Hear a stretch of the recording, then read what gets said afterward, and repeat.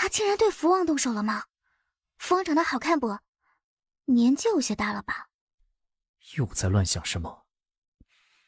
那是长辈，你这样未免有些不太敬重。我就是好奇嘛。黑莲花。什么？我说那天发生了这么大的事情，我们在内宅竟然一无所知。夫君回家也没和我提过一句半句的，真是沉得住气。夫君，若是有一日我俩不合适了，一定好聚好散啊，千万别黑我。我不想和你说话，没个正形。接着往下说呗。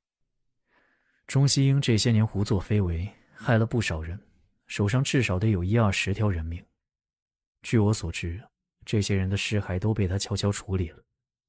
当务之急是要找到这些尸骸，并且找到合适有力的人指证的。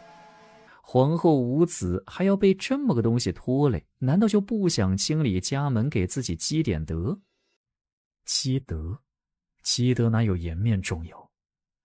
越是身居高位的人，越是看重眼前。至于死后，谁知道那是怎么回事呢？多做好事的人会有好报的，真的，我就是现成的例子呢。睡吧睡吧。那咱们说好了，这件事必须我俩一起做，不许背着我单干，不然我就按照自己的方法来。裴荣了一声，也不知道是答应还是没答应。哎呀，这一时半会儿修不好，今天夜里怕是赶不回去了。哎呀，这出门之前才检查过的，这是被人故意弄坏的，想必是那郑家庄的人欺生。罢了，坏也坏了，当务之急是趁着天还没黑尽，赶紧找个地方落脚，不然就得露宿了。裴荣左右看看，这地方选得精妙，前不挨村后不着店，人烟稀少。谭悠悠也注意到了，依偎在他身边低声道：看来这坏东西也不是完全没脑子嘛。之前有几户好人家的孩子走失，情形也差不多这样，是老手了。先使人盯梢，再让人冒充工人支走大表哥，给马下药，再弄坏咱们的车，不是老手我也不行。接下来怎么办？接下来就按咱们之前商量好的。裴荣说到这里，突然觉得不太对劲，为什么他身边的小女人竟然没有一点害怕的样子？你为什么不怕？当然怕，我这是假装镇定。哎呀，夫君，你摸我的胸口，心跳的咚咚咚的。这是在外面，正经些。淫者自淫，这老羞容，我又没硬拉这个臭男人的手往我胸上去摸心。天越来越黑，柳枝点亮灯笼，往地上铺了块毯子。小姐快坐好，奴婢这就给你弄好。谭悠悠挨着裴荣席地而坐，探着脖子看他吃东西。好吃吗？挺好吃的吧？闻着就好香。裴荣左看看右看看，但见车夫和小五都在另一边蹲着吃面，柳枝在专心弄吃的，没人注意到他们这边，就夹了一筷子凉面喂到谭悠悠嘴边，也不说话，就默默地看着他。哎，天上下红雨了。吃不吃？当然吃了。谭悠悠飞快地低下头，咬住面条使劲一嗦，吃得干净利落。好吃，我这手艺真是好啊，美味啊。夫君待我真好。还不够好。裴荣脑子里莫名浮现出这么一句话，鬼使神差地将手中的面碗递过去。你先吃吧，你没我能忍。苍天啊，大地呀，我等这一天真的很久了，顾婉柔终于懂得礼让了。谭悠悠双手紧紧扶住面碗，仰头看着裴荣。夫君，这样不太好吧？应该让男人先吃饱的，女人吃不吃都不要紧。男子汉大丈夫，理当先让妻儿温饱。你先吃，吃饱。是不是以后咱家有好吃的，都可以先紧着我来？是。谭悠悠心满意足地把面碗塞回去。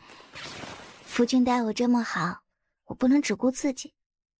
你吃，我坐车不消耗体力。我是真心疼你，想让你先吃饱的。这一幕落到藏在柳树林中的某些人眼里，就是恩恩爱爱，甜蜜的不得了，让人迫不及待地想要摧毁。少顷，众人吃饱喝足，车夫继续修车。小五骑马前往附近的村子求助，谭悠悠和裴荣靠在一起看星星。小五为何一去不回？这小子糊涂着呢，要不我去看看？不要，我害怕。我去林子里方便方便，你去吗？去啊！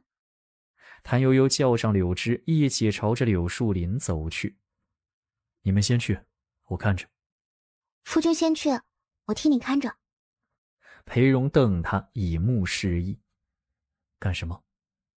谭悠悠一脸懵懂，无论裴荣怎么暗示，都无动于衷。裴荣无奈，只好先走了进去。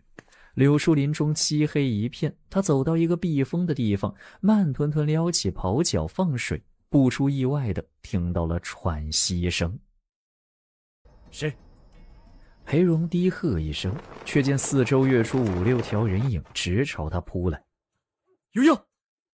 他才喊了一声，就被一股重力猛扑倒地，同时肩上挨了重重一下，再接着被人捂住嘴，紧紧摁住，眼被蒙上，手脚也被绑了起来。不是挺能的吗？怎地就不行了？是不是很担心外面的小娇妻啊？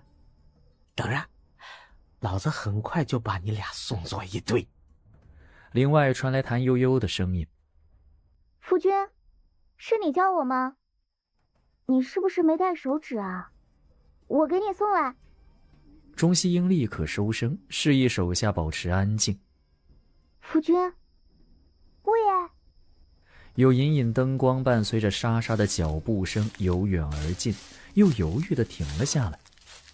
夫君真是的，到底在哪也不出个声。小姐，说不定咱俩走错方向了，往那边去。胡说，这柳林能有多大？他不出声，一定是因为你在，所以不好意思。把灯笼给我，你先出去避一避。小姐您不怕吗？有什么好怕的？这是天子脚下呢，谁吃了雄心豹子胆敢作乱？夫君，这里。我就知道是害羞了，出去吧。灯光越来越亮，身姿窈窕的年轻女子娇怯怯地朝着这边走来。钟西英比个手势，两人自谭悠悠身后抱起，抢走灯笼的同时朝他扑去，试图处理裴荣一般也把他绑了。许是吓坏了，谭悠悠一点声音都没出，黑暗中只听到噼里啪啦一阵乱响，随即一切归于平静。去，把外头那个车夫和小丫头处理了，别让他们出声。话音未落，一阵微风拂面而来，他嗅到一股淡淡的甜香味，随即砰的一声巨响，他的头挨了狠狠一拳，打得他晕头转向，眼冒金星，轰然倒地。他挣扎着爬起，想要骂人，一阵冷风袭来，腹部又挨了狠狠一拳，痛得他痛苦嘶吼。快走，有高手！黑暗中，一群坏东西什么都没看清楚，只在地上胡乱抓起2具被捆绑着的人，扛在肩上狂奔逃离。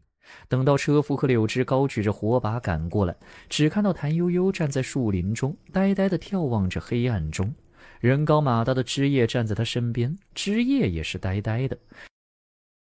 公子不知去向，还请少奶奶明示，接下来该当如何？夫君若是知道你们现在才想起他来，一定会很伤心失落的。把这狗东西绑起来。二人这才发现他脚下趴着个一动不动的男人。少奶奶，下仆不放心公子，准备跟上去。您这里应该没有大碍的吧？不，我这里有大。你也累一整天了，来这里坐下，让柳枝给你弄些吃食。可是公子那里……公子命你保护我。坐。枝叶，你的身手很不错嘛，以一敌几毫不费力。刚才黑灯瞎火的，我就怕你会误伤到我。有几回已经碰着了我，又及时撤了力，不然只怕此刻我已人事不省。枝叶一口面哽在喉咙里，咽不下去，吐不出来，噎得直翻白眼。看你一大把年纪还这样毛躁，慢慢吃，没人跟你抢。我帮你啊，别噎死了。少奶奶，下仆知错了，下仆有罪，下仆再也不敢了。看你糊涂的，难道是刚才混战时被人打伤了头？少奶奶饶命，求放过。好，柳枝，快过来帮我按按捏捏，我累了，困。哎呀，他怎么啦？谭悠悠打个哈欠，不在意道：许是方才恶斗歹徒之时伤到了头，有些糊涂不清醒。不用担心，休息休息就好了。小姐，刚才那个坏东西是枝叶打晕的吗？当然是他了，不然还能是谁？可是奴婢看见你用拳头砸……枝叶不管，我又站得最近，照勉为其难了。哎呀，我现在手还疼着呢。好，柳枝，帮我吹吹。谭悠悠哼唧两声，闭上眼睛睡着了。与此同时，钟西英等人抬着2个人狂奔向前，行至一处旷野，方才停下休息。好了，很快就到咱们的地头了，歇一歇就赶紧走。美人儿，真滑，真香啊！哎呀，别动啊，小爷这就去宠幸你老婆。什么人？跑！他不及细想，拔腿就逃。一番混战，蒙面人抢走其中1人后，潮水般退走，当真来无影去无踪。怎么就走了？钟西英百思不得其解，缓过气来，赶紧去查看战利品，见裴荣还在，就又松了一口气。公子，接下来该去哪里？钟西英想了想，去温柔乡。一群人扛着裴荣继续前行，谁也没注意到裴荣震惊且深思的眼神。另一边，不知名的庄子里，一名蒙面人扛着抢来的人走进一间屋子，小心翼翼地把人放在床上，掏出火镰准备点灯。灭掉。黑暗中传来冷淡威严的男声：退下。是。蒙面人犹豫片刻，低声道：主子。何事？是否需要烧些热水，做些吃食等着？不必。男人的语气里透出些许不耐烦。蒙面人默默退下，体贴地关上门。没多少时候，屋里传来一声愤怒的吼叫：这是怎么回事？你们也瞎了？弄个男人回来敷衍我？公子何必与自己过不去啊？闹腾了这一夜，身上早就脏了，何况天还热，若是不清洗，黏糊糊臭烘烘的多难受啊！左右是出不去了，您就听小的一声劝吧，顺从主人，自己也快活。为何出不去了？公子真美，人美声音也美。这里是主人的温柔乡，但凡进来的人都出不去，须得留在此处，终身侍奉主人。若我非要出去不可呢？那就只有死路一条。除了下人，出去的都已经死了。死了？我不信。此为天子脚下，谁敢如此胆大妄为？死人而不被发现，谁能如此手眼通天？那些死人都到哪里去了？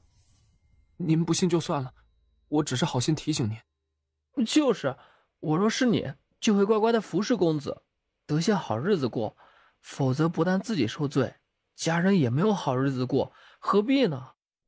哼，销魂酥早已生效，何必与他浪费口水？脱光了，扔池子里洗涮干净，捞出来备用。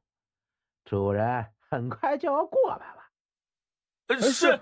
裴荣泡在温暖舒适的池水里，满脑子都是谭悠悠做美食时的表情、动作以及夸张搞笑的言语，也不知道他现在怎样了。好了吗？好了。有劳。不敢，能为公子效劳是小人之福。裴荣见那二人要把一件轻薄半透明的宽大纱衣拢到自己身上，温言细语提出要求：能否为我穿戴的整齐些？这样我会更自在，也不会乱发脾气。可是，这屋里没有这样的衣裳。给他。小爷就喜欢一本正经，穿得一丝不苟的裴相光，这样才够劲儿。就有人开了房门，送进一套精致的玄色箭袖长袍。裴荣唇边露出淡淡笑意，深藏心底深处的造诣和耻辱淡了许多。他是在为民除害，也是在为自己和妻子谋求生机，没什么耻辱的。你们出去！我就知道是你。钟西英腿一软，跪倒在裴荣面前，哑着嗓子道：相光兄，你真美啊！世上怎么会有你这样的美人啊？自从昔年五香湖畔惊鸿一瞥，钟某便再难忘怀，总妄想着有朝一日能够一亲芳泽，就算让我立时死了，我也乐意。钟西英见他脸色不算难看，就爬起来试探着在他身边落了座。相光兄，你当知道，进来以后就再不能出去了。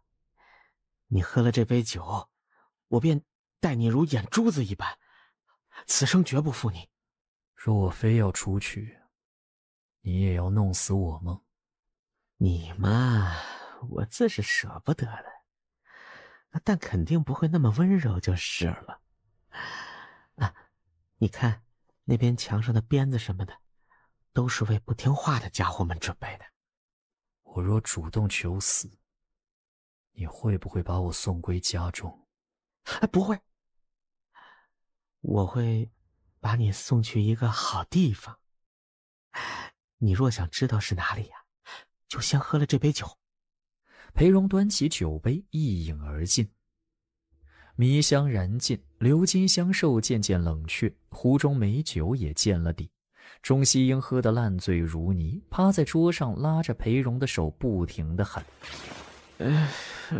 好哥哥，疼我吧。裴荣垂眸注视着他，偶尔拍拍他的脸，动作说不上粗暴，却也绝对不温柔。好哥哥，再来，再来两下。我中了迷香，又喝了太多的酒，没力气，否则你要多重都可以。我早知道你对我有意，我又何必如此大动干戈？你为何不肯理我呀？我身份特殊，要脸面的。来，告诉我，我若死了，你会把我送去哪里？水里荷花好看，鱼儿肥。钟西英终于醉死过去。裴荣看着将要燃尽的蜡烛，知道天就要亮了。不想死的趴下，趴下！外面终于传来嘶吼声，有人使劲儿拍门，大叫钟西英：“公子，公子，官兵来了，快走，快走啊！”紧接着惨叫声传来，门被打开，火把照得四处通明。杨慕飞最先冲了进来，看到衣着整齐、肃然端坐在桌旁的裴荣，就先松了一口气。你还好吗？我很好。那狗东西呢？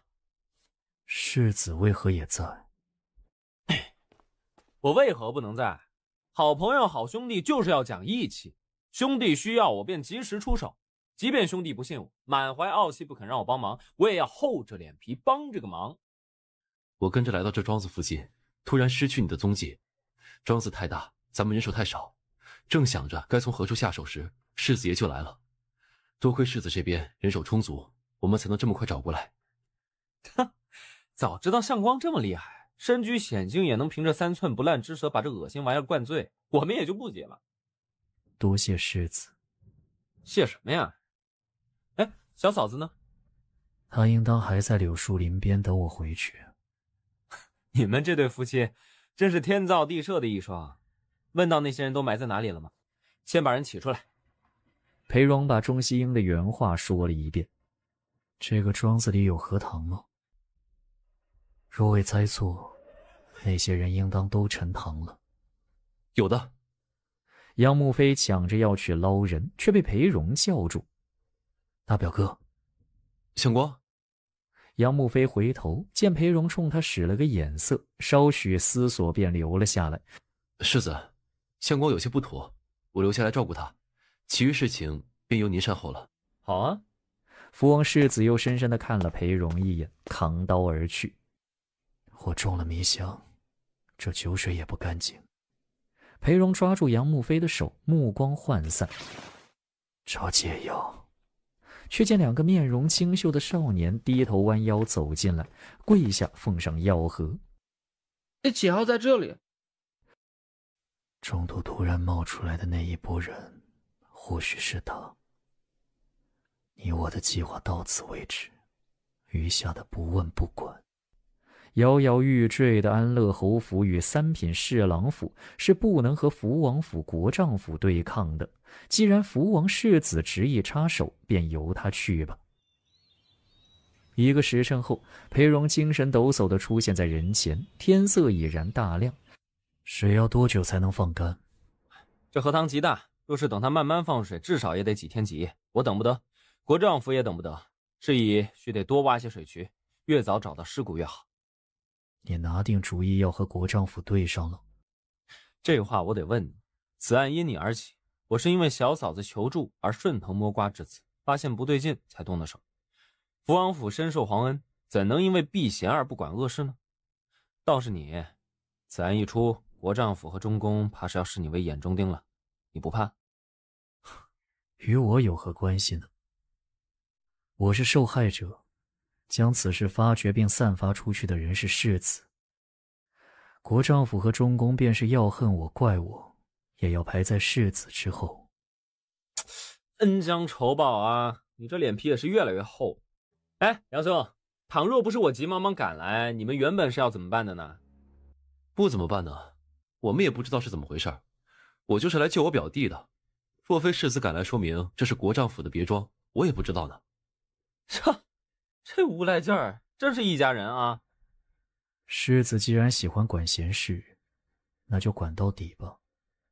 裴荣指着水中道：“那是什么？”水面下方大团黑色阴影来回游动，瞧着是鱼，但却是平时难得见着这么大的鱼。是青鱼，青鱼食肉，专用来啃食尸肉的。吃的太多，因此长得极大。这样的鱼啊，刺儿极少，味美且鲜。听闻小嫂子最喜用这样的鱼做各种美味，不知你们有没有吃到过啊？我们家不吃青鱼。都快下午了，姑爷还没回来，怎么办呀？唉，我也不知道该怎么办啊。毕竟我只是一个妇道人家，娘家也没在这里，无可依靠啊，是吧，职业？我是少奶奶。哎，我看你好像是生病了，回去以后必须请大夫好好给你瞧瞧，调养调养。实在不好，就回秋城老家去吧。夏仆不去，夏仆只想留在这里伺候公子和您，真的。你的忠心我收到了，但你这身板不行啊。京城居大不易，米珠新贵，夫君和我不容易呀。再养个病人在身边，怕是很快就要吃不起肉了。还是秋城养人，自家就有药铺子，地里也出粮食。夏仆的身体没问题，少奶奶若是不信，夏仆这就证明给你看。枝叶挣扎着爬起去帮车夫的忙，车夫指使他，把车抬起垫高。谭悠悠不忍直视，将扇子遮了眼，叹息。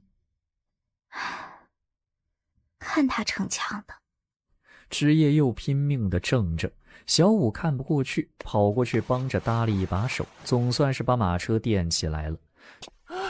少奶奶，您瞧，夏仆有力气，夏仆身体很好，不用养病。他翻了个白眼，迎面扑倒在尘土中不动了。哎呀，这可真是的，吓死我了！快看他怎么了？这个傻子，没力气就别装嘛，非得逞强。来，把他拖到那边树荫下，别晒坏了。好沉啊！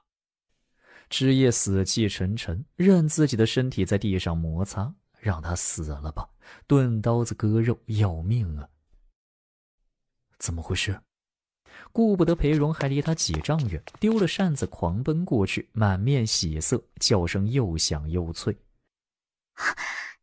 夫君，夫君，你可算回来了！谭悠悠狂冲过去，用力搂住裴荣的脖子，又蹦又跳。不经意看到杨慕飞等人，猛然想起自己在做什么，就收回手，捂着脸，凄凉的痛哭起来。夫君呀，你究竟是哪里去了呀？丢下我一个人在这荒郊野地里，害怕又可怜呀！有心想要去寻你呀，又不知道你往哪里去了呀！别哭了。我以为你一定出事了，我这边抓到一个坏蛋，我也问不出来啥。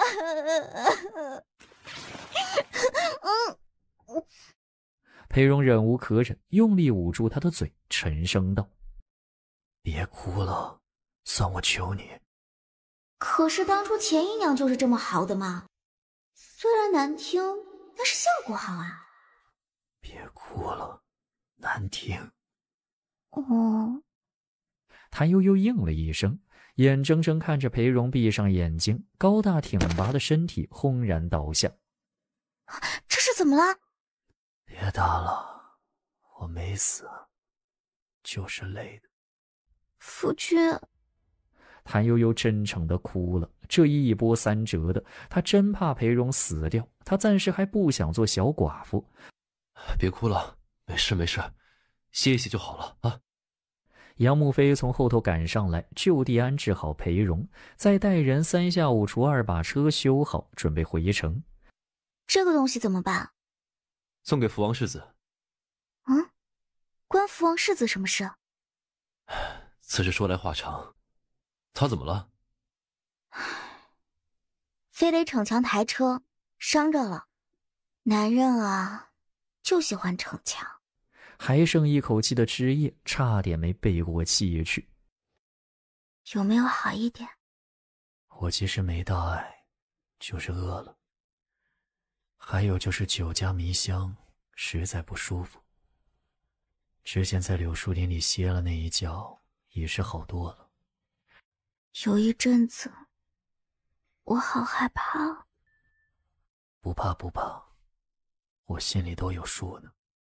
夫君真是足智多谋，英勇无畏。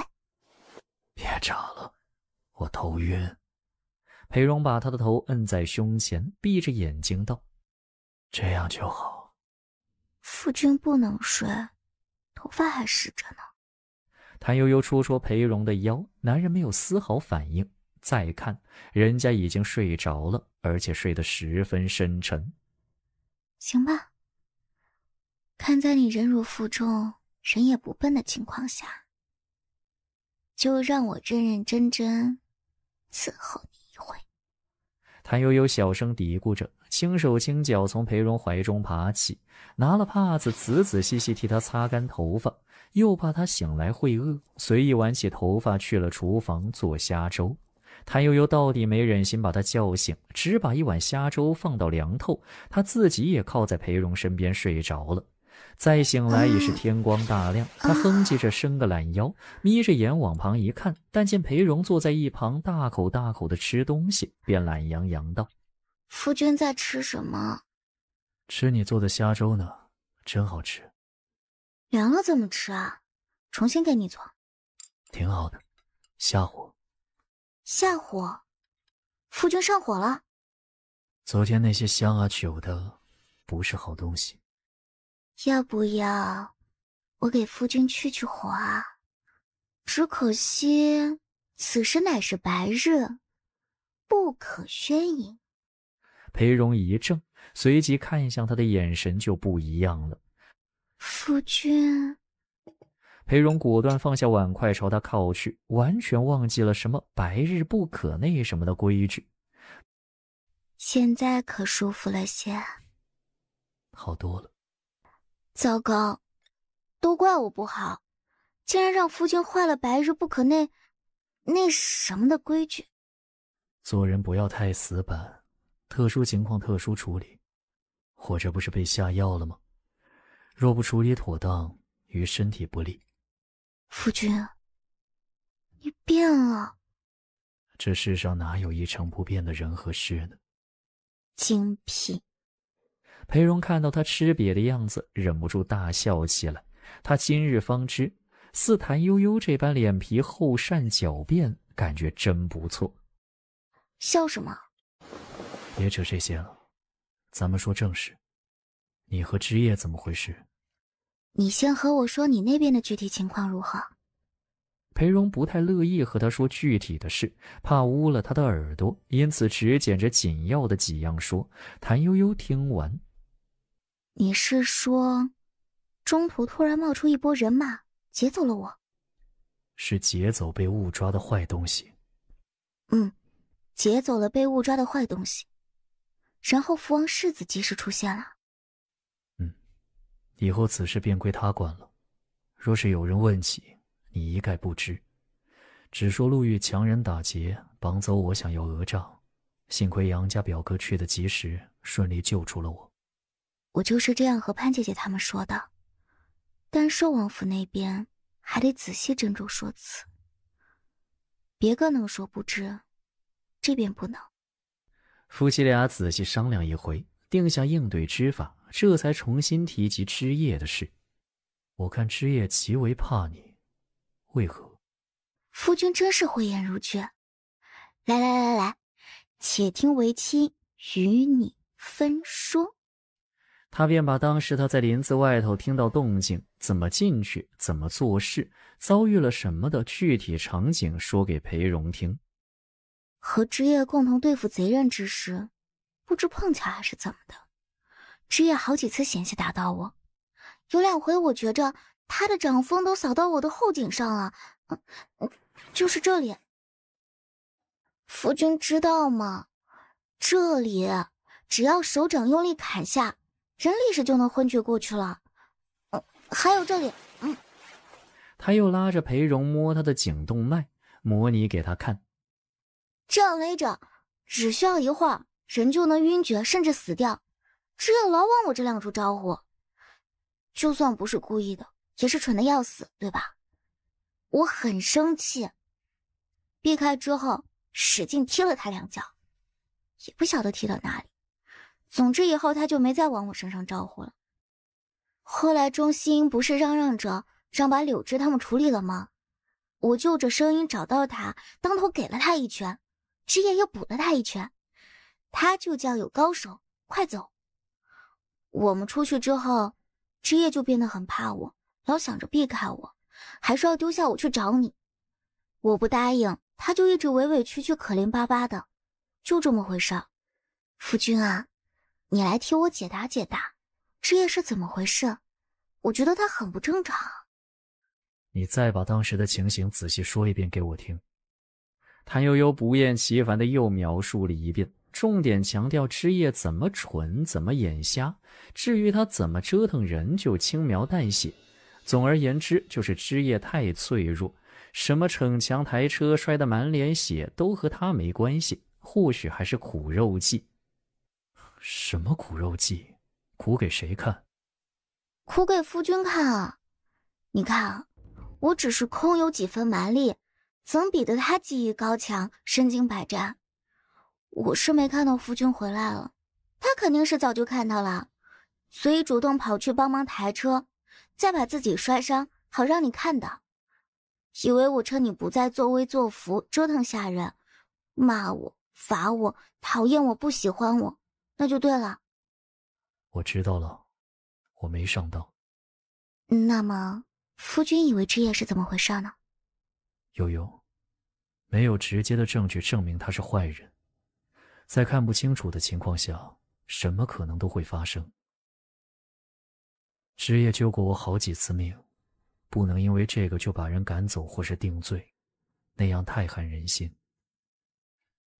我听大夫说他伤得挺重的，得卧床休息好几个月才行。既然如此，就先让他养伤吧。夫君说的很对。你是在说反话吗？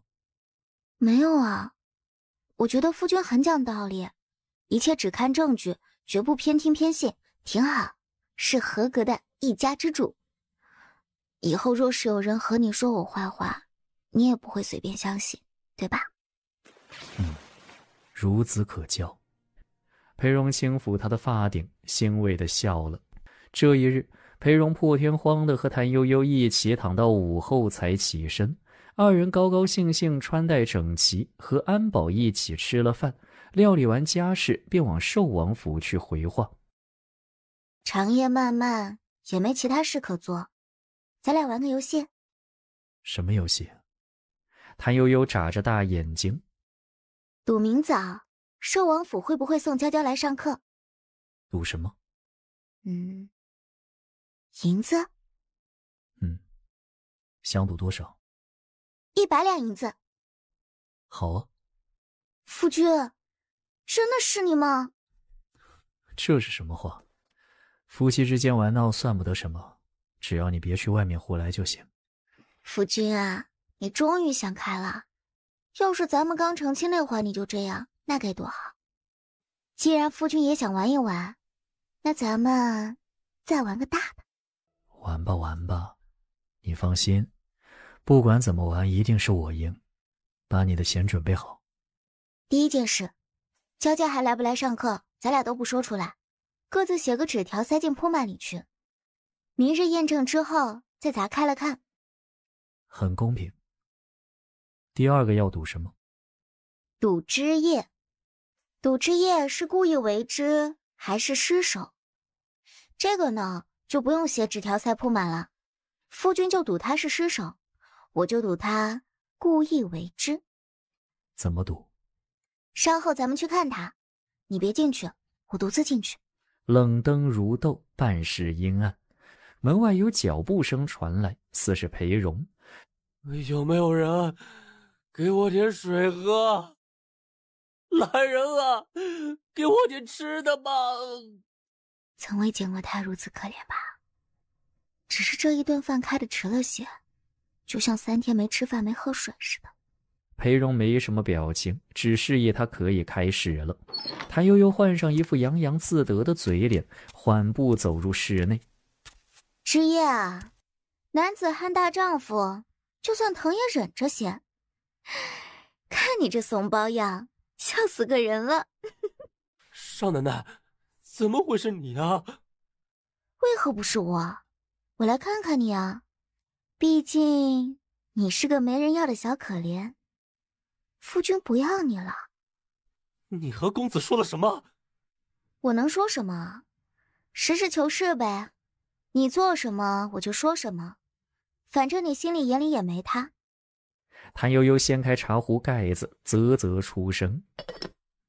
有道是，人一走茶就凉，你这还没走呢，茶都没了。哎，刚才我听你叫唤什么？饿了，是吧？可是厨房里已经没饭了呀，怎么办？你今晚注定要饿肚子了。少奶奶，夏普不是故意的。你什么不是故意的？你就慢慢熬着吧，我等你变成摊子。少奶奶，我不要做摊子。是啊，做了摊子，这辈子就算完了。你还没成亲吧？还没儿子吧？将来怕是给你上坟烧纸的人都没有啊！来，说说，你有什么遗愿？少奶奶，夏普还年轻啊。我知道你年轻，所以才要给你记录遗愿，算是做好事。我早说过，京城居大不易，米珠新贵。你背叛夫君，几次三番暗害我，还想我们好吃好喝把你养着，再给你请大夫流水一样的花银子。做梦吧！趁我还没改主意，赶紧说。再迟些，就这样死掉好了。我要把你做成人肉包子，拿去给城郊的乞丐吃。神不知，鬼不觉，世间再无知也此人。你喜欢哪种做法？炒肉、鲜肉、汤包？少奶奶，我错了，我不要当包子。由得你吗？我说了算还是你说了算？你说了算，能不能饶了夏普啊？先说你错在哪里？千错万错，都是夏普的错。夏普不该学艺不精，瞎了眼睛，几次不小心险些伤到你。继续，继续啊！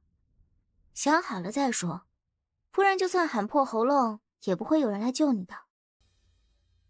别指望你的公子了，他是什么性子你不是不知道。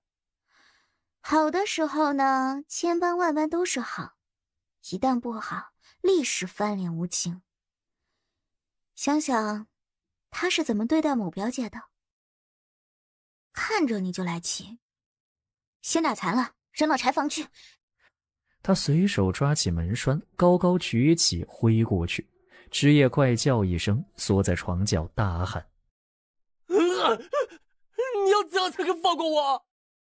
我只想做人肉包子。少奶奶，您就不想知道是谁要害您吗？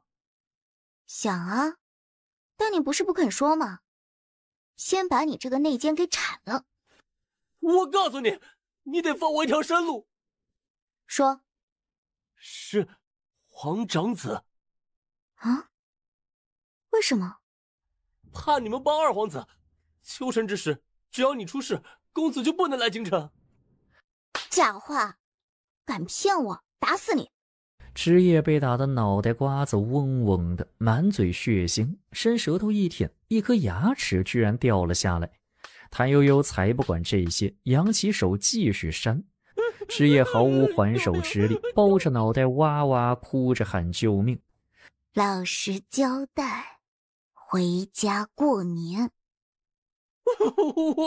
我说。悠悠，你先出去。哎，一时爽起来没控制住，表现过头了。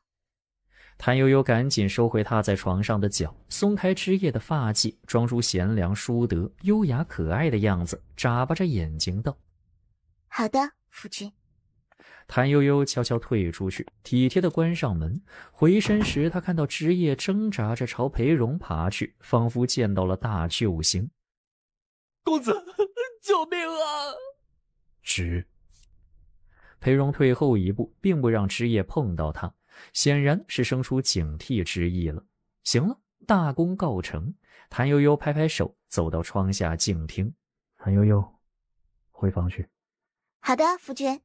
谭悠悠脆生生地应了一声，转身冲进屋里，一把将枝叶从床上拖下来，一脚踹在他腰上，确认他再也动不了，这才对着裴荣甜甜一笑。我先回去啦。枝叶瘫在地上一动不动，悔恨的泪水顺着眼角不停地流。裴荣看看枝叶的惨状，再看看谭悠悠娇小玲珑的背影，心情前所未有的复杂，不知不觉眼神放空。乖奴婢，奴婢早该想到的，你和面那么厉害，又岂是寻常贵客小姐？都怪奴婢，奴婢太笨了。算了，谁还没个笨的时候？你看我随时都很笨，聪明如夫君，我也有被人蒙蔽发蠢的时候。哎呀，好了好了，这事到此为止。我能这样也是好事，对吧？至少以后再和夫君打架时，你不用担心我吃亏了。柳枝不说话，只悄悄往他身后一指。当然啦，我和夫君这么恩爱，是不会打架的。呀，夫君怎么就回来了？你不是在审那什么吗？他晕死过去了，一时半会醒不过来，是被你打的。哦，我是怕他伤害夫君，所以防患于未然，没想到用力过。不会死吧？应该不会。谭悠悠叹了口气，裴荣默不出声，等着他发言，他却又不说，叹了一声又一声。为何叹气？我是感叹，做女人难，做力气大的女人更难啊。世间都要女子柔顺，力气大的太过刚强的就是异类。可我若非如此，早就死过好几回了。梁家放毒蛇咬我是一次，去庄子里赈灾是一次，还有这次。哦，对了，夫君，我必须和你说啊，去庄子赈灾那次，我不是险些摔深沟里了吗？那不是意外，我走着走着，膝盖突然一麻，然后就摔了。我当时没多想，现在回想起来，肯定是枝叶对我做了什么。暗器，一定是暗器，他想让我摔沟里去，不死也残废。当时你也不在身边，幸亏我力气大，不然哪里有我俩此刻的相知相惜呢？对吧？夜凉如水，谭悠悠躺在床上翻来覆去睡不着，他破天荒的失眠了，因为这个点儿裴荣还没回来。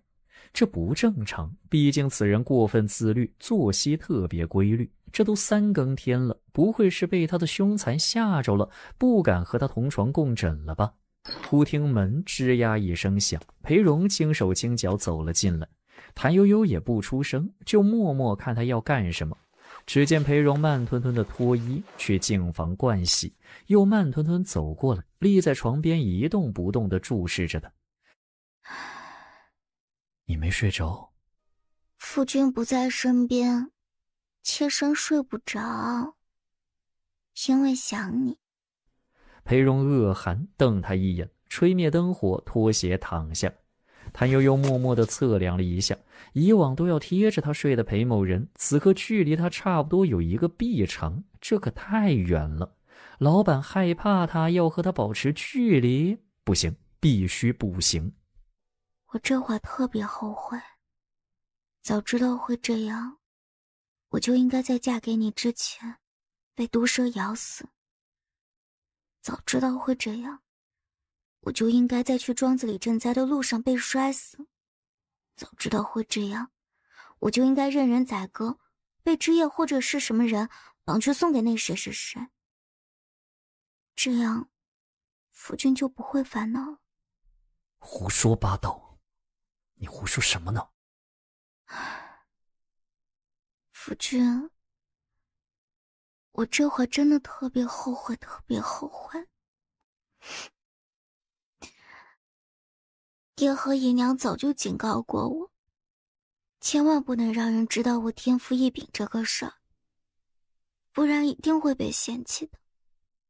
因为男人都受不了女人比他力气大，比他更强，我不行。因为和夫君在一起的时间越久，越觉得你不是普通人。世间男儿皆不如你坦荡大气，更不如你英俊伟岸，还不如你智勇双全，你一定不会嫌弃我、嫉妒我的。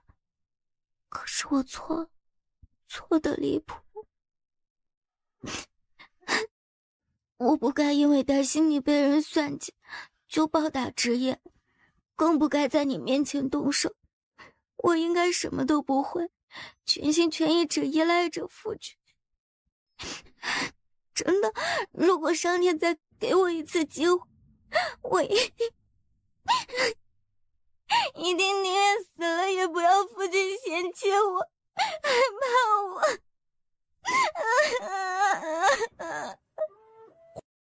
胡说八道什么？裴荣低喝一声，粗鲁地把他拽进怀里。我容不下你，我嫉妒你，我受不了你比我强。你嫌弃我？是，我嫌弃你。无论如何，任何人都不值得你为了讨好他而不要命。他若不把你的性命安危当回事，就不值得你喜欢，更不值得你为了他不要命。听见没有？听见了，夫君。夫君的话犹如醍醐灌顶，让我如梦初醒。裴荣一听这话，突然就恢复正常了，慢吞吞地把他推出去，默默地躺平，一言不发。谭悠悠一头雾水，刚不是还挺好的吗？为啥突然又不出声了？夫君，夫君，怎么不说话了？没什么可说的。夫君，夫君，你是嫌弃我吗？还是害怕我？是怎样？你总得说明白啊！我不想和你说谎，你到现在还和我说假话，完全没有诚意和真心。你这个虚伪的女人！我说假话，完全没有诚意和真心？虚伪的女人！谭悠悠认真琢磨了一回，前后仔细一想，确定问题就出在那句夫君的话犹如醍醐灌顶，让我如梦初醒上。我太难了，之前真的是得意忘形了，过了头，真是血的教训啊！做人真得低调，低调。谭悠悠检讨一番，厚着脸皮钻进裴荣怀里，再把他的手臂拿了，放在自己的腰上。他以为要用很大的力气，结果是轻轻松松就达成了这个动作。所以裴铿铿这是等着我表达真心。谭悠悠的心情前所未有的好，使劲儿亲了裴荣一口。夫君，我很喜欢你，是真的喜欢，不是假的。而且我是真的信赖你，才会在你面前毫无顾忌，为所欲为。我现在还小，还在长身体呢，咱们的境遇也还不安定。等过2年，我给你生孩子呀。这是你自己说的啊，我可没强迫你。我仔细想过了，你这本事还是得瞒着，更安全。就这样雷声大雨点小的过去了。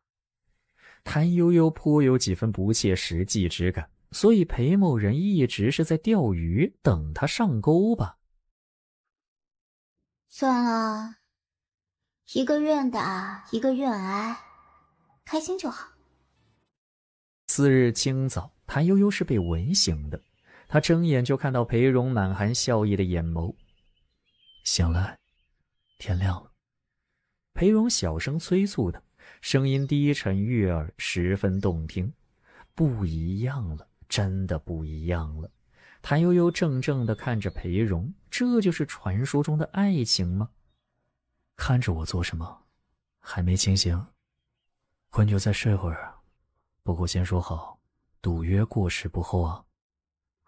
不许来这！夫君，你不赌钱可能不知道规矩，什么钱都可以欠，唯独赌债不可以。你的规矩倒是挺熟的。不熟，我是记性好，听人说过一次就记住了。哦，原来如此啊。不是这样那是那样，我天天和你在一起，就算想赌也没机会啊。那是嫌我管得太紧了。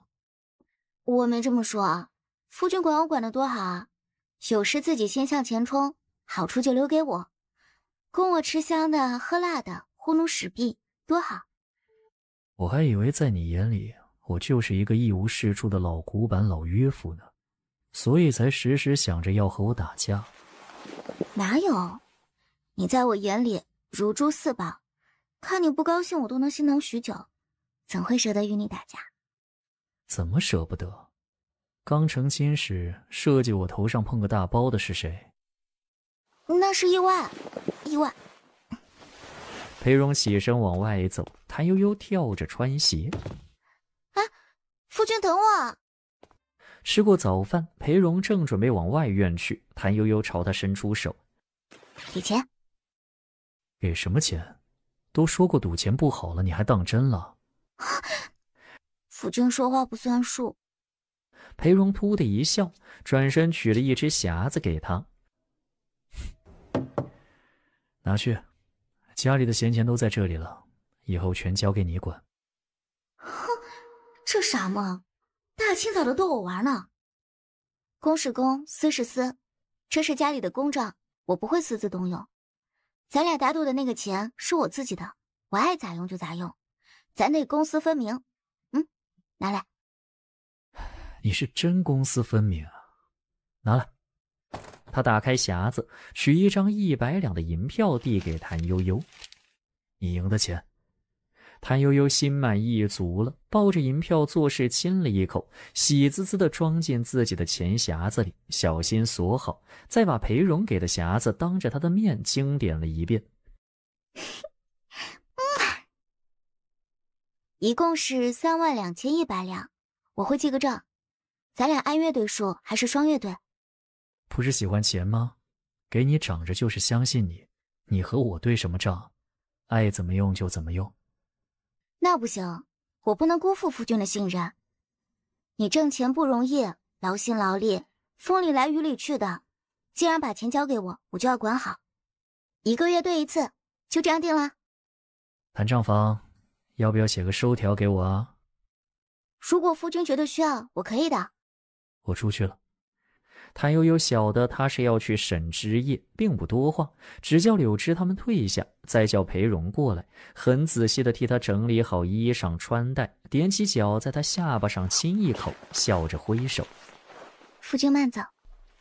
裴荣垂眸看着他，暖暖一笑，转身大步离开。小的给县主请安，您早啊。哎，谭悠悠吃了一惊，急着往外面去。他以为寿王府不会送娇娇来上课了，居然又送来了。想到自己塞在铺满里的那张纸条，肠子都悔青了，恨不得立时换一张进去。他还没捂热乎的100两银子呀。悄悄去把装了纸条的泥铺满拿出来，用一根细长的钩子塞进去，一点点的想要把纸条勾出来撒个赖。走开走开，别挡着我的光。来人笑了一声，听到这熟悉的声音，谭悠悠反射性的将铺满藏到身后。哎嘿嘿，夫君这就回来了，事情办妥了。拿来。拿啥？裴荣长臂一伸，将他拽过来，再从他手里抢走铺满，瞅他一眼，直接把泥铺满给砸了。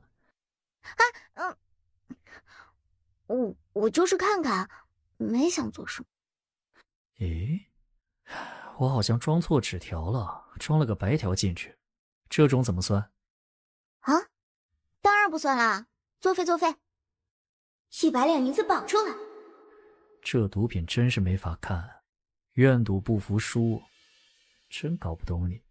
给孩子们弄琉璃瓶装苔藓也得不少钱，彼时大方得很，此时却这么抠搜。什么抠搜啊，我这叫逗趣。谭悠悠狡辩着狡辩着，忍不住瞅着裴荣笑。裴荣是从一开始就没打算要他的钱，只是单纯的想哄他开心而已。笑什么？谭悠悠直接扑过去就把他给抱住了。夫君，你真好。行了，人来人往的，看见不成体统。送走俩孩子，裴荣3两口扒了饭。我有事要出去。说完事再走。职业是谁的人？裴荣用力一拽，袖子拽不出来，再一拽，眼看着就要坏了，只好叹道：“我就是去处理他的。”怎么处理？杀了？不能杀，有人盯着，我不能给自己找事儿。送回他原来的地方。那是哪里呀？夫君可否说来听听？原大学士府。是大学士，还是表姐？人是大学士给我的，但心是向着王表姐的。我懂了，难怪。初恋原来是这么一号人物，真正眼瞎，也幸亏裴荣之后断得干净清楚，不然还不知会惹出多少幺蛾子来。夫君慢走，早去早回，莫与人争论，莫与人生气。之前不和你说，是怕你多想，心里难受，与我多有芥蒂。行了，不必解释，我可不是那种人，绝对相信夫君君子之名不是虚的。快去吧。怎么回事？哎呀，这不是御赐的宅邸吗？老太爷已经先去了，这宅子要收回去了。王家兄弟都是大吃一惊。职业这是怎么了？为何要把他送回来？原本家里在搬宅子，我不该添乱，但这事真是……早年先生怜我坎坷，便将枝叶赠送于我。枝叶好几次救过我命，我始终对先生心存感激，也很信任枝叶。但他3番几次对卓京动手，念及先生所赐及旧情，我不忍动手，只将他退回府上，请2位兄长定夺。他将枝叶所作所为细细描述一番，只字不提王瑟本人。王家兄弟却不是蠢的，一听便懂是怎么回事，不由羞愧无比。把人留下吧，怪我们识人不清。不是先生识人不清，怪我没有管束好，让他忘了本分。这宅子收回去，打算搬去哪里？父亲早就料到会有今日，在城东买了个3间的私宅，我们搬到那边去，守孝读书，一举两得。本该回老家守制，奈何小妹独身留在京城，她也难。我们若是全都走了，她便是一个人了。母亲溺爱她，非让我们留在荆州。这便是试探着替王瑟说情的意思。裴荣没接话，只提出要去拜见王老夫人。家中有事，他走不开。你媳妇好，你要好好待她，有她照顾你啊，我们也就放心了。大学士之前留了许多书给你，我一直想着要给你收出来，却浑浑噩噩的没动。直到前些日子说是要搬家，我这才叫他们收了一下，还在藏书楼里搁着呢。有些说是还没找齐全。那，这是书单，你若是得空，便自己去取吧。随意拿几本做个念想即可，其余的便由家中保存也是一样。父亲对你心有愧意，你不拿，他在九泉之下也不心安。为人只要孝顺，父亲说了给你便是给你的。如今家里乱着，我和二弟也没心情去收拾，你自己去收，顺便也帮我们把书收拾了打包，就当是帮我们的忙，可好？那行。裴荣拿着书单挨着搜寻过去，不知不觉间天色渐渐暗了下来。相公，许久不见。皇子妃，还请您让路。已是傍晚，暮鼓将至，我该回家了。悠悠在等你吗？你一定觉得我挺无耻的吧？自己已经成了这副样子，还几次三番纠缠你。是。你这个人啊，总是这样。瓜田李下，还请皇子妃避嫌，请让道。可我就是不想让。你要如何？我知道你恨我，我也挺恨自己的。为什么不能陪你一起去死？但我读了那么多书，不敢不尽孝。我不恨皇子妃，一点都不恨，倒是想求皇子妃不要恨我，给我一条活路。你为何这样说？皇子妃既然在此出现，想必是赶来处理枝叶的事。既如此，何必还在我面前假装？此事与悠悠没有任何关系，你为何要针对他？我不知道枝叶会这样做，是他自作主张。那不重要。老实说，您怎么想，我一点都不在意。如今您已得到了想要的，咱们就各走各的，下不为例。我说到做到，你知道我的性子。相公，你怎能这样对我？王瑟低头垂泪，仿佛梨花带雨，楚楚可怜。裴荣直接转身走到窗前，俯身往下看，并不给他多余的目光和关注。昔年你拜入父亲门下，父亲倾囊相授，你曾问如何才能报答师恩？父亲说，女子生来世间便是受苦，她唯有我一女，爱若性命，不能放下。你若真想报师恩，待她100年之后，便由你替她照料我。如此，她九泉之下可以瞑目。相公，可有此事？我早猜到皇子妃会说这话，等了许久，终于等到。那你可真是知道，从前你可不会这样对我说话，娶了谭氏之后。与他无关。裴荣将那几本笔记收入怀中，抓住窗棂试了试，冷淡地打断他的话：杀妻之仇不共戴天，若非顾及先师颜面，感念师恩，我此刻不会站在这里听你废话。裴荣，你既然这么爱他，为什么不肯为他搏一个锦绣前程？你如今落魄落寞，连个世子之位都不能得到，寻常宵小也敢对你动手，将来更是前程渺茫，何不与我携手共进？王瑟陡然尖叫了一声，因为他看到裴荣竟然爬上窗子，毫不犹豫地跳了下去。等在下方的侍女罗伊听见声响，匆忙奔上楼去。跳下去了。罗伊冲到窗边，皇子妃别怕，裴公子没事，他抓着树枝下去了。罗伊扶着王瑟来到窗边，只看到裴荣远去的身影。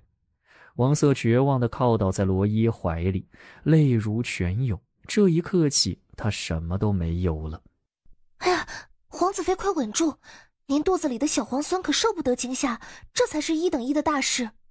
王瑟扶住肚子，我只有他了。君可算回来了，我真是望穿秋水啊。这个，我离开学士府之后，发现大补一直跟着我，折回去又晚了，所以他终于想通啦，这叫弃暗投明。正好我闲着无聊，给他做个猫窝，让他知道什么叫宠爱，什么叫享福。不会是你偷的吧？若是有人找上门来，我可丢不起那个脸。当然不会，我是那种人吗？我看有点像。你这衣裳怎么了？又脏又破。猫抓的。我怎么看像是被什么东西刮的？猫抓的哪有这么大的洞？你撒谎。难道我什么都要向你禀告吗？为什么不呢？我是你老婆。夫为妻纲，妻为夫纲。谭悠悠利索地怼回去，见裴荣满脸震惊之色，就讪笑着道：哎，开玩笑的，开玩笑的，夫君不愿说就算了，不勉强，不勉强。谁还没点不想对人说的秘密呢？是吧？我也是有的。你有什么秘密是我不能知道的？难道我什么都要向你禀报吗？为什么不能？我是你夫君，老实交代。就不告诉你呀，就不告诉你啊！裴荣扑上去，把他抱起来，扔在榻上，欺身上前，将他禁锢在身下，专注地看着他，低声道：“你为何这般可怜可爱？”裴荣低下头，轻啄谭悠悠的额头、眼睛、脸颊、嘴唇、下颌，再抬起头，只见谭悠悠睁着一双清澈纯净的小鹿眼，傻傻地看着自己。以后离王色远些，我今日与他翻脸了。真的啊？他做什么了？你做什么了？这衣裳难道是被他撕烂的？哎，不对啊，他不是怀着身孕吗？这么大力气，这么激动。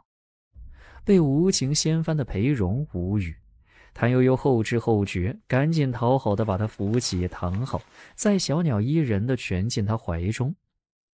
夫君别生气，我是因为太嫉妒了，嫉妒就容易失控，真的。你看大家劝谁谁谁时都会说冷静冷静，我现在就需要冷静。再亲亲我。我没碰到他，他也没碰到我。我跳楼了，这衣裳是树枝刮的。你跳楼了？你竟然跳楼了？从几楼跳下去的？是从1楼跳下去的吧？裴荣不想理睬谭悠悠，并且推开他起身离开。别啊，我和你开玩笑的啦。从哪跳下去的？有没有伤到哪？3楼。我要去更衣了，别烦我。飞檐走壁，原来我身边还暗藏着高手呢。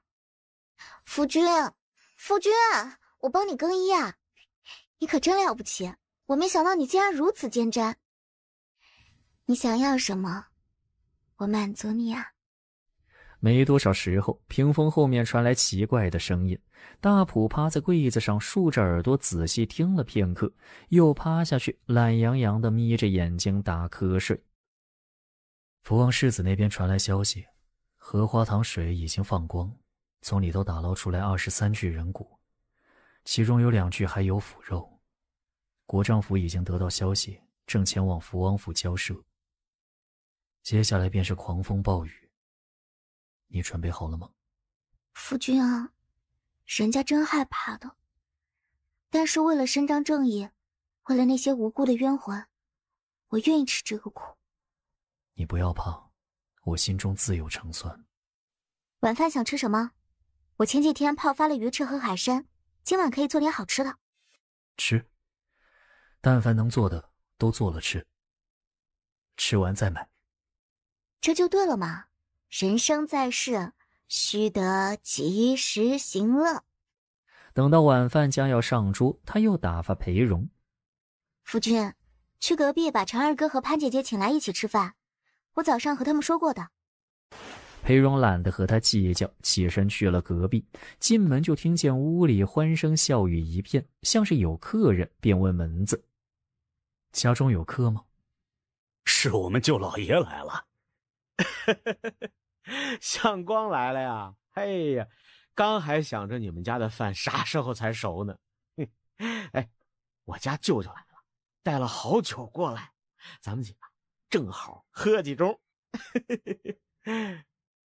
你这个人可真是不客气。就是来叫你们过去吃饭的呢。哎呀，有道是来得早不如来得巧，我这口福真好啊。几人去了隔壁，谭悠悠见着袁知恩就乐了。我还说呢，一大早喜鹊就在屋顶叫个不停，原来真有贵客。这丫头嘴真甜。哎呀，你们这是要做什么呀？啊，是有喜事吗？有啊，您老太们吃饭不就是喜事？孝顺，老袁喜欢。来来来，今夜咱们不醉不归，别浪费了这些好菜啊！对对对，多吃些，趁新鲜吃光最好。你俩自去玩乐，不用管我们这里。这是怎么了？是遇着大事了吧？就是上次那件事，听说做坏事的人大有来头，所以我决定把好吃的先做了吃光。唉，周希英那个混账王八蛋！2个娃娃不年不节的吃这些，还不要命似的做了这许多，是要吃告别饭吗？舅舅，怕什么？他们本就是这个意思。说吧，遇着什么事儿了？是遇着点事。我之前被国丈府的7公子绑架，承蒙福王世子和表兄搭救。今日方知，福王世子在国丈府别庄荷塘里挖出20多具尸骨，已是报了案。此案必会闹大，我定会卷入。是福是祸尚且不知，且与诸位暂别。不怕不怕不怕，没事的。国丈府和福王府势力都不小，你们夹在中间可怎么办？该咋办就咋办呗。是福不是祸，是祸躲不过，命生成这样，咋办呢？裴相光，倘若国丈府逼你作证此事与钟希英无关，你该如何？我只是阐述事实，愚者与我无关。就算严刑拷打，名声因此毁灭，你也不改主意吗？不改，否则荷塘中的20多具枯骨如何伸冤？好，记着你说的话。袁之恩用力拍拍裴荣的肩，转身大步走了出去。夫君。什么？我怕你真要站出去指证钟希英吗？就没啥办法全身而退，他们真的可能把你关起来。全身而退不可能，就算福王府不盯我，国丈府也不会放过我。但我有把握，无论如何一定能回来。只是可能这些日子你会受些罪。我真是命苦，正与夫君情深意浓，却不得不分离。我舍不得你啊，夫君。我求求你了，好好说话行不行？我这不是抓住机会表现我的柔弱吗？我真的是弱女子啊，需要依靠夫君的弱女子。说人话。我舍不得你，我担心你，我怕你挨打吃亏受罪，被人欺负。我知道了。就这样。睡吧，不早了，明日还得早起给孩子们上课呢。又是同样的结束语，谭悠悠绝望地睡了过去。我肚子疼，肚子疼。谭悠悠吓得赶紧问娇娇具体哪里疼。这小姑娘一味只是哭，说也说不清楚，只紧紧抓着她的手，要她送自己回家。谭悠悠也不放心就这么把人放走，便和裴荣说了一声，跟车把人送了回去。我要荣姐姐陪着我。施子飞的笑容有些尴尬，谭悠悠看出来了，心中便是一沉，匆忙哄了娇娇2句，抽出自己的手，转身就往外跑。站住！这么匆忙，要去哪里？回叔祖母的话，孙喜赶着回家，这几日不太平，我不放心夫君。娇娇爱重你，既已把你领回府中，寿王府也没有把你推出去的道理。我早说过，男人的事儿，女人少掺和，因为无能为力，你怎么就不肯听呢？老老实实待在王府，也算是帮相光的忙啊，让他安安心心的不好吗？谢谢叔祖母和各位的爱护。我心中万分感激，但我不能只顾自己。夫君在家，我便陪着他；他不在家，我便看好家。家中上下10-20号人，都指望着我这个主母呢。恕祖母，我先去了。拦住他，不要让他去！娇娇尖叫，跳起来去追谭悠悠，谭悠悠却已飞快地跑得不见了踪影。我以为他会顺势躲在王府避祸呢，没想到这么个圆滑人物，竟然如此坚贞。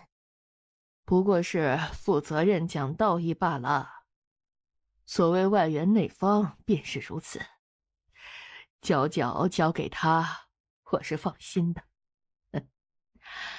金嬷嬷，王妃请吩咐。你跟去裴相光家，替我看好相光媳妇儿，莫让她被人羞辱欺凌。我们给娇娇选个好先生不容易呀，得看好了。是。会不会让公众误会咱们插手此事？我是照顾娇娇的先生，又不是照管裴相光，这道理到哪里我都说得清。哼，总不能这就翻脸不认人吧？相光公子被金兆府带走了，裴少奶奶知道是怎么回事吗？能有什么事呢？无非是前些日子玉兆劫道的，当是协助缉拿盗匪罢了。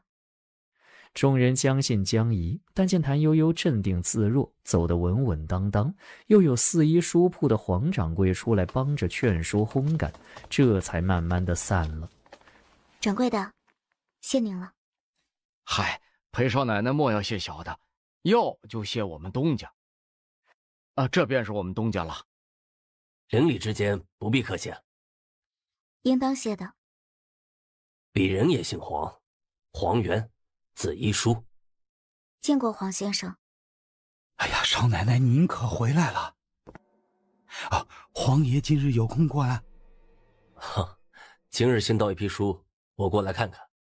你们先忙，若是有用得着的地方，可来寻我。哎呀，真是多谢您了。廖想领着谭悠悠往家走。少奶奶，公子被金兆府的人带走了，凶神恶煞的。上锁链了？那倒没有，就是极其的凶狠，不讲道理。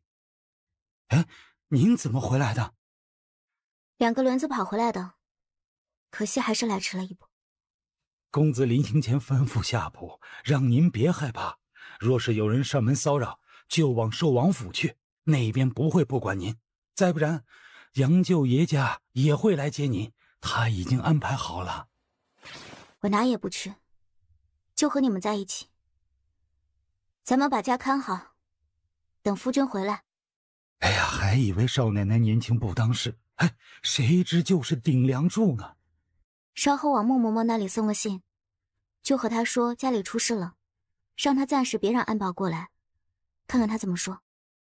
谭悠悠想试探一下孟嬷嬷的反应，若是那边主动提出帮忙，那是最好；若是不肯，她少不得厚着脸皮去求一求。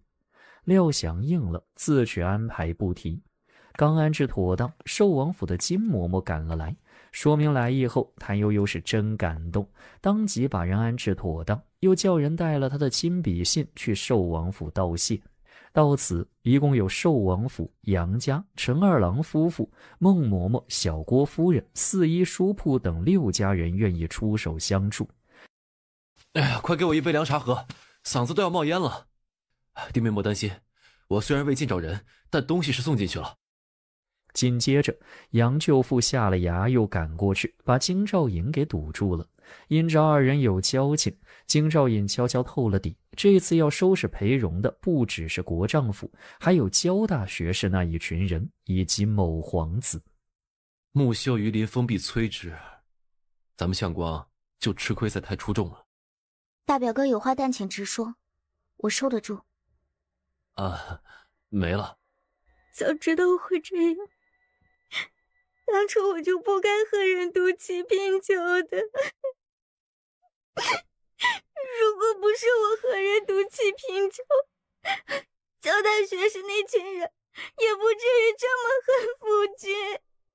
快说呀，藏着掖着干嘛？终究做主的还得是悠悠，你不让他知道具体，怎么好拿主意？妇道人家懂什么？我不说，是因为还没有拿准。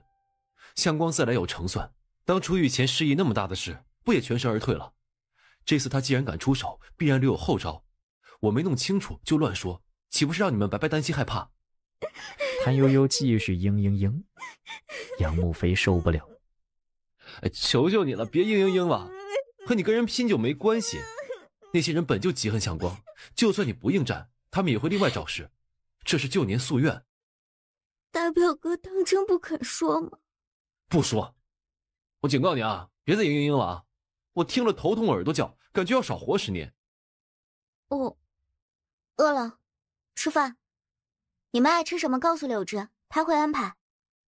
一顿饭，杨慕云悄悄看了谭悠悠不下10次。谭悠悠皮笑肉不笑道：表妹是不是看我生的美，所以无法自拔？我就是想知道表嫂是怎样做到哭笑正经收放自如的。这里面有个秘诀，脸皮够厚就行了。我之前一直同情你，为啥嫁了表哥这么个老古板？就在刚才，我突然有点同情他。你说什么？我没听清楚呢。让你去交大学士家门前哭，你敢不敢？有什么不敢的？但必须有用才行。毕竟我虽然脸皮够厚，却也怕被晒黑。万一夫君回来认不出我怎么办？多大的事儿啊，总能扛过来。大表哥，你帮我估算一下最坏的结果，夫君会被打残吗？那你希望被打残还是不被打残呢？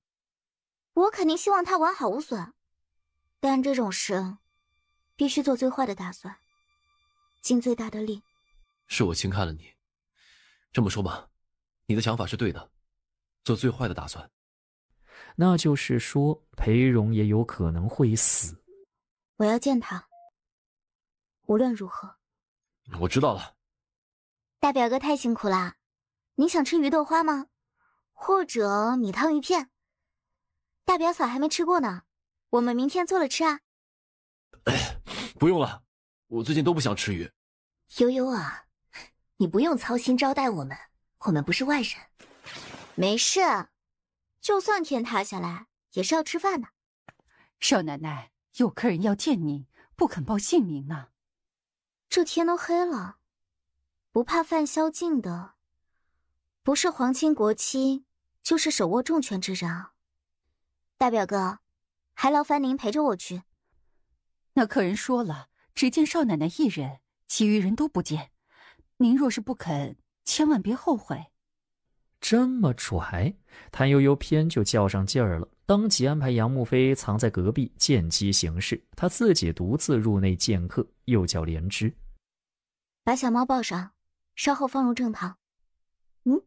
你要见客，干嘛放猫进去啊？自有道理，表妹可以细想慢想。这茶也就马马虎虎吧，府上竟然用这种茶来待客吗？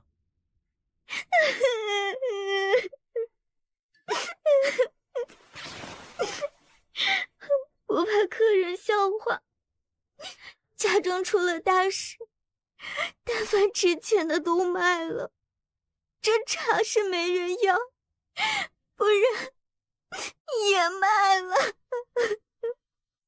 这么快，都卖给谁了？亲亲戚戚，日常交好的友人之类的，大家都晓得的。我家夫君日常喜好收藏金饰古董，对吧？对。夫君一出事，我去衙门也见不着人，想着他日常得罪人多，他是难得善良，是吧？裴相光仗着自己有才，心高气傲，得罪的人可不少呢。这次他进去呀，不死也得脱层皮。是啊，我就想着要花很多钱啊。我一个妇道人家，娘家也不得力，还是个庶女，没有什么嫁妆的。又才嫁进来没多久，夫君没敢把家交到我手里，那没钱咋办呢？我只好把这些东西送去给亲戚友人。我也不懂价值几何，就请他们作价帮我打理了。我的命太苦了。全送人了？都送给谁了？这许久了，还没来得及问客人尊姓大名呢。我的命好苦啊！鄙人乃是。中年男人开了个头，就见一只花色迥异寻常的小猫走了进来。这猫长得稀罕啊，难得见着。是啊，是王妃送我的，说是暹罗猫，整个京城不超过5只，可难得了。府上给予寿王府交好，何不把之前的东西交给他们处理？相光公子的事也可以请他们帮忙呢。就是请了他们呢。谭悠悠恍觉失言，连忙咽了一下口，追问道：客人还没告诉小夫人尊姓大名呢。哼，鄙人乃是国丈府管事刘双喜。裴相光做了什么事，你心里明白？小夫人不明白呀，夫君向来遵纪守法，是个斯文人。夫君呀，我的命好苦啊！有你在时，我何曾操过心呀？你才离家半日，就有人上门追迫吓唬我来了呀！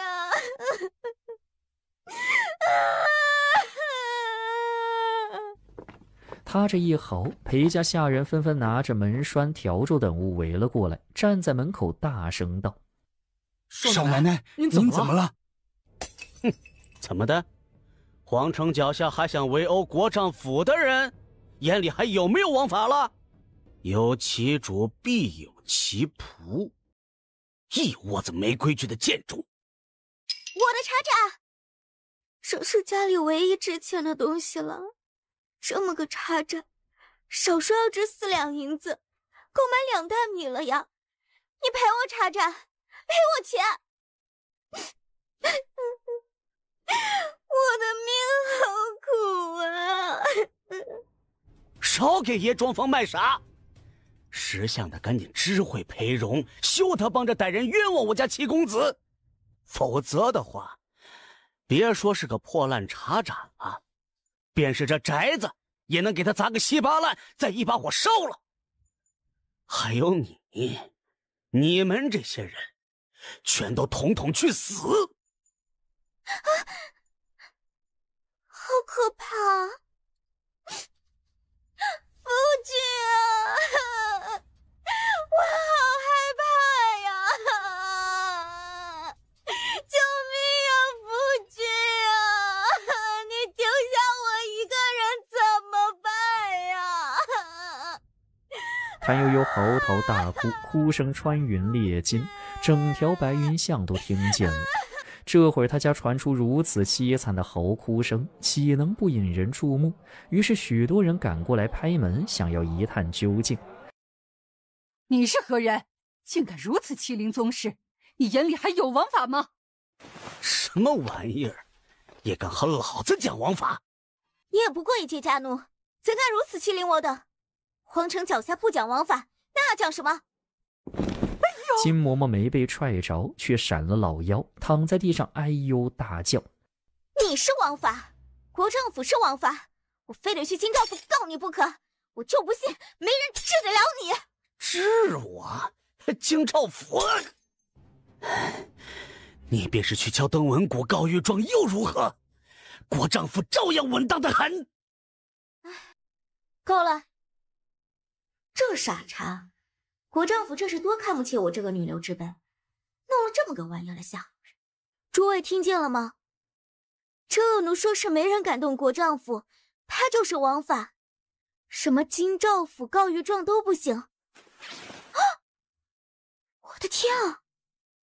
告御状都不行，区国丈夫家奴就敢妄称自己是王法，告御状都没办法，那国丈夫岂不是比陛下还厉害？天啊，这是为什么？我不是，我没有，你别瞎说。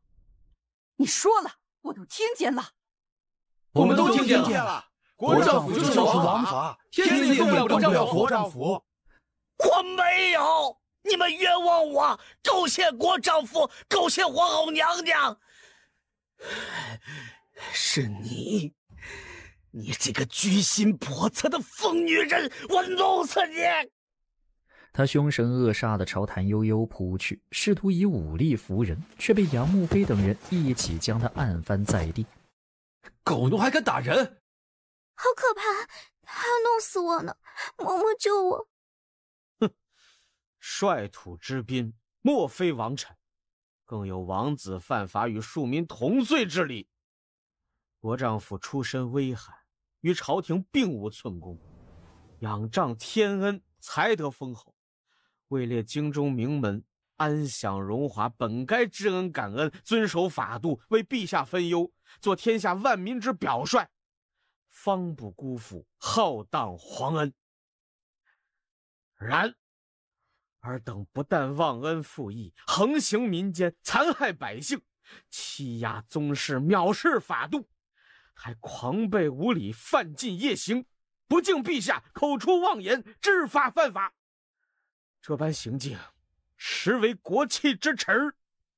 陈某承蒙皇恩，从一介布衣得入翰林，绝不能对此恶事坐视不理，非得参国丈夫一本不可。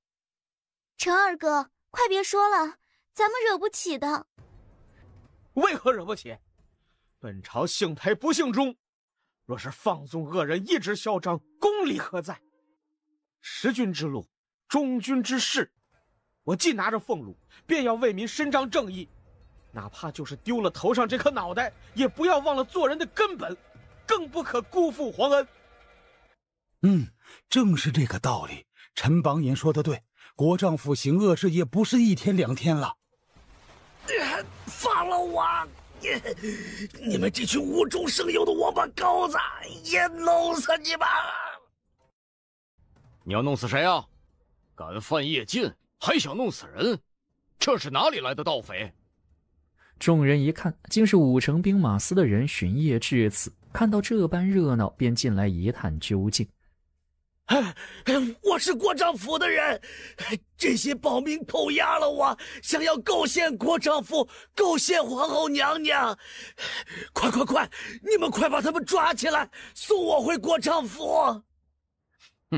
行啊，先打了范晔的板子再说。众兵丁不由分说，拖过去抡起棍子就是一顿打。诸位君也千万悠着点啊！虽然犯了夜禁，始终是皇亲国戚，他很凶的，说是要弄死我，诸位小心他报复啊！闭嘴，不然连你一起打！哼，该使劲打，重重的打，把这小子屁股打烂，叫他知道什么才是王法。打完了，陛下还会有赏呢。转眼之间，20仗打完，刘双喜趴在地上起不来，嘴里尚且骂个不停，口口声声说的都是要把这些人怎么样。拖回去关起来。那校尉叫手下把人拖走，不忘现场教育众人一番，说的都是胆敢犯夜，聚众闹事，将要如何。众人只好远远宽慰谭悠悠一番，各自散去。嬷嬷有没有伤到哪里？要不给您请个大夫。金嬷嬷扶着腰，不碍事，就是闪了一下，让柳枝丫头帮我推推就好。这短命的狗东西，绝不能叫他白白打了你我。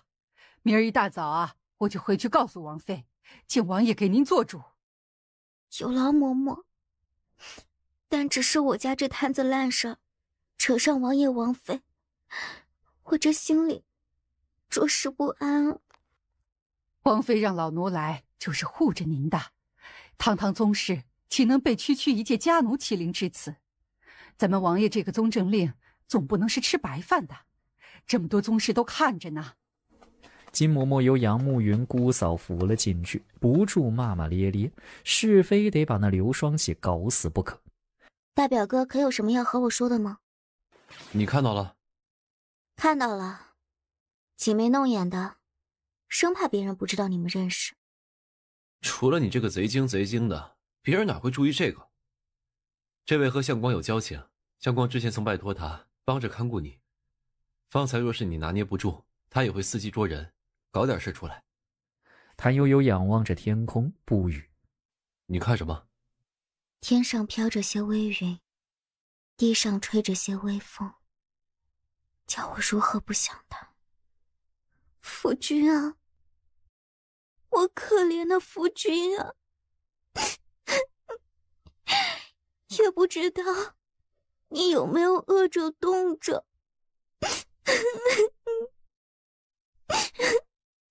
我走了。谭悠悠又长叹了一声，她真的很想裴荣啊，想得心都痛了，所以她必须去把裴荣那些值钱的东西先藏起来。廖总管，谭悠悠贼兮兮的小声叫廖翔，我们赶紧去把家里值钱的金石古董藏起来。谭悠悠是被憋醒的，他睡着睡着，突然就觉得喘不过气来，仿佛一块重石死死压在胸上，难受的不行。他挣扎着睁开眼睛，正好和一双闪着莹莹绿光的圆眼睛迎面对上，是大普。既然猫眼闪绿光，定然已经夜深，但想要猫眼反光，多少得有点光。他屏住呼吸仔细观察，却有微弱的光在屏风后一闪而过，转眼就灭了。不正常。敌不动我不动，谭悠悠僵硬地躺在床上一动不动，眼睛死死地盯着帐外，总觉得有一双眼睛藏在什么地方窥探着他。背脊凉飕飕的，温暖舒适的床铺都不香了，因为传说中强盗和坏东西最爱躲在床底下。哗啦一声轻响，像是老鼠从房梁上跑过，又像是窗外夜风拂过树梢。谭悠悠怕得都要抽筋了，幸亏两只猫似是知道他害怕，靠过去一左一右，紧紧贴着他。真是两只有良心的好猫啊！谭悠悠正自感动，忽然之间一阵微风袭来，吹动他下垂的碎发。那碎发好巧不巧，刚好探到他的鼻孔里，痒得他没忍住，啊嚏一个喷嚏打出去。与此同时，火光一闪，一个人影出现在床前，二人面对着面，把彼此看了个清清楚楚。二人都在彼此眼里看到了惊恐和猝不及防。就在这一刹那，对方抓住机会丢掉火折子和床帐，朝他猛扑过来。谭悠悠被扑了个结结实实，想着对方手里没拿刀，胆气顿时一壮，一把抓住对方的发髻往上一提，再抬脚狠命一踹，一声闷哼，来人，有强盗！他手忙脚乱滚下床，摸索着去寻火折子，却被人抱住脚使劲一拖，他竟然没能控制住自己，一下摔到地上。那人再次扑上去，试图用手脚固定住他，动作又快又狠，力量也不小，和他之前遭遇的钟西英的手下完全两个级别。有啊，这是高手啊！谭悠悠暗骂一声，剧烈的抽搐两下，不动了。对方正忙着呢，突然发现他不对劲，懵了片刻，小心翼翼去探他的鼻息。谭悠悠屏住呼吸，一动不动。那人犹豫着，微凉的手轻轻落在他脸上，再慢慢滑向他的颈动脉。就是此刻，谭悠悠飞快抓住那只手，用力往外一拽，把对方掀翻的同时，以自己的身体为武器，狠狠砸下去。那人闷哼一声，挥动拳头朝他砸去。谭悠悠赶紧避开，那人却趁势爬起来，朝着外头跑了，一路带翻若干家私，摔得噼里啪啦的。谭悠悠听着都疼得慌。哎呀，少奶奶，您怎么了？强盗跑了，快追啊！弟妹，您还好？我不好，怕是要死了。你那个什么穿着？我穿得好好的，进来吧。窗下有个死人！表哥，你先看，不是我干的。人没死，就是昏过去了。这有迷香。谭悠悠使劲踹了那坏东西一脚，突然想起来，这么大动静，俩丫头和周家的、鲍家的一点反应都没有，于是又吓得出了一身冷汗，赶紧跑去查看。这都是西照迷香了，这流血。不是我。那是谁？不是我干的，可能是听到我喊叫，他太惊慌了，慌不择路撞破了头。吹迷香的人不怀好意是一定的，但这人昏厥并被绑成了粽子，原因不明；迷香被灭，原因不明。假设是被跑到谭悠悠屋里现在逃跑中的那位下的手，那他为什么要帮谭悠悠？为什么又要逃跑？他想做什么？弟妹方才有否看清跑了的恶徒是个什么模样？黑灯瞎火的，他还蒙着脸，我只看到一双贼溜溜的眼睛，个头不矮，像是练过的。这人心狠手辣，几次三番想要置我于死地，而且是准备掐死我。幸亏我机灵，装死逃过一劫。另一边，杨慕飞总算把吹迷香的家伙弄醒了。那家伙醒来的第一件事就是破口大骂：哪个贼日的暗算你爷爷！仔细看看我是谁，谁让你来的？想干什么？一顿毒打，那家伙招了。是个杀人如麻的采花大盗，说是有不明买家花500两银子买你的命，屋里能找到的所有财物也都归他所有。他正往你屋里吹迷香的时候，有人在背后打晕了他，余下的事他就不知道了。唉，这种恶徒本该送去京兆府审讯清楚，再叫他伏法。但你表哥想着最近的事太复杂，或许这位会是很重要的人证。今早天刚亮就把人送回家去，由宫爹那边设法处置。太可怕了，表嫂报警我。这是什么仇啊，居然这么恶毒，杀人谋财还想毁人清白，真是太坏了。对啊，什么仇什么怨，太坏了。究竟是国丈夫为子疯狂报复，还是王表姐因妒生恨要毁情敌？还得等着杨舅父分解谜题。总而言之，这次的事情真的搞大了。少奶奶，少奶奶！惊惊慌慌，大呼小叫，成何体统？说吧，什么事？啊，福王世子来了，说是有急事，必须见您。听说世子寻我有急事。听闻这几日小嫂子都在四处托人打点，想要探视相光。我想了些办法，总算可以带您去探视。这可真是太好了，多谢多谢。什么时候可以探望？小嫂子想要什么时候去？咱们这就去，合适吗？当然合适，只是杨家大表哥不在家，没他陪同，您这儿方便单独与我外出吗？这有什么？叫廖总管跟着就是了。那就去准备吧，有要换洗的衣物和吃食用具，尽快收拾了来。小嫂子，听说昨夜家里进了盗贼，您没被惊吓着吧？谢您关心。家里进了盗贼，谁不害怕呢？咬咬牙就过去了。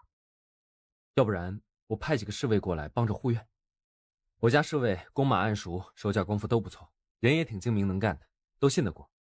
会不会给府上添麻烦？当然不会。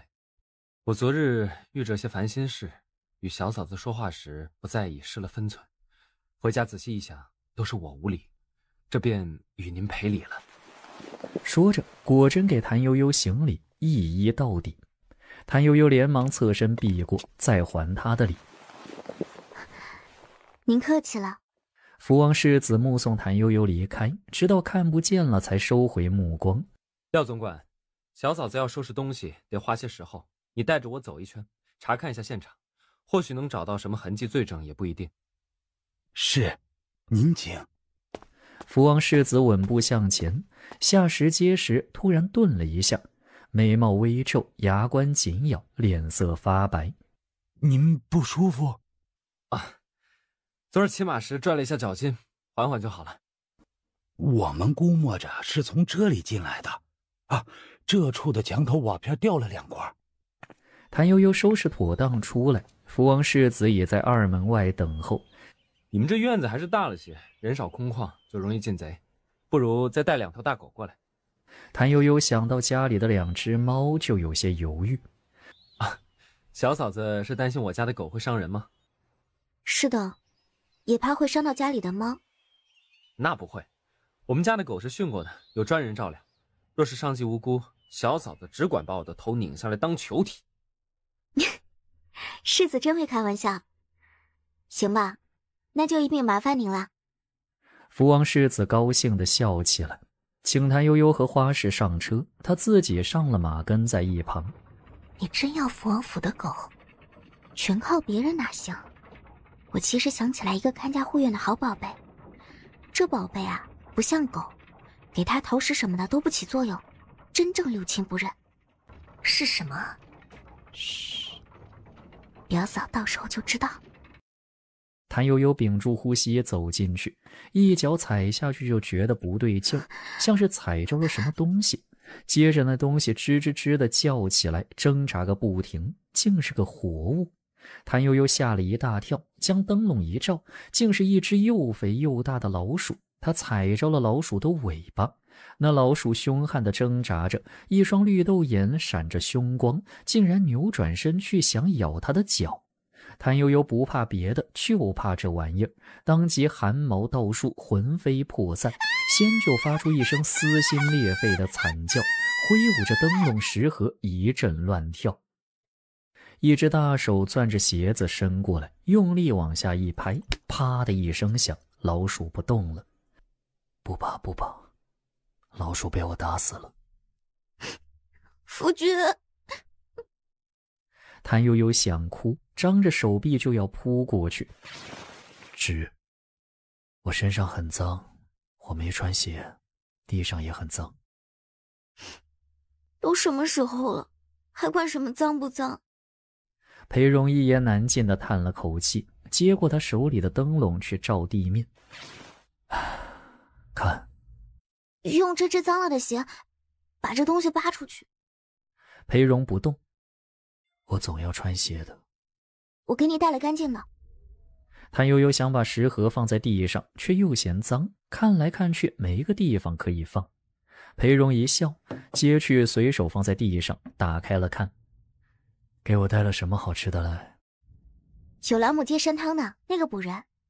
我这几天啊都在谋思着要来看你，灶上一直备着这汤，来不了，就让大表哥喝了补身子。毕竟他跑来跑去也累啊，能来装上就走，我想得很周到吧？周到。裴荣看着已经洒了大半的鸡汤，没敢说给谭悠悠听，而是假装忍不住馋意，端起来就喝。慢着，那里有湿帕子，你擦擦手，才弄过老鼠呢。然后他就看到了食盒里洒的到处都是的鸡汤，是他刚才踩着老鼠被吓到，挥舞着食盒和灯笼乱跳的时候弄洒的。谭悠悠怔怔的看看食盒，又看看裴荣，内疚、心疼、委屈、无措一起涌上心头，瘪瘪嘴，哇的一声就哭了。裴荣显然没料到他说哭就哭，尴尬又心疼，忙着把碗放下，想抱他哄他，又嫌自己脏。别哭，难得见面，你就守着我哭吗？你不知道，我不能原谅我自己，真的要命啊！走了99步，最后一步被这只死老鼠给坏了事，气死我了！裴荣想要安慰谭悠悠，然而饥饿使得他脑子一片混沌，他也不知道该怎么说才好。谭悠悠却又自己好了，拿着带来的鞋袜让他换。我拿的都是旧衣服，就怕新的好的惹了别人的眼，你反而穿不上。想得真周到，没料到你竟然是个过日子的好手。快吃啊，别说话，只有1刻钟呢。裴荣虽然极力想要保持优雅，但他拿筷子的手是抖的，吃的也很大口，几乎还没嚼碎就咽了下去，是饥饿。谭悠悠想着这牢狱里到处阴暗潮湿，老鼠也不怕人到处乱爬，只怕各种寄生虫也多得很，就想去摸摸裴荣的被褥，以便回家再给他送来更换。别看了，这里头就这样，你天天换也这样，我没事，挺好的，不用担心。可是谭悠悠看着明显消瘦憔悴了许多的裴某人，又有些想哭了。这哪是做证人呢，分明就是来受折磨的。裴荣握住他的手，听话，你看，我只是吃些苦头而已，并未挨打受伤，这就已经很好了，不是吗？你快吃，我听你的，别穷讲究了，吃快些，咱俩好说话。裴荣果然狼吞虎咽起来，一会儿功夫就把谭悠悠拿去的吃食消灭了大半。谭悠悠悄悄塞一包肉干给他，这个抵饿，你拿着。裴荣收了肉干，为何不听我的话？我没有，我很听话的。谭悠悠以为他不知道外头的事，瞎话张口就来，同时还想顺便往他身上靠。裴荣却将他推开了。有跳蚤有虱子，你不怕？我回去换洗就是了，你必须抱我一下，不然我没力气了。裴荣沉默下来，随即给了他一个重重的拥抱，在他耳边小声道：别把团龙佩拿出来，你给我也保不住，那是咱们最后的一招。若是3天之后我没能去宗人府或是出来，你就拿着它去四一书部寻黄源。还有，别在家里住了，去寿王府吧。顾好你自己，不要为我担心。夫君，我还给你带了金疮药，万一那啥，你记得用上。我知道了。裴荣拍拍谭悠悠的发顶，很坚决地把她的手掰开。谁带你来看我的？福王世子吗？你怎么知道？谭悠悠惊奇得很，突然回过味来。裴荣刚才也让他别在家里住了，这说明裴荣晓得他的情况。裴荣在这里头也不是完全消息不通，那多半是这里头有他的人。能不能？不能。好钢用在刀刃上，重要的人留着救命用。你记着，我此时越惨，对事态的发展越有帮助。谭悠悠就没再废话，飞快地把这几天的事简单说了一下，包括昨天夜里的事，因怕他担心，特意夸张。那个歹徒被我一脚踹飞了，都吐血了。裴荣没出声，只轻柔地继续拍他的发顶，然后道：你该走了。人家还没来叫我走。话音刚落，就听见脚步声和人犯的哀嚎声渐渐靠近，果然是时辰到了。他便站起身来，垂着眼帘迅速收拾东西。裴荣也没出声，就默默地看着他忙碌。小娘子，时辰到了，走吧走吧。哎，走了走了，叫人发现大家都难做。这就来了。谭悠悠拎着食盒走到门口，回头往后望，但见裴荣站在那里静静地注视着他，高大挺拔的身材仍旧顶天立地，但整个人都透着悲伤。他突然悲从中来，大声道：夫君，裴相公，我没后悔嫁给你，我挺喜欢你的。裴荣一怔，嘴唇蠕动2下，像是想说什么，终究只是一笑。我知道了。哎呀，走了走了，快些快些！谭悠悠一步一回头，直到再也看不见裴荣为止。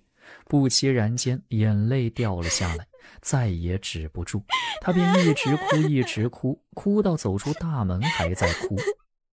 小姐，您这是怎么了？我家小姐怎么哭了？是不是我家姑爷？怕是被老鼠咬掉脚趾头了。啊！柳枝吓得怪叫一声，立时蹲下去掀了谭悠悠的裙子，要给她检查脚。蠢死了！谭悠悠嫌弃地避开柳枝的手，继续嗷嗷地哭，完全无惧众人的目光。他就不信了，他连哭的权利都没有，谁敢阻止他，不许他哭，他就咬死谁。小嫂子，快别哭了，谁也解决不了啊！我身上脏着呢，说不定会有啥奇怪的虫子。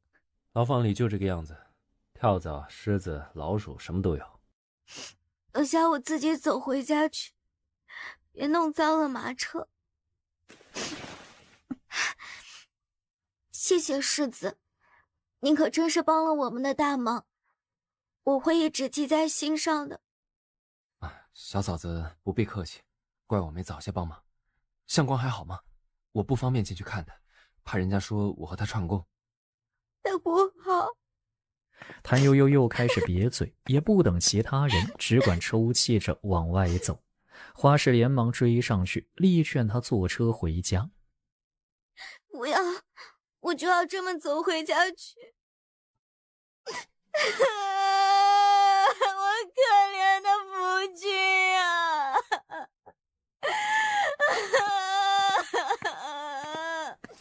谭悠悠一路走一路哭，不知道的还以为他家死人了。这么个年轻漂亮、装扮雅致的小媳妇，在大街上这么哭，很快就引起重重围观。去瞅瞅是怎么回事。由于花氏和柳枝等人都跟在后面，长随很快弄清楚了经过。阁老，是相光公子家的女眷才从京兆府出来，像是相光公子出了什么事儿，所以伤心到失常了。马车帘子被掀起，郭阁老走下车来，立在道旁看了片刻。火候到了，走，进宫。谭悠悠并不知道这些，他只知道裴荣说是越惨越好，但他被关在牢里，不能让人知道有多惨。那他谭悠悠就告诉全京城的人，他们夫妻究竟有多惨，简直就是人间惨剧，惨绝人寰。谭悠悠哭啊哭啊，哭到白云巷口的四衣书铺时，2只眼睛肿成桃子，眼泪哭干，嗓子也哑了。哎呦，我的老天爷！裴少奶奶，您如何成了这模样？谭悠悠委屈巴巴的，张口想要说话，却出不了声，只好指着嘴巴摇摇头，又给黄掌柜行礼，表示感谢他的关心。我家公子太惨了啊！我家少奶奶这是伤痛欲绝，实在没办法了呀。哎呀，这裴少奶奶，吉人自有天相，您莫怕啊。谭悠悠红肿着眼睛，给众人团团行礼，行着行着，一个踉跄，晕倒在地。小姐，可怜的小姐。少奶奶，少奶奶，您醒醒，您醒醒啊！弟妹，弟妹，我可怜的弟妹，这是做了什么孽呀？哭声震天，看热闹的读书人们义愤填膺，各种议论。热心肠的邻居们跑来帮忙，各种宣传裴家小夫妻的不幸。四衣书铺从没这么热闹过。不远处，福王世子慌慌张张跳下马，想要赶过去一探究竟，却不想双腿一软，踉跄着往前一扑。世子，您现在不能上去，咱们不如回吧。哎，我这个大梅像是做错了呀。咱们回王府吧，稍后请个好大夫过来也就是了。回什么王府？经过这么一闹，这事眼看着就要捅破天，触怒天颜了，你赶紧布置应对。福王世子转身正要上马，突然痛苦地扶住胸口，忍了几忍，还是没忍住，低咳出声。明贵惊恐地瞪大眼睛，低声道：“世子，您吐血了！”大惊小怪什么？福王世子不慌不忙地掏出帕子，擦去唇角的血，仔细收好帕子，咬着牙爬上马背，昂首挺胸，继续往前行走。世子，小的给您叫辆车吧，您坐车。我好端端的坐什么车？正值壮年、身体康健的宗室子弟，你见过哪个坐车？不就是被女人踢了一脚吗？他绝不认输。御书房里吵成一团糟。陛下，老臣冤枉，老臣不知。冤枉不知？国丈推得真干净。证词在这里。状告中西英强抢民女、侵占农田、逼良为奴的状纸也在这里。皇叔怎么看待这事？回陛下，国丈或是冤枉，但国丈府的奴仆在外仗势欺人，缺乏管教，无法无天，确有其事。其实之前刚好发生了这么一件事，国丈府一名叫做刘双喜的奴仆范晔闯入安乐侯之子裴荣家中，威逼打砸，恐吓宗室女眷，还打伤了老臣家中的老奴。老奴哭诉，老臣想着始终是国丈府的下人，私底下解决就是了。但这刘双喜委实不像话得很，竟然当着众多百姓的面说国丈府就是王法，他说了算，哪怕敲灯闻鼓告御状也……告御状也没人动得了国丈府，这就太过分了。老臣就怕带坏国丈和皇后娘娘的名声，更怕百姓以为陛下护短，偏听偏信呢。陛下，臣还听闻这刘双喜大骂宗室是贱种，宗室子弟龙脉高贵，国丈府区区一介家奴，竟敢狂妄至此，不知是谁给的胆子。还有那采花大盗，哼，臣是顺者昌，逆者亡，手段如此下作。皇帝越听越怒，抓起茶盏朝国丈砸去。钟国丈早就吓得瑟瑟发抖，见着皇帝这动作，眼睛往上一翻，直接晕倒在地。陛下息怒。等到皇帝终于有心情召见郭阁老，已将傍晚。国丈府的事，民愤极大吧？是，整个京城都传遍了。皇后素衣请罪，愿意交出凤印，自贬为庶人。朕与他起于微时，同甘共苦，共约白头。他为着朕的缘故，吃了许多苦头，乃至于不能孕育皇子，朕心中着实不忍。这几日，在朕耳边聒噪的人着实不少，为何郭卿只字不提？陛下圣明，此案是非曲直，圣心早有决断，用不着微臣妄言。钟西英的案子清清楚楚，并不难断，难的是后头牵扯到的人和事。因此裴荣的存在至关重要。若他咬死钟西英，国丈府和皇后一派倒下，皇帝也就失了制衡樊贵妃的棋子。若他反口认怂，不肯指证钟西英，国丈府和皇后就还有翻身的机会。樊贵妃难以染指中宫之位，二皇子的权势也会受限。端看皇帝怎么想怎么做，可以说裴荣的生死只在皇帝一念之间。民间都这么说，民间说什么的都有，但微臣不能不提一句，国丈夫做事实在不知轻重。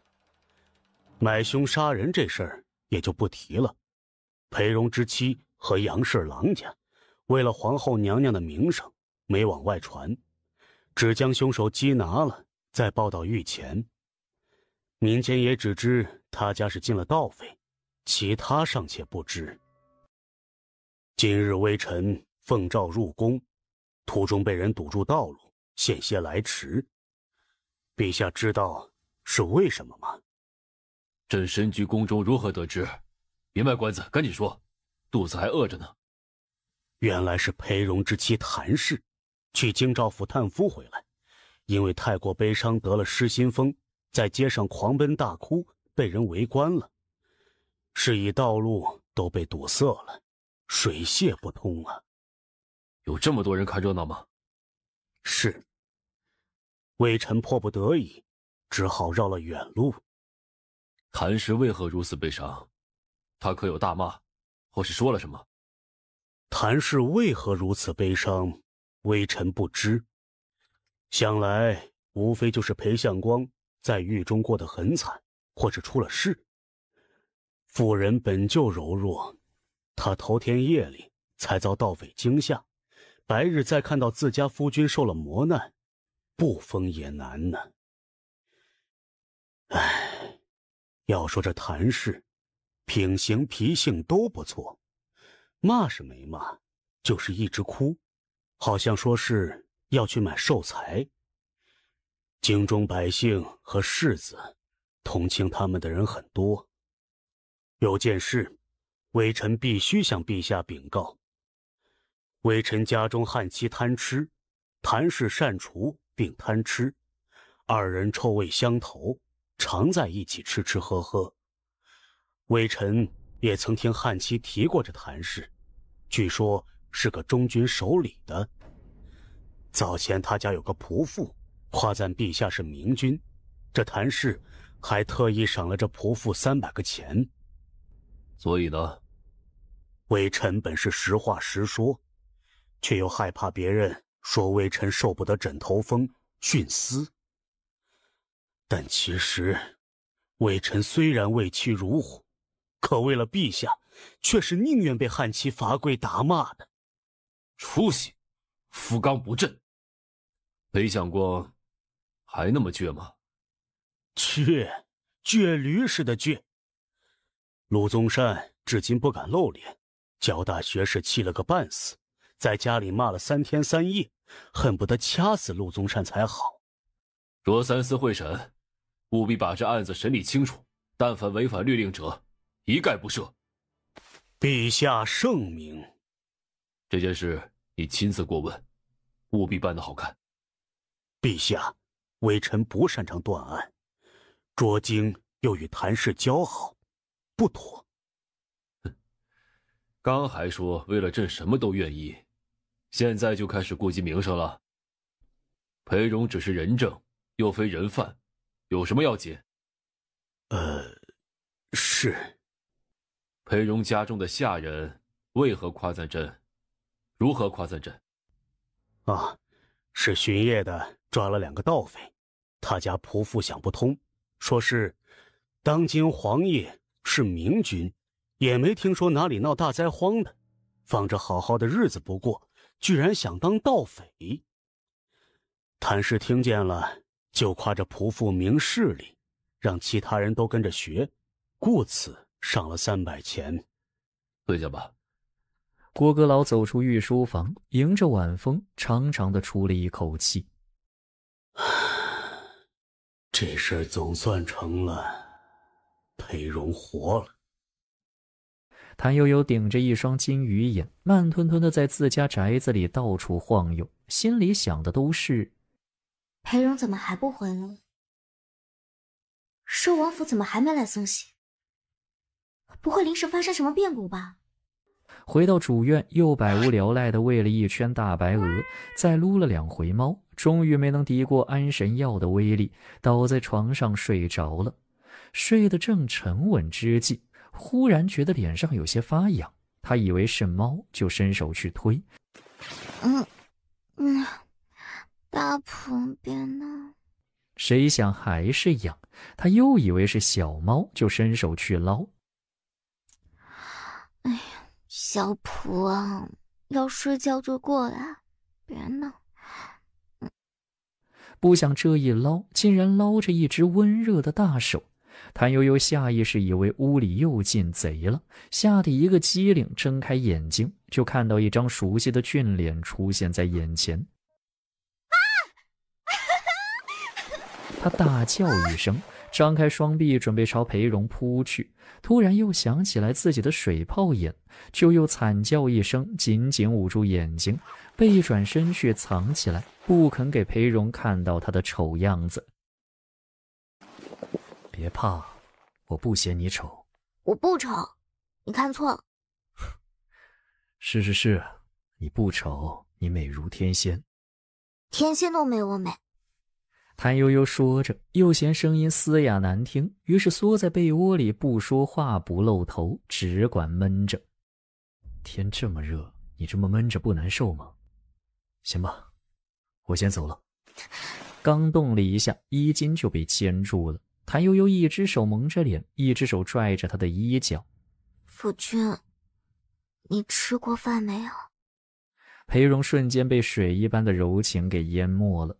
他环抱着谭悠悠的肩，和他头抵着头，同样很小声道：吃过了，叔祖父接我出来，先带我收拾干净，又给我包扎了伤口，吃饱了再送我回来的。伤口？你伤着了？哪里？我怎么不知道？快让我看看。少了个脚趾头。你骗我！你这个没良心的，看着我担心害怕很好玩吗？少哪个脚趾头？拿给我看。要是没少，我现场给你弄一个下来。怎么弄？像野人婆那样一口咬下来，当成炒豆嚼吧嚼吧吃掉吗？谭悠悠瘪嘴，无声地哭了。这是他之前无聊和安保娇娇讲的野人婆偷吃不听话小孩子的故事。裴荣当时不屑一顾，说他胡说八道，子不语怪力乱神，没想到他全记住了。谭悠悠小心翼翼地把裴荣扶到窗边，让他坐下，再很轻很轻地帮他解开衣带。我要脱了啊，要是疼你就说。谭悠悠就屏住呼吸，替他将上衣缓缓脱下。挺直宽阔的背上缠着密密麻麻的白布条，谭悠悠顿住手，不想动了，只呆呆看着裴荣。半晌，一只温软的手小心翼翼地触了他的背一下，又受惊似的飞快拿开。又过了片刻，谭悠悠轻轻靠在他肩上，脸贴着他的肌肤，轻声道：我这样你疼吗？不疼，一点都不疼，真的。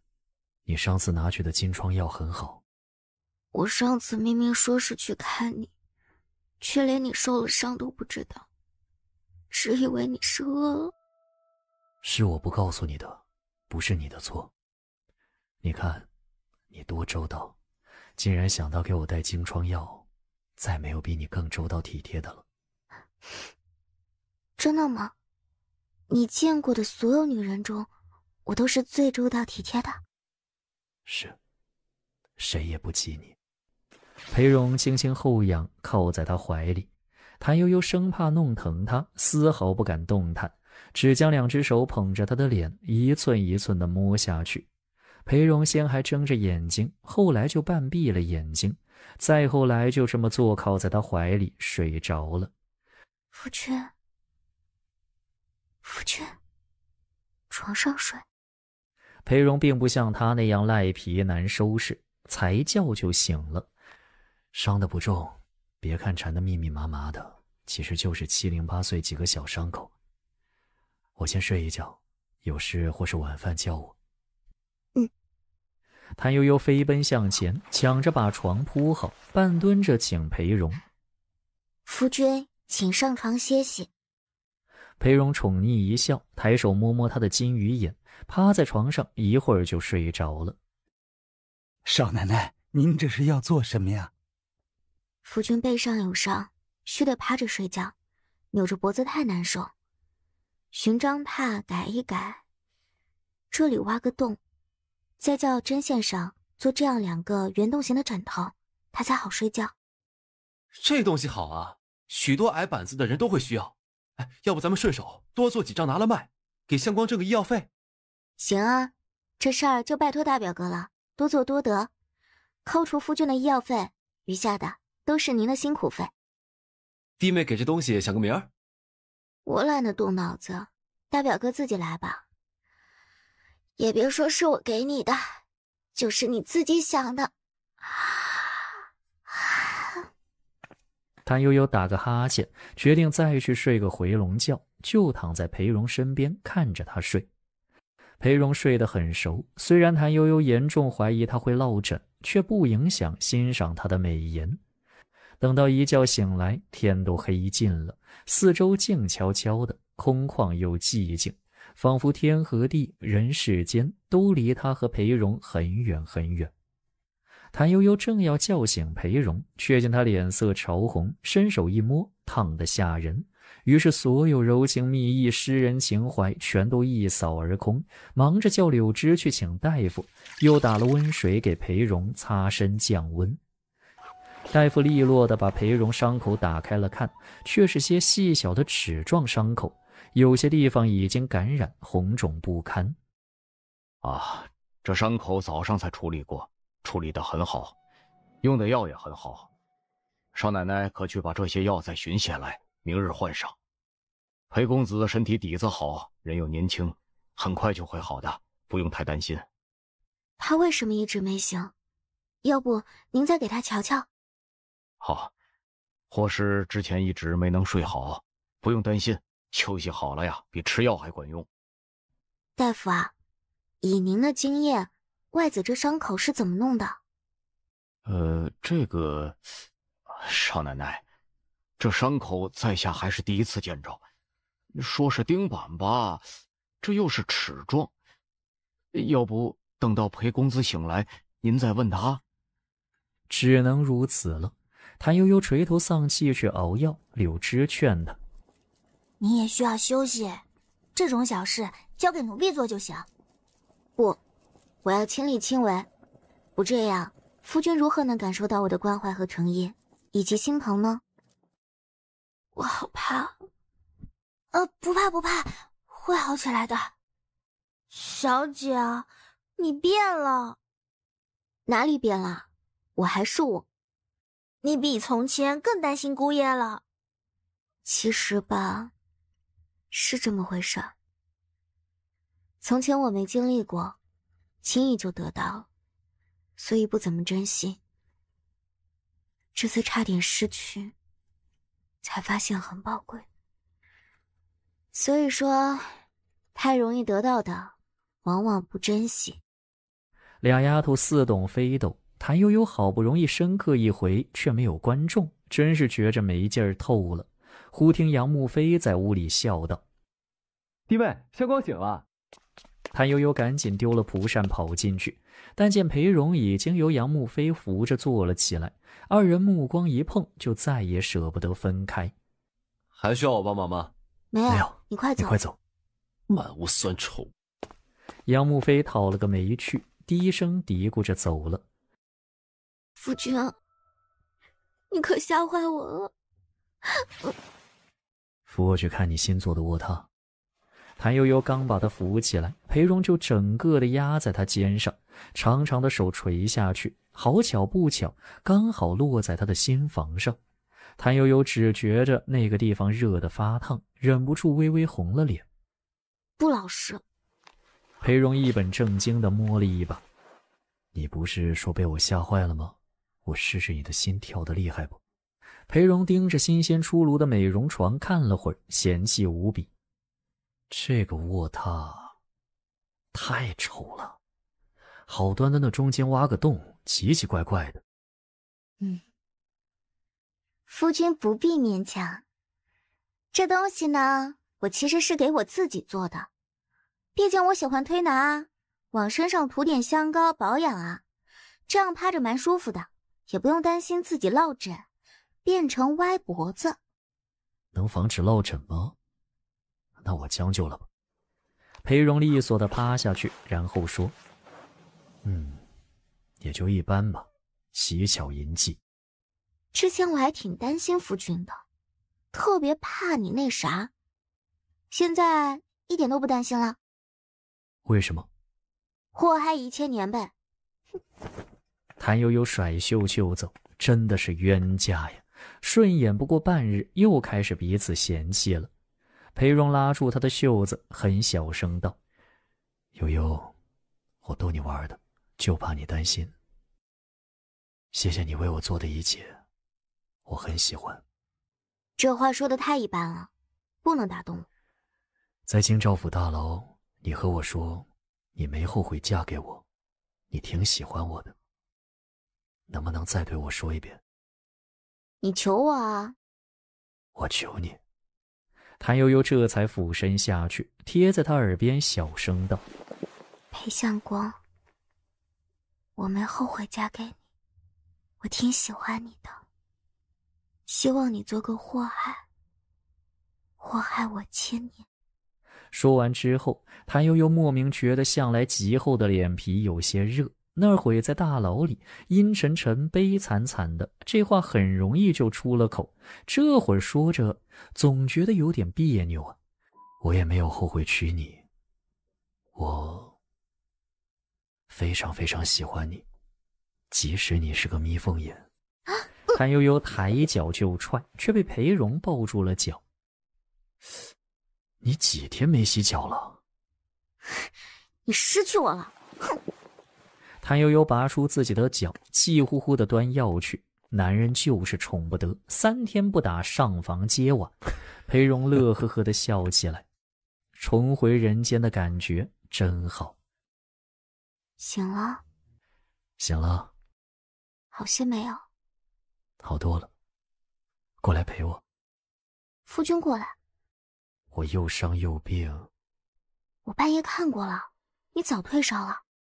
夫为妻纲。天亮了，夫君快醒醒吧。今早吃什么？你想吃什么？想喝鸡汤，那天的鸡汤几乎都洒了。鸡汤会有的，鸭汤也会有的。在这之前呢，先说说你背上的伤是怎么回事。听说是一种新做的刑具，专用来对付讲假话的人犯。谭悠悠没再继续追问，而是顺从裴荣的意思，过去帮他挪了个舒服的姿势，让他侧躺着，他再和他面对面躺下。裴荣身体底子好，加之受伤后没有耽搁太久，寿王府给他用的也是最好的伤药。谭悠悠又极尽所能给他调养，伤口恢复得很好。养到第3天的时候，伤口已经全部消肿结痂，可以仰卧，只是人还是比之前消瘦。无人的时候，他经常独自坐在窗前，看着外面的花草树木发呆。谭悠悠很担心他是否得了创伤后应激障碍症，因此总是在他发呆的时候赶着大白鹅，抱着2只猫，牵着2条小狗跑到窗外和他打招呼。大白鹅随地拉屎，小狗经常和猫打架，打完之后又和大白鹅打，院子里吵得很。裴荣先是不管，后来就嫌烦，逼着谭悠悠亲自打扫大白鹅拉的屎。谭悠悠往往耍赖逃跑，裴荣去追他，10次总有那么1、2次抓住，于是就拿了戒尺监督他铲屎，逼着他教小狗上厕所。谭悠悠哪里又是能做这种耐心事的人呢？坚决把锅甩给下头的小厮，以至于裴荣只要看到他带着队伍浩浩荡荡出现，立刻就要拿着大笤帚冲出去把他们扫地出门。谭悠悠故意逗着他打闹嬉笑，半个月后，裴荣终于不发呆了，还和从前一样一本正经，神色肃穆，摩拳擦掌。安保和娇娇为何还不来上课？难道要当先生的亲自去请吗？裴校长复活了。夫君，帮忙端菜，人手不够了。裴荣把一盘鱼放在角落里的桌子上，生硬地招呼客人。各位请慢用，需要什么只管让他们添。谭悠悠端着一壶酒过来，笑眯眯的。夫君敬酒啊。裴荣哪里做过今天这种事，心情激荡，加之忙得昏头昏脑，谭悠悠说什么就是什么。我敬诸位，感谢诸位。相公，恭贺你了。袁家舅舅也来了，您怎么也不说一声，往屋里坐？我看你们忙得很，不想添麻烦。左不过是吃饭，在哪儿不一样啊？哎，怎么，你这是亲自动手了？裴荣顺着袁之恩的目光一看，自己原本洁净的袍子前方不知何时染了一大块油渍，两条浓眉立时皱了起来，忙着就要去换衣服。哎呀，换什么衣服啊？马上还会再脏呢，是吧，舅舅？这倒是真的，相光始终还是书生意气，不食人间烟火。是了，我今日带了友人过来，也给你们介绍介绍。这位是我的恩人明老。见谭悠悠和裴荣行礼，不过淡淡颔首而已，显得颇为倨傲。谭悠悠并不在意，热情地招呼他们吃好喝好，告了罪就准备去招呼其他人。陪我家恩人喝一盅，叫他们忙去。这么多下人，哪有让主人家亲自端菜送酒的？正是，这小娘子是你媳妇儿吧？安乐侯府好歹也是宗室侯爵，堂堂主母抛头露脸，大呼小叫的招呼客人，成何体统？你也不管管？您老说的是，平时内子并不这样，她虽性子跳脱，却是很懂规矩的，日常不得允许，绝不出门。今日乃是因为我家卷入一桩官司，多得友人和邻里相助，我们夫妻十分感激，不知如何报答才好。思来想去，唯有亲手执壶斟酒，端菜送饭，才能聊表寸心。答得漂亮。正是呢，当时小夫人吓得六神无主，多亏邻里有人相帮，才能守得云开日出。否则，只怕还没等到天子主持正业，小夫人就先哭死了。明老瞥他一眼，淡淡道：天子主持正义是来得迟了些呀，这么冤枉的案子居然拖了那么久才过问。明老，话不能这么说的。谭悠悠吓得小鹿眼瞪成牛眼睛，裴坑坑已经够坑了，这位更坑啊。为何不能说？天子管着天下呢，天下安定，百姓安居乐业，吃饱穿暖，这些大事要操多少心啊？这么多事，就算排队也得慢慢来嘛。况且皇爷秉公执法，没有包庇国戚，是真正的好皇爷。千穿万穿，马屁不穿。他再竖个大拇指。旁的不说，咱们这些人能够安心坐在这里吃吃喝喝，说笑玩闹，也是沾了皇爷勤政的光呢。话说回来，我有一事不明，本朝宗室封爵就没有封为侯的，安乐侯府，这是怎么回事？实不相瞒，在荣看来，能够封侯已经很好，毕竟不是谁都能生下来就拿俸禄的，这都是沾了血脉的光。若非陛下殚精竭虑操持国政，养着宗室，让我等衣食无忧，我不可能想学琴棋书画就学琴棋书画，想取如花美眷就能取到如花美眷。呼奴使婢高床软枕，出入车马锦衣玉食，还想要什么呢？谭氏，你觉得你夫君怎么样啊？旁的女人都希望自家夫君封侯拜相，你呢？明老，小夫人自然是觉得自家夫君最好了。夫君长得好看，品行高洁，温和有礼，知足常乐，还懂得很多大道理。客人多，你们自去忙吧。好不容易松活些，谭悠悠回头去看，袁之恩和那个明老早就不知影踪了。客人散去，我们再喝一杯，难得高兴。裴荣嫌弃地看看自己身上的各种酒渍油渍，毫不客气地把陈二郎推进陈家大门，大踏步赶回去换洗。谭悠悠拖着疲惫的步伐回到房里，只听得净房里一阵水响，小心脏立时小鹿似的一阵乱跳。这都1个多月了，裴某人的内伤外伤应该都养好了吧？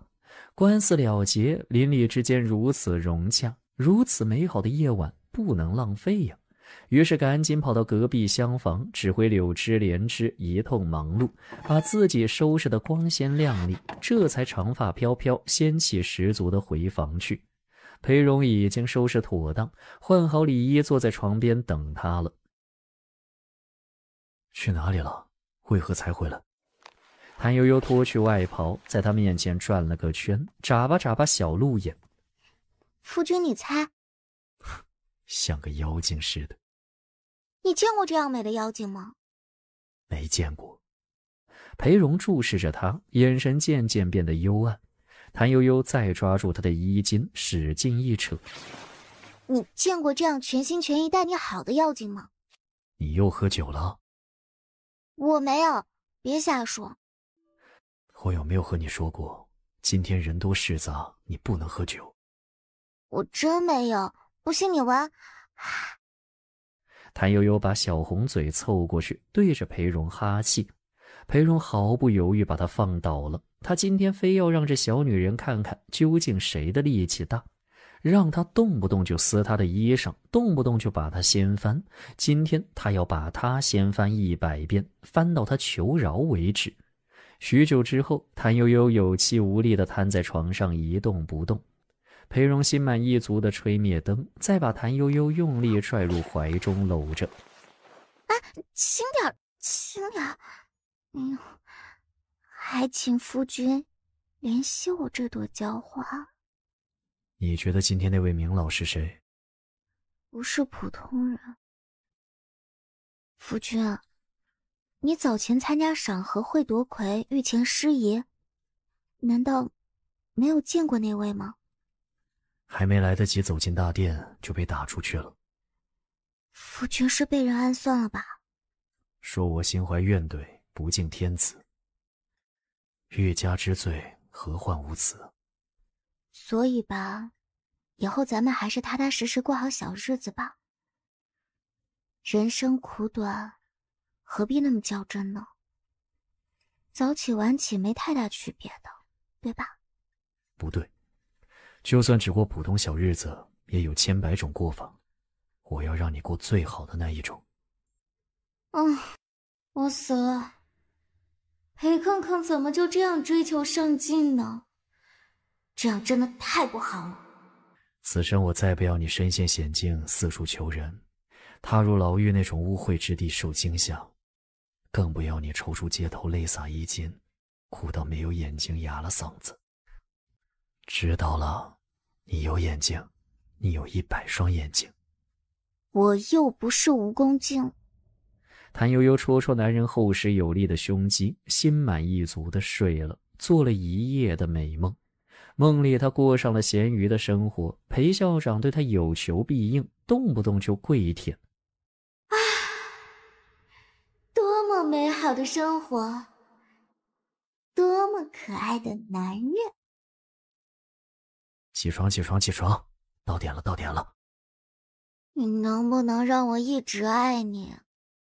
裴荣没跟上他的思路，但直觉不是什么好话。总之就是每日一发起床气就是了。于是大度的亲亲谭悠悠的脸，样子很美，可惜就是腰有点粗，肚子有些肥，至少3斤肥肉，喝下来很大一块。我恨你。2刻钟后，被迫跟着裴荣打拳舞剑的谭悠悠，一边有气无力的划水，一边偷偷地给裴某人丢白眼。裴荣视而不见，坚信只要功夫深，铁杵磨成针，总有一天他会让谭悠悠习惯这种生活。饭后，谭悠悠管理家务，裴荣外出巡视铺子。少奶奶，有客人来了。五表妹啊，早就想来看你和妹夫，这奈何近来家中的事情实在是多。今儿个他生病，明儿个他进学，婆母欠安，你二表嫂还怀着身子，这家里的事情全压在我一个人身上，我是忙得脚不沾地呀。这好不容易有了空要来，家里又出了点事儿，你大表哥就不得不去处置，这又耽搁了不少时候。我有心独自过来，可又怕失礼，这一拖就拖到了今日了。正是，你大表嫂一直和我念叨，骂我为何这么多事，担心你们以为我们是在刻意回避，我也不想的。但是吧，人在世间太多不得已，表妹和妹夫没有怪罪我们吧？当然不会啦，要怪也只怪坏人，干嘛要怪自家亲人？又不是你们害的我们。给表妹夫准备了些补品，还望不要嫌弃。人大人情道，表嫂太客气了。表妹夫呢？还在养伤吗？哎呀，看我糊涂的，见着你们光顾着高兴了。他是去铺子里对账，很快就回来。你们还有铺子在经理啊？怎么没有听说过？就是一个小香药铺子而已，市场打发时间的，不值一提。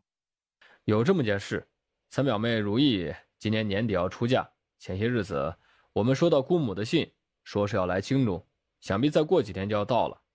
届时你们一起去家里吃饭团聚。这就要到了？怎么也没给我写封信，或是带个口信？啊，带了信的，只是前些日子你们不正忙着吗？这怕给你们添乱，就没送过来。想得挺周到，表嫂现在把信给我吧。许久没收到家里的信，怪牵挂的。周大表嫂脸一红，家里最近事儿多，小孩子也多，调皮捣蛋的，一个没注意，就不知被他们给弄到哪里去了。谭悠悠这回是真不高兴了，低着头拨弄茶碗不出声。周家势力他懂，毕竟大家都是人嘛，拖家带口的，趋吉避凶是常态。周大表哥见谭悠悠脸色不好看，心里也有些不高兴，起身道：你们聊着啊，我出去等相光。我看吴表妹也怪忙的，要不我们先告辞了。稀客，我在铺子里盘着账，家里来人说是贵客上门，便急着赶回来，就怕怠慢了亲戚。怎么，大表哥大表嫂这是要走？表妹夫回来的正好，我们来看你，正好也有件小事，顺便赔个礼。家中孩子不懂事，不小心把吴表妹的家书给弄丢了，长辈们非常不安，特意命我和你嫂子过来赔罪。吴表妹生气得很，我们做错了事也不好辩白，这就郑重的向你们赔个礼。大表哥太客气了，你是官绅，我是白绅，怎么也该是我给你行礼才对，怎么反过来了？表妹夫这是什么意思呀？是说我看不起你们，欺负你们吗？怎么会？大表哥真是多想了，我是和你开玩笑的。男子汉大丈夫可不许小气啊！来，往这里坐，咱们说说话，亲近亲近，不然就真是瞧不起我。大表嫂快请坐，悠悠她年纪小不懂事，你们不能和她计较，不然就是小气。你真的在生表哥表嫂的气？我哪有，我是没料到信会丢，心疼的。我太想念家中长辈和姐妹们了。大表哥大表嫂，你们误会了，我是真难受。看你真没出息，再是想念父母亲人也得忍着。好了，不许哭了啊，看我带了什么回来。正好的，大表哥和大表嫂也一起看看。什么？有个胡商带了好些品相极佳的宝石在我铺子里售卖，我看着挺好，有心给你挑个好的，又不晓得你喜欢什么，还想着你之前念叨过好几次，说是三姨姐年底要成亲，不晓得给她什么做添妆，这边把人带了回来，让你亲自挑。既然赶巧遇着，大表哥也正好给大表嫂挑一挑。大表嫂日常操持家务辛苦，打套金镶宝石头面戴着，日常待客做客体面，也是男人的面子。这个算了吧，家里的开销大。这样啊，那就算了，怪我想的不周到。我们是长辈不在身边，自己做主惯了，不比大表哥难处多。夫君真是的，以为就你有钱吗？大表哥是做官的人，自己有俸禄的，而且大表哥也没说不买，就你一个人说个不停，倒像是怕大表哥把好东西挑走似的，小气。是，我小气。大表哥别和我计较，等会你和大表嫂先挑，我够意思了吧？把你最好的货拿出来。看到这位周大爷没有？这可是京中鼎鼎有名的世家子弟，做官的。周大爷。胡商也颇有意思，忙着取出布袋子装的各色宝石铺陈开来。周大爷，周大奶奶，你们瞧，这是最好的蓝宝石、绿宝石，这个红宝石叫鸽血红，也是最好的。还有这个魔晶石、金刚石，镶了首饰闪闪发亮，好看的很。大表嫂皮肤白，戴什么都好看。我看你日常喜欢穿蓝色衣裳，不如打一套蓝宝石头面，夏天戴着特别清爽。你年纪小不懂，大表嫂是嫡长媳，露面的大场合多，打造一套红宝石的才好，喜庆也显得气色好。哎，我看这几颗就很不错。哎呀呀，几位太有眼光了，这是最好的货了，独一份的。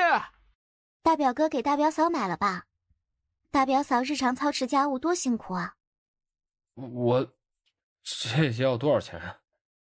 哎呀，不多不少，1200两白银。这么贵啊？哎呀，不贵呀，这些是最大最好的，有10多颗呢。你要是嫌贵，可以换次一等的。这组就不错，只要600两银子。周大表哥还是不吭气，翻上又拿出一袋子小宝石。哎，这个成色也很好，就是小了些，200、300两就能做一套极好的啦。那就这个太小了吧？大表哥也太小气了，这种也就随便玩玩，至少要中等的。大的那个你真不要吗？不要就买给我家娘子了。我虽然钱不多，也要尽力讨她欢喜。不买了，天色晚了，我先回家了，家里还一堆事儿呢。哎，大表哥，表嫂生气了，快买了送她。改日再说吧。周大表哥匆匆忙忙的走了，背影十分的狼狈。哎，再给姨娘挑一份，岳母还有你的姐妹们也一人挑一样，叫金匠来家打造，省得你无聊。夫君你变了，太不厚道，这夫妻俩铁定要吵架。还有，你真的很俗气，怎么能拿钱砸人，给人添堵呢？唉，真是全身都充满了铜锈气。你的看法不对，身为男人，理当尽力让妻儿过上好日子，应该感到愧疚的人是大表哥。大表哥给夫君提鞋都不配，但是如果没钱就不配活着吗？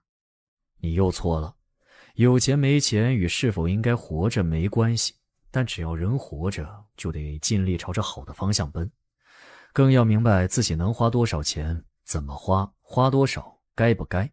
比如我只有1000两银子，就会只给你买300两的首饰，不是舍不得，而是要用余下的银钱维持温饱，赚取更多的钱，让你过上更好的日子，这叫量入为出。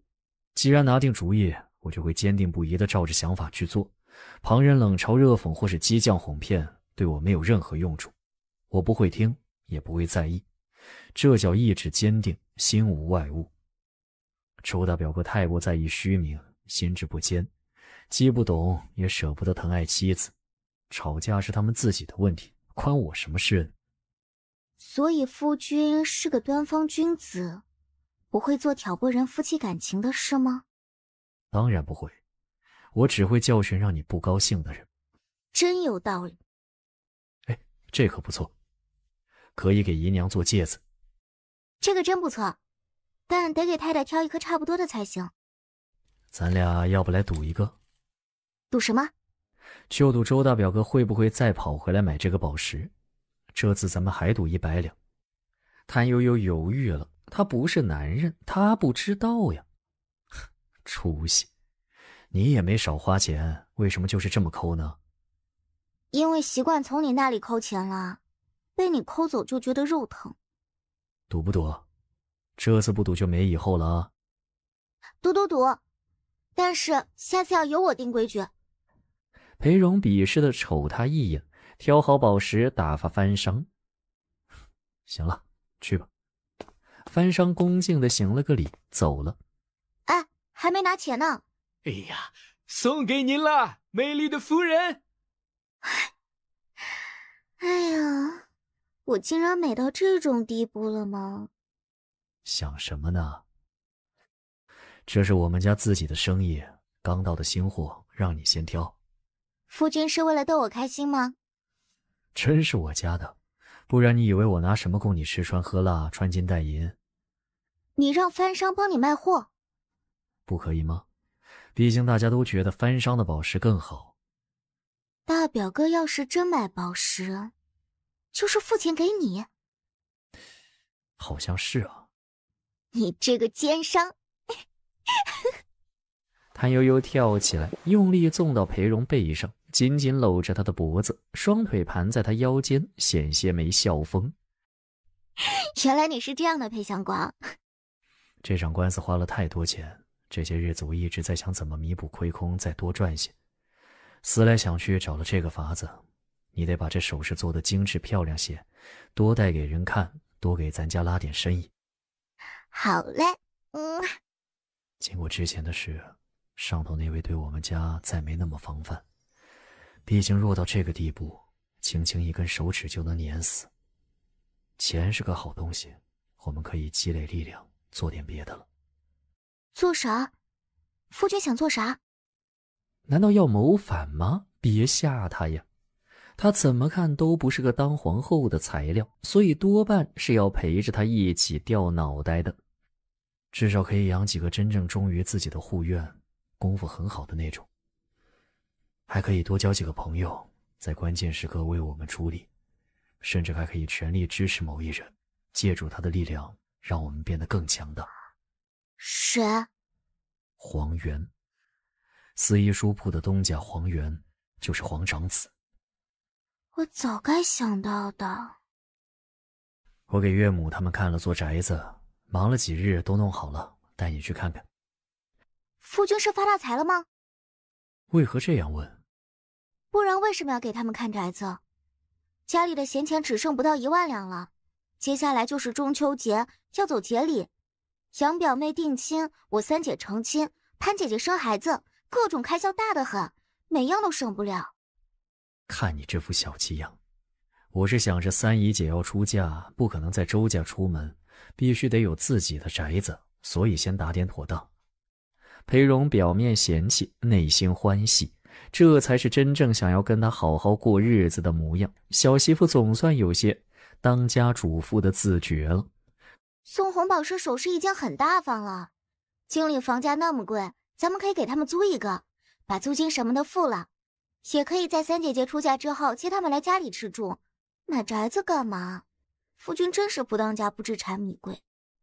你呀，我什么时候说过要送他们宅子？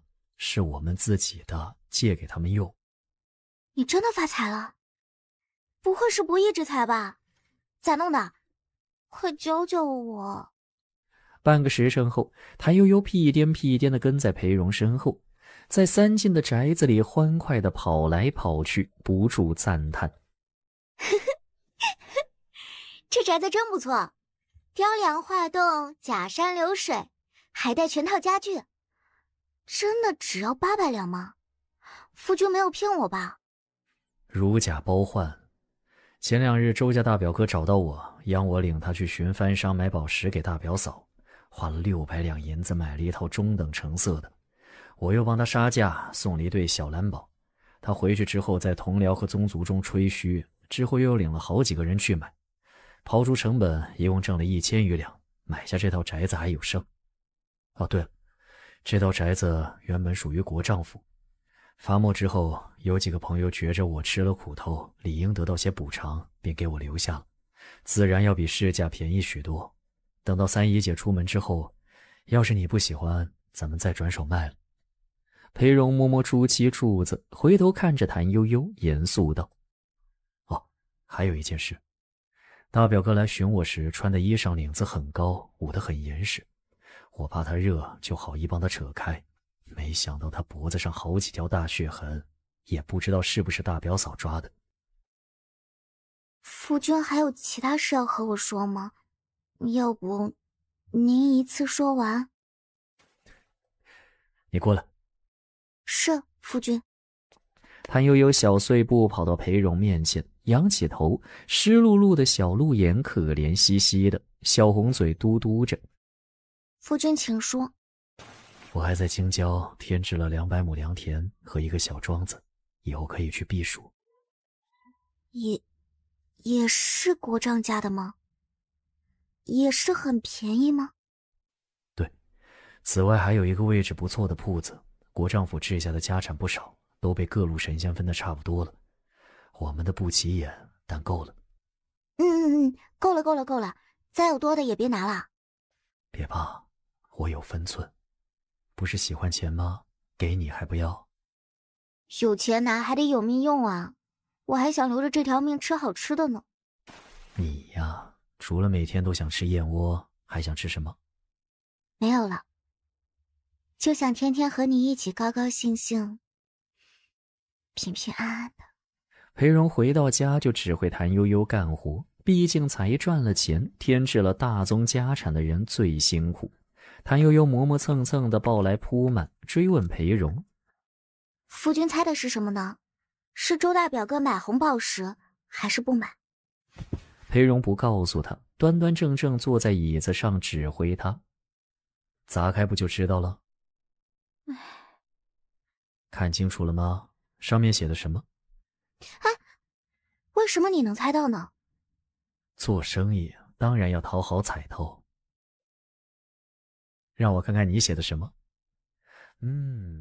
不买。你到底是怎么想的？就这本事还喜欢赌博？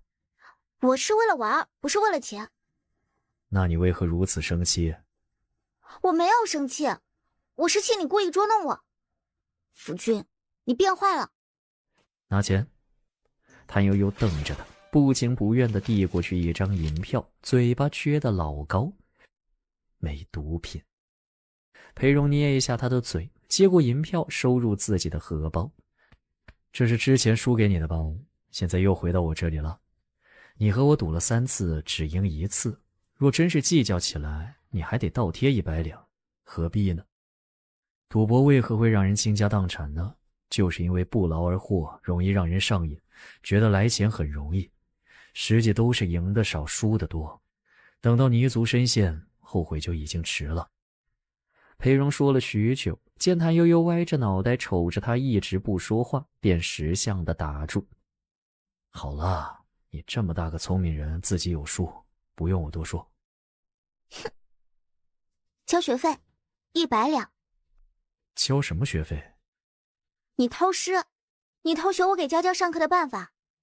裴先生这时也把我当成顽劣不受教的学生了呢。谭悠悠去抢裴荣的荷包。偷师费必须缴，做人要有品。裴荣就不给他。我是那种人，你耍赖。你才耍赖呢，给我。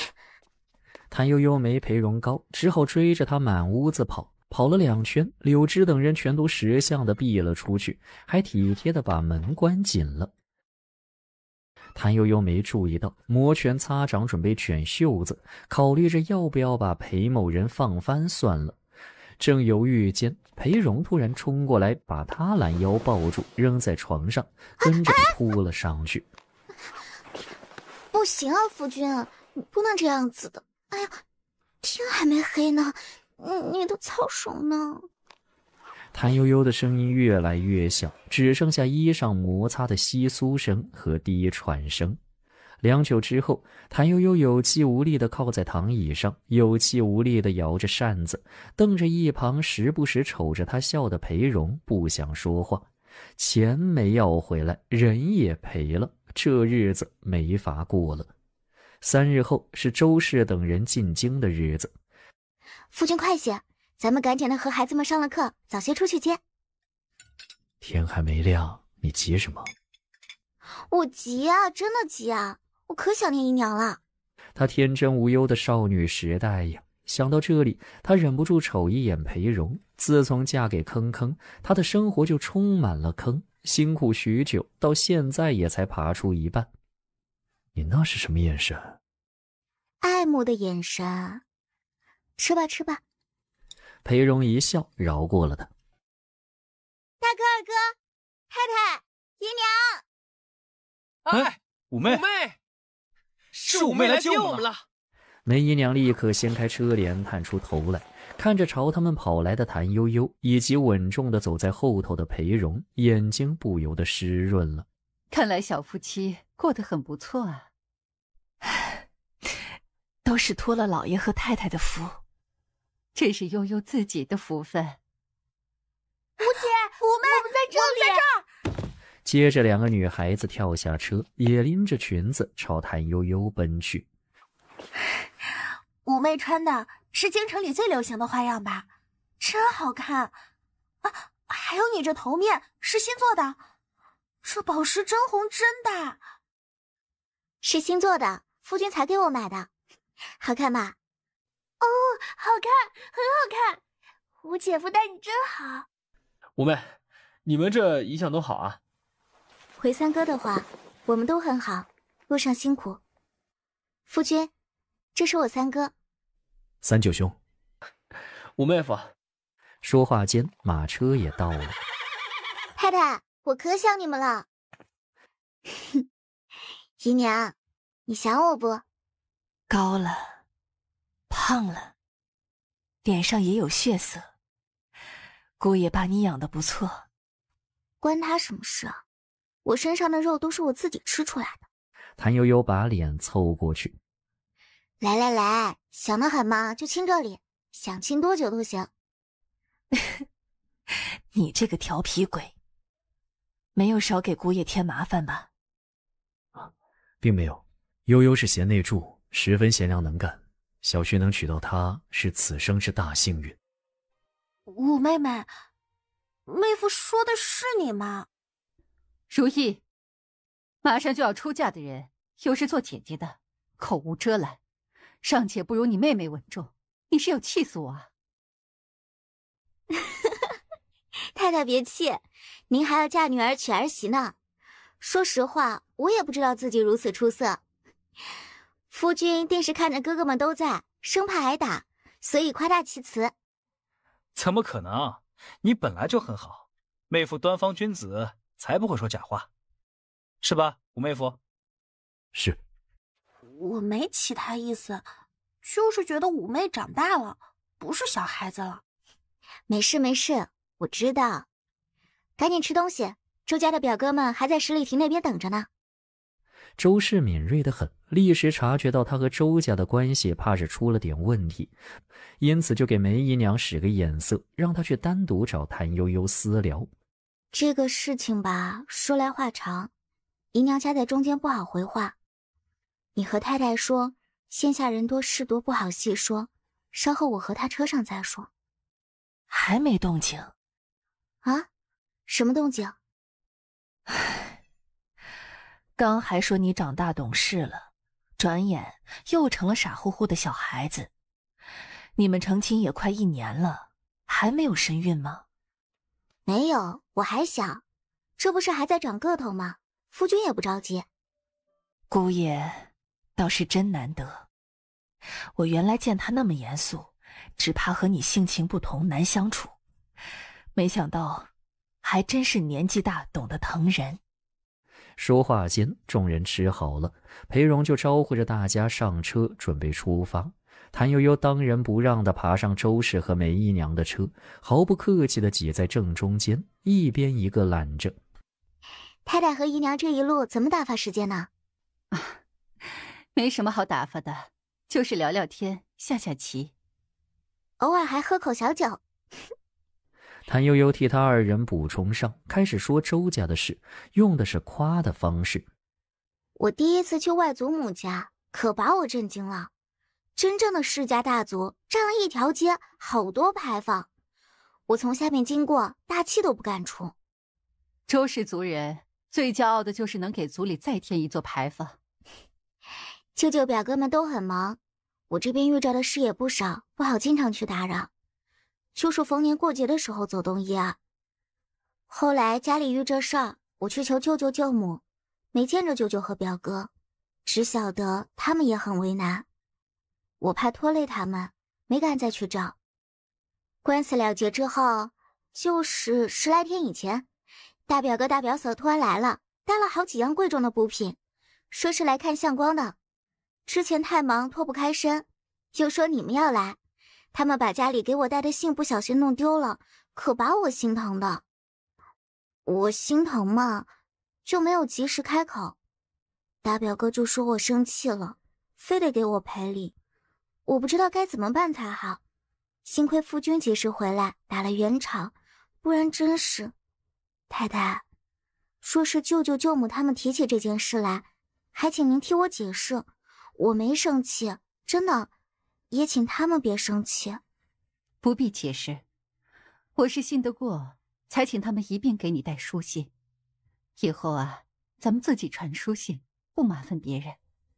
好啊，去和夫君说，我今天夜里陪姨娘，不回去了。这不好吧？没什么不好，夫君也是很孝顺的人呢。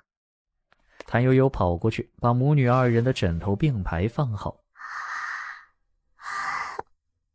谭悠悠打个哈欠，蹬掉鞋子准备上床，还没躺平，就听莲枝在外小声道：“小姐，姑爷来了。”姑爷有事要交代吗？姨娘，小婿给您送宵夜过来。梅姨娘是真欢喜了，不顾谭悠悠的反对，把她从床上拖起，略收拾一下，一起迎了出去。哎呀，怎敢劳烦姑爷操心？难得接着姨娘过来，做小辈的怎么孝敬都不为过，怎么能说烦劳二字和操心呢？好。所谓的宵夜就是燕窝，母女二人一人一盏。看你没吃宵夜就睡觉，半夜又要饿醒叫唤。夫君真是太体贴了。吃吧吃吧。谭悠悠只好在裴某人爱的注视下吃他每日一盏的燕窝。刚放下汤匙，一只大手拿着雪白的丝帕递到他面前，轻柔地替他擦了擦唇角。姨娘，悠悠瞧着长大了，其实还和小孩子一样。拜托姑爷多多照料他，我心里会很感激。姨娘为何这样说？体贴照顾妻儿是男人应尽之责，何况悠悠与我情投意合，便是把我的性命给他，我也是乐意的。这人不能小看啊！当着姨娘的面表演这些，是想干啥呢？总觉得有阴谋。不说这些了，咱们说些高兴的事。我们给姨娘准备了礼物，姨娘看看喜欢吗？大手一翻，亮出一只丝绒面的精致盒子。盒子打开，蓝宝石戒指在灯光下散发着深邃迷人的光芒，豪而不横，清丽脱俗，只有2个字可以形容：贵美。哇，奴婢从未见过这么美的戒指，一定很贵吧？钱财和孝顺比起来如同粪土，不值一提。悠悠之前说过，姨娘有一对红宝石耳坠子是岳父送的，您很喜欢，他也就想给您做个宝石戒指。小婿便随着他挑了这颗宝石，希望姨娘喜欢。喜欢，只要你们给的，姨娘都喜欢。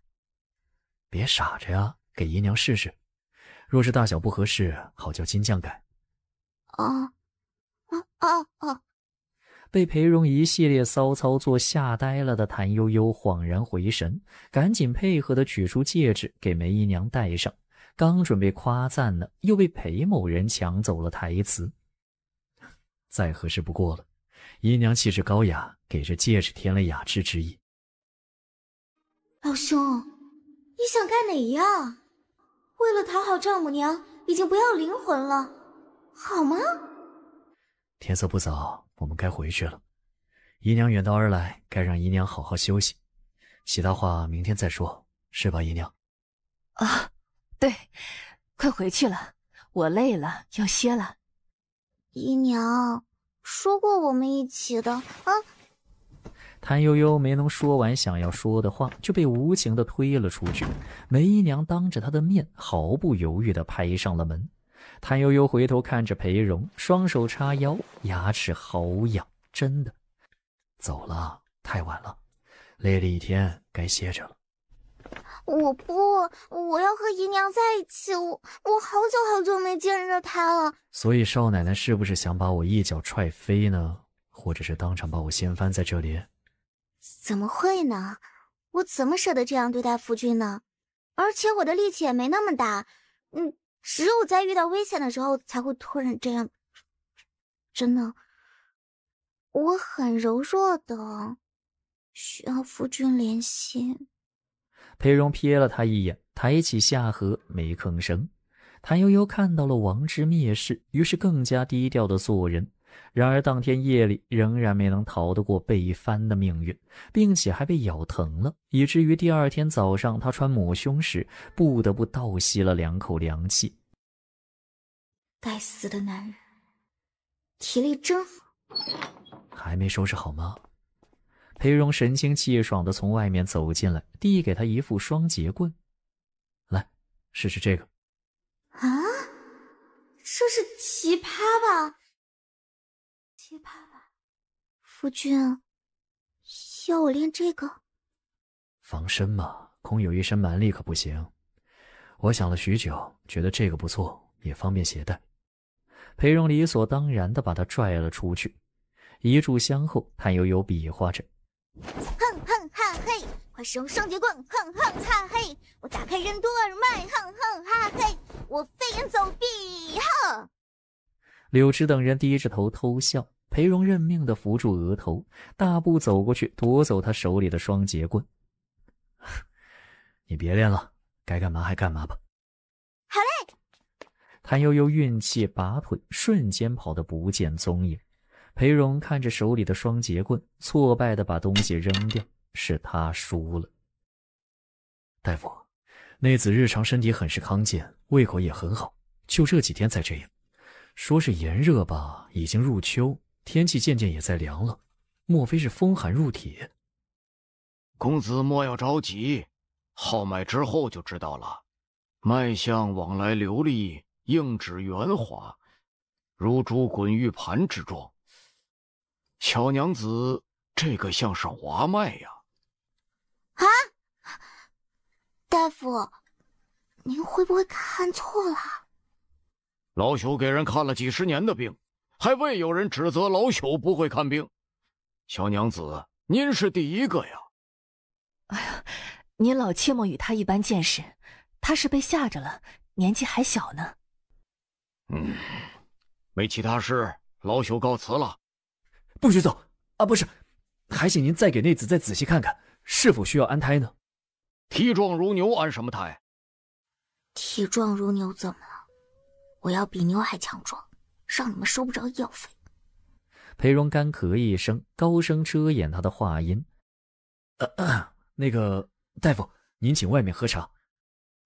小娘子好志气，老朽祝您比牛还强壮。也不收诊费，更不耐烦喝茶，一甩袖子就往外走了。沈大夫，内子不懂事，您千万别计较，诊费必须收的，不然不好意思的。裴公子是个斯文有礼的。罢了罢了，看在您的面子上，老朽不计较了。以后再有什么，只管来说。我完了，我完了，我完了！胡说八道，什么完了呀？这是天大的喜事，别人高兴尚且来不及呢，你哭什么？当心伤了身子。我体壮如牛，伤不着。我完了，我完了！不许哭了，再哭我就……我体壮如牛，您打不坏的。我完了，我完了。裴荣走路带风，兴高采烈地走回去，老远就听见谭悠悠的哭声，先还以为他怎么了，加快脚步赶过去，正好听见他在那伤心无比的哭诉。我完了，以后再没好日子过。快别哭了，妹夫来了。谭悠悠无动于衷，哭得更凄惨了。梅姨娘见裴荣脸色不好看，就道：“三小姐、六小姐，去我房里喝茶吧。”谭如意和谭如玉赶紧撤退。梅姨娘低声交代裴荣：“有身孕的人都这样，说哭就哭，说笑就笑，还请姑爷多多担待。”裴荣点头应下，先送他们到门前，才折身回去。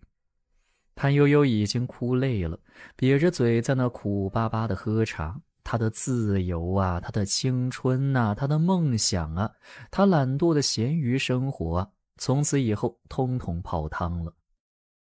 怀着身孕喝什么茶？你可称心如意了吧？当然称心如意，和我一般年纪的孩子早就满地跑了。你似乎不是很高兴，这是不乐意为我生孩儿？我还小，我还在长身体，我还没长好，我怕。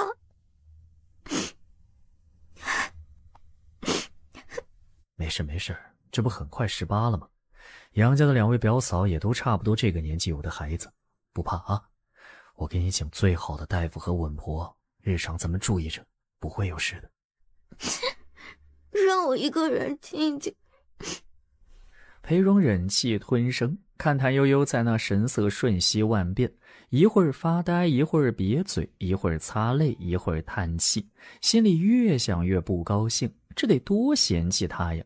当即站起身来，硬邦邦道：“那你静吧，我走了。”谭悠悠没理他，甚至都没多看他一眼，独自趴在榻上，独自悲伤。裴荣气呼呼地在外面转了一圈，终究还是放心不下，就又板着脸回去。谭悠悠已经不哭了，躺在榻上看书。你觉着会是儿子还是女儿？夫君想要什么就是什么。这是什么话？哪有这么称心如意的事啊？这回总不会是肥肉了。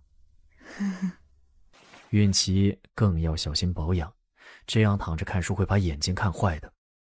所以呢，这段时间是不是我都不能看书了？倒也不是，我可以念给你听。倒也不是，我可以念给你听。你看到哪里了？我念给你听啊。那我还给娇娇上课吗？我可以代劳。经过这些日子的准备，娇娇可以跟着安保一起上课了。你可以带着她玩一玩，做些糕点小菜之类的。踢球、踢毽子、跳绳之类的就别碰了，安心养胎。男人，满脑子想着传宗接代、开枝散叶的男人。呵呵，又开始对我管头管脚。我抚琴给你们听，大雅之音对胎儿陶冶情操很有好处。没听到谭悠悠有任何动静，再看他早就睡着了。他不懂为什么谭悠悠会这样对待他，以及对待他们的孩儿，于是越想越多，越想越深。等到谭悠悠被饿醒，只见黑漆漆的屋子里坐着个黑漆漆的男人，一动不动地盯着他看。干什么？怪吓人呢。我没想到你会这样，我以为你会高兴呢。我以为我们已经心心相印，生死相依，没想到。没想到什么？我就是想着你快活，我受罪，觉得很吃亏。只是我快活吗？难道你不快活？你不是也很喜欢吗？我可没说过喜欢。是谁今早抱着我哼哼，让我再用力些？生孩子是我一个人的事吗？你不肯，我还能抢了你？哎呦，好饿。所以男色害人，我自作自受，行了吧？想起从前的从前，想起曾经的父母，曾经的一切，两滴大大的泪水从谭悠悠眼里滚落出来。他也懒得去擦，就由他们挂在腮边风干，继续想他的心事。怎么了？才洗了头就站在风口吹，也不怕着凉？没风，不会着凉。夫君怎么这么早就回来了？不放心你。怎么哭了？谁惹你不高兴了吗？是不是娇娇和安保不听话？我去收拾他们。没事啦，风大迷了眼。是太无聊了吧？我弹琴给你听。不要，我不想听。你不听没关系的，可以睡觉或者假装没听见。我儿子要听。谭悠悠反抗无效，只好木着脸坐在榻上，等待命运的宣判。裴荣静守焚香，弹得专心又投入，是真正的沉浸式表演。谭悠悠却只想起一句诗：人的命运，你多么像风。少奶奶，隔壁陈二奶奶使人过来说，他家老舅爷听到琴声，知道姑爷回来了，请姑爷过去喝酒说话。隔壁请你过去呢。不去，我要弹琴给我儿子听。明老也在。你如何知晓？潘姐姐不是快生了吗？不方便下厨待客，所以特意托我帮她弄了点好吃的送过去。做了什么好吃的？家里最近也没什么好的食材，我记得井里吊着一块鲜牛肉，就给他们做了个麻辣香锅。我过去看看。裴荣盯他一眼，没多说什么，转身走了。柳枝冲过来：小姐，怎么办？要不奴婢赶紧过去，悄悄提醒陈二奶奶别说出去。没有用的，别浪费那个精神。相公来了，哎，快来陪我家恩公喝个小酒，说说话。哎呀，我呀没读过书，不懂得读书人的事儿。你读过的书多，正好。裴荣沉着的行礼问好，从容不迫的在明老下手落了座。内子的手艺，两位尝着还好？很好。初尝麻辣刺激，过后回味无穷，尤其开胃。这个天儿已经渐渐凉了，吃上这么热乎乎的一锅，舒坦。荣先敬两位长辈。还想吃点别的啥？上次尝了府上的银丝卷、破酥包、蒸粉肠，一直怀念至今。内子贪嘴，就爱鼓捣这些小事。我们想吃你家小媳妇儿做的吃食，还望两位长辈见谅。内子身体不适，不便下厨。你是小气吧？刚不是还在下厨做吃的吗？他哪里不舒服？老袁给他请个好大夫。不瞒二位，内子有孕在身，不敢让他太过劳累。银丝卷和破酥包这些都是要用力揉面的。你年龄不小了吧？是不小了。想要儿子还是闺女呢？很想要个女儿，却又怕她没有娘家兄弟支撑，将来去了婆家受气。想要儿子呢，也怕教不好，没出息，将来带累别人家的闺女受罪。年纪轻轻想的可真多，要不别生了吧？也曾这样想过，但天意如此，不可违逆。不管是男是女，都顺应天意吧。恭喜你了，不管是男是女，都要教导他们端正本分做人才好。相公啊，上次你和我说起秋城那边的事儿，我觉着挺有意思的，再说来听听。裴荣也就换了话题，谈天说地，说到高兴处，神采飞扬，妙语连珠。隔壁谭悠悠在床上蜷了些时候，左等没见裴荣回来，右等没见裴荣回来，于是越来越心虚，就问：姨娘怎么还不回来？您忘了，今早姨娘出门前说过，这几天都不回来了。三小姐婚期将近，她要帮着太太理事。收拾几件衣裳，我也过去帮忙吧。小姐这是想逃跑吗？您就不怕姑爷更生气？哎呀，生气这种事情，就是刚开始那会儿火气最大，停一停，缓一缓就好了。谭悠悠前脚刚走，裴荣后脚就回来了。毕竟明老和袁知恩并不能在外久留，时辰差不多就得走。裴荣带了几分酒意，先往厨房去，抓住厨娘问了个清楚明白，再往正院走。正房里空空荡荡，静寂无比。人呢？公子回来了，少奶奶回娘家帮忙去了，说是谭三小姐即将出嫁，好些事都要她帮着搭手。哼，她可真忙。裴荣挥手打发了仆妇，仰面倒在榻上发散酒气，也让自己的情绪平定下来。就在说出谭悠悠有孕的那一刻，他外表平静，微微含笑，其实内心慌得一塌糊涂。走入陈家大门之后，甚至腿软到站不稳，不得不靠在墙上歇了好一会儿才能走回来。现在回想起整个过程，只能说做梦一样，以及上天垂怜。谭悠悠是真有福气，就连偷个嘴也能带来意想不到的结果，当然也给他带来了福气。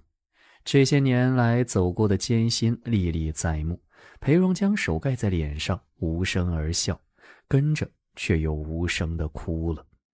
哭过之后，起身有条不紊地洗脸梳头换衣，再对着镜子仔细看过无碍，这才出门去找谭悠悠。裴荣伸过大手牵着他，含着温柔的笑意往外走。明日我再送你过来。夫君今日这饭吃得高兴，明老和袁家舅舅有没有夸我手艺好？吃得高兴，都夸你手艺好。他们还想吃你做的银丝卷和破酥包，还有蒸肠粉之类的，被我拒了。我说你怀着身孕，不宜太过劳累。你怎么敢拒绝他啊？不就是想吃点面点吗？我可以指着别人做的。不对，你说出来了。孤注一掷，生死一线，死里逃生，感激上天。他没说什么吗？没有说不许我们生吗？夫君胆子真大，竟然就这么说了出来。那有什么办法？我儿子有个贪吃好吃的娘，厨艺又好，在家里随便炒个麻辣香锅就把贵人引了来。不关你的事，这是我们家的麻烦事，让你担惊受怕了。幸好明老没有不许咱们生，只说无论男女，让我们好好教导孩子，让孩子端正本分做人。我不是故意的，我错了，对不起。孕妇贪嘴不是什么大事儿，只要把握好分寸就好。今天这事儿也算是因祸得福，这是你我的福气，也是孩子的福气，咱们得惜福。哦，快别哭了，姨娘不是说了吗？做娘的得高高兴兴，对孩子才好。夫妻二人回到家中，谭悠悠比以前乖巧听话100倍，简直就是豁然开朗，突然之间就想通了。临睡前，他打着哈欠道：夫君，我以后会加倍小心的照顾好肚子里的小家伙，你就放心吧。娘子辛苦了。一夜无话。次日，谭悠悠还在睡梦之中，门就被拍响了。夫君。裴荣披衣起身出去，过了片刻回来道：起来吧，隔壁陈家嫂子要生了，咱们得去帮忙。我去请稳婆和大夫，你带人过去看看能做什么。怎么就要生了？不是还没到时候吗？不知道，快些。据说陈二哥已经吓得六神无主了。我先去请人，你记得把人参片之类的带一盒过去应急用。弟妹，我好怕呀，你怕不怕呀？我很怕的，很怕。所以陈二哥，你别吓我了好吗？哎，原来你也怕呀，我还以为你不会怕呢。我为何不会怕？内子柔弱，你凶悍。陈二哥，你什么意思啊？我凶悍？陈二郎这是想吵架吗？他哪只眼睛看到我凶悍了？我这么娇弱的人，为什么没声音了？为什么不叫了？难道……不行，我得去看看。娘子，娘子，你还好吧你？没事吧你？娘子，把你们家二爷拖走，往他嘴里塞块抹布，省得这样一惊一乍、口无遮拦的吓人。好好的人都要被他吓坏了。谭悠悠随手抓了块白布，团吧团吧塞进陈二郎嘴里。把人拖走。趁着稳婆进去查看情况，谭悠悠张罗众人吃早饭。裴荣先端了个椅子让他坐。是不是吓着了？我看你脸色不大好看。他说我凶悍，平时弟妹这样好那样好，其实就是这么看待我的。他被吓傻了。凶悍这2个字和你有关系吗？谁不说你斯文秀气啊？你等着，稍后我给你出气。算了，看他都吓傻了，不和他计较。你回去歇着，我在这里陪着陈二哥。有孟嬷嬷在，都应付得过来，有事再叫你。好。谭悠悠颤悠悠地抓着莲枝的手回了家。到了午后，谭悠悠心焦等不得，就想往隔壁亲自走一趟，不想裴荣快步走进来。生了，是个大胖小子，母子平安。你去帮着弄一下，我再留在那里不合适。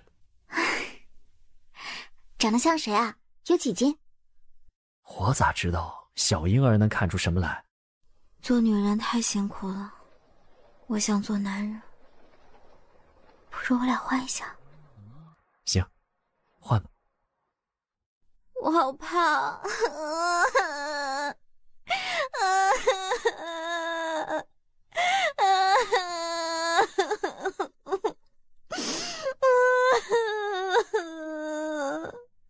等到潘氏醒来，谭悠悠再去看他。裴娘子，你为何在这里？我为何不能在这里？我听说你也有身孕了是吧？人家刚生了孩子，你不能来的，会把陈二娘子的奶水给带走，知道吧？我家嬷嬷没告诉我，她经验很老道的。这是我们当地的风俗，很灵验的。这些京城人仗着自己有钱有势，故意欺负人呢，难怪直到现在还没吃上奶。谭悠悠怎么听这话都像是在说自己，却也不可能争辩理论，便低着头往外走。哎，弟妹，怎么才来就要走啊？你和相公过来吃饭呀？哦，这又是怎么了？谁惹你了？告诉我，我给你出气。陈二哥家的同乡说我怀着身孕不该去看潘姐姐，会把他家的奶水带走，潘姐姐喂不上小宝喝奶，就怨我。竟有此种说法？你也不知道吧？孟嬷嬷没和我说，我也不知道。我不是故意的。你当然不是故意的，不过话说回来，你信吗？不信，可是搁不住人家信啊。子不语怪力乱神，我也不信，想来陈二哥也不信。不过呢，既然这是人家当地的风俗，还得当回事。我去赔个礼，毕竟这么有情有义的邻里难得遇着，咱们不能因为这点事闹生分。好，我这会想着，这件事也算是提醒。以后就算是想帮人家的忙，也该先打听清楚当地的习俗。当娘的能有如此宽大的胸襟，将来咱们的孩子一准错不了。少来！正说着，小五就来禀告，说是陈二郎来了。别误会，我们不信这个，我是过来给弟妹赔礼的。子不语怪力乱神，娃吃不上奶，那不是你嫂子不会喂吗？哪有这种没道理的说法呀？陈二哥，虽然你不信，我也要向你们赔礼呢。我没事前打听清楚你们的风俗习惯，就贸然冲了过去。乡邻无知，弟妹，别往心里去啊。好了好了，这事就这样过去了。不过若是需要，我负责给侄儿请个好奶娘。忙着许久，歇会儿吧，我和二哥有话要说。没多少时候，裴荣回来叹道：“真是人心隔肚皮啊！刚刚说你的那个妇人，你当是怎么一回事？他们夫妻和陈二哥夫妻一同入京赶考，陈二哥高中，他家落榜，却又不愿意回去，央着袁家舅舅帮忙寻了个西席之位，留在京中读书。一来二去，竟然嫉妒上了陈二哥。听陈二哥的意思，此人似是与交大学士那一派走得有些近，想捞些好处，是以趁机挑拨上了。然后呢？前2天袁家舅舅不是和明老来过了吗？他们日常可没那么闲，我猜着怕是会有什么好事和咱们有关系，所以这些人耐不住了。只可惜他们小看了我们。袁知恩以为自己藏得好，却有千百双眼睛盯着他。咱们能平安到现在，大概别人以为和这个很有关系，挑拨了我们2家人，也就断了袁知恩那条线，这桩好事就不容易落到咱们头上了。有道理。那是什么好事呢？小嫂子，救命啊！你家的大白鹅叼死人了！世子究竟做了什么坏事，惹得大白鹅追着叼？哎呀，我能做什么坏事？无非就是想着献美酒迟迟未能吃上吧。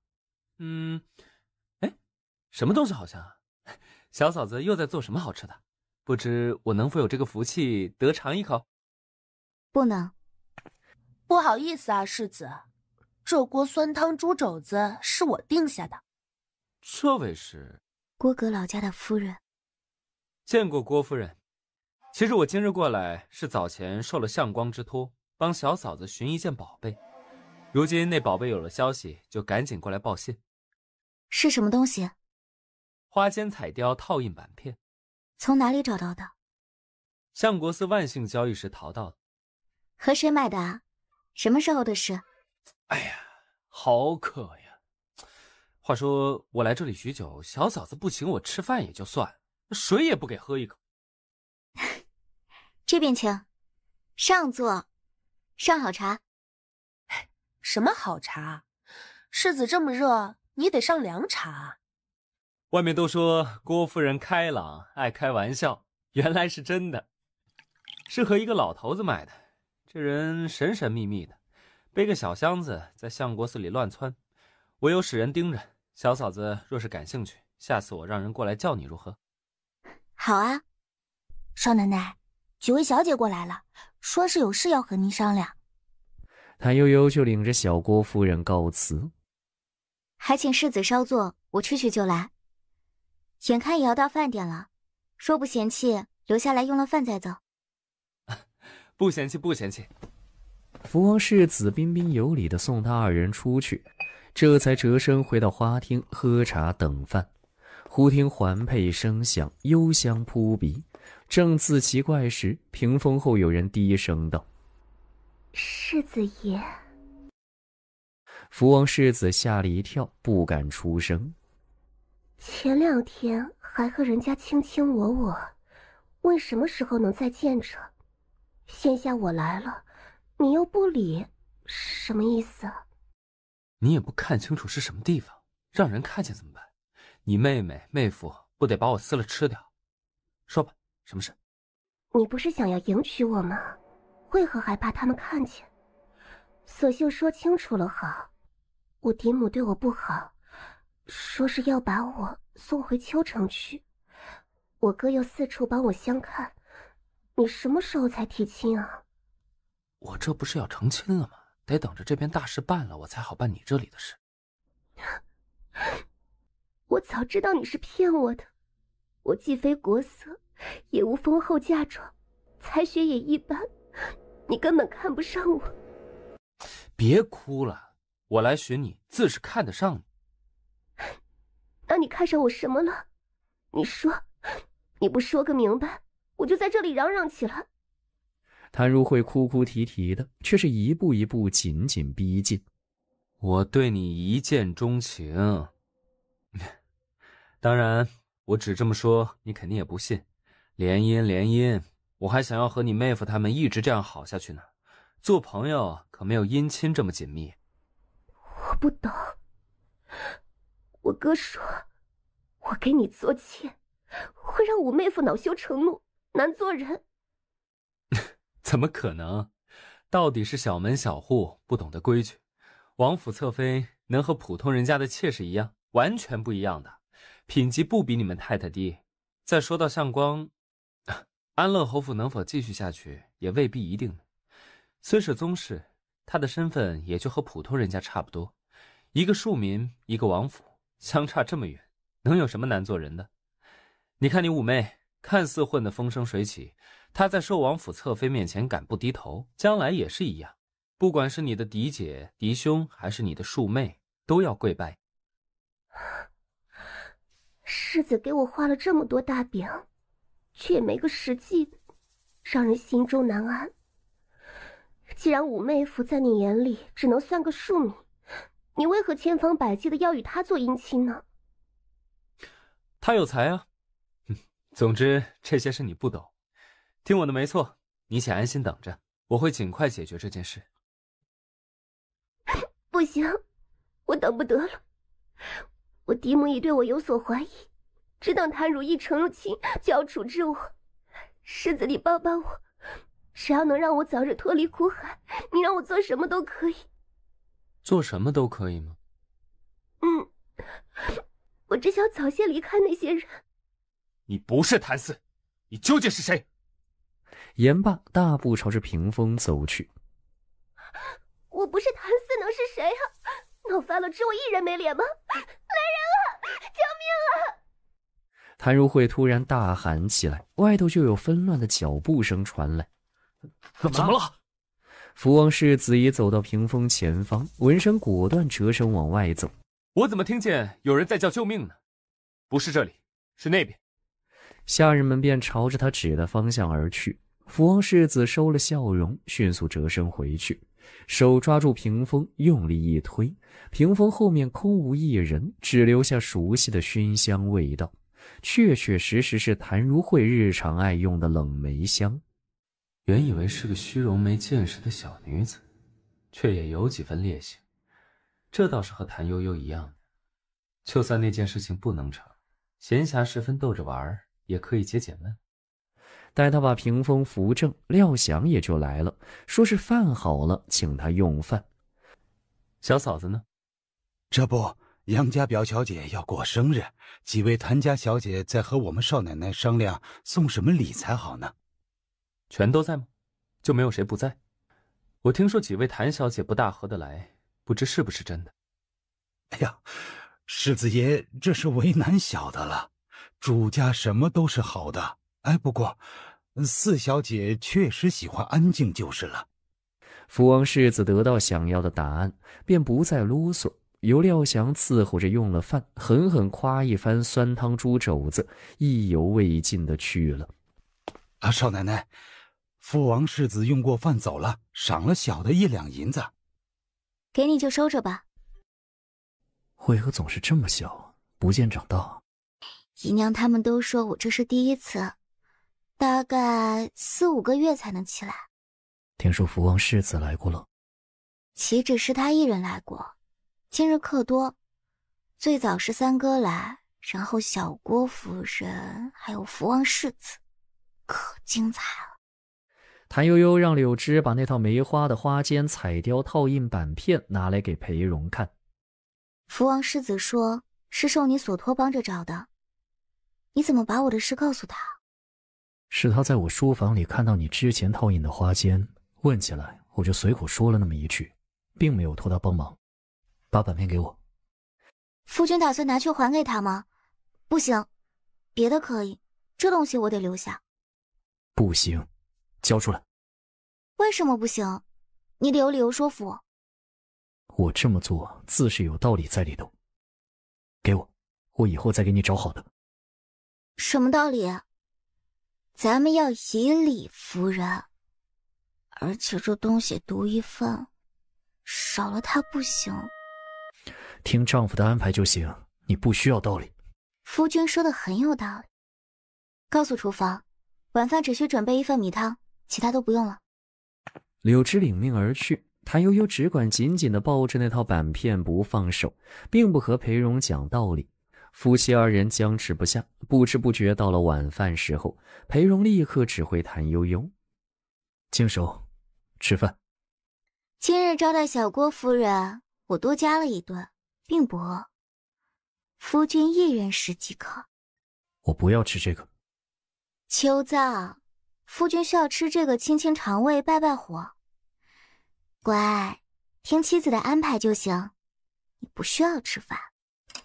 裴荣把筷子用力搁在桌上，发出啪的一声响，夫君不高兴啊？别不高兴啦，你管着道理，我管着饭食，咱们各自都有理，将就将就吧，毕竟还要过一辈子呢，想不开可咋办？这能一样吗？哎呀，吓着了吓着了，哎呀，吓坏宝宝了。别怕啊，别怕，你爹就是声音有点大。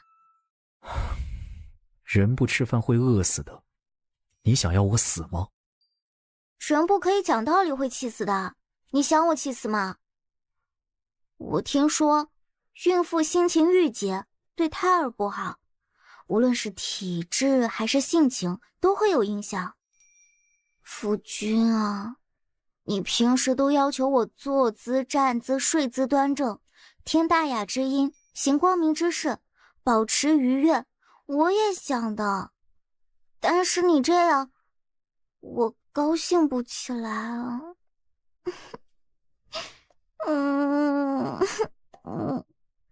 裴荣瞪着装模作样的谭悠悠，最终败下阵来。怀璧其罪的道理你懂吗？我读的书少，不懂。就是一个人本来没罪，但是因为他怀里藏着一枚价值连城的玉璧，所以他就有罪了。大家都想害他，抢走玉璧。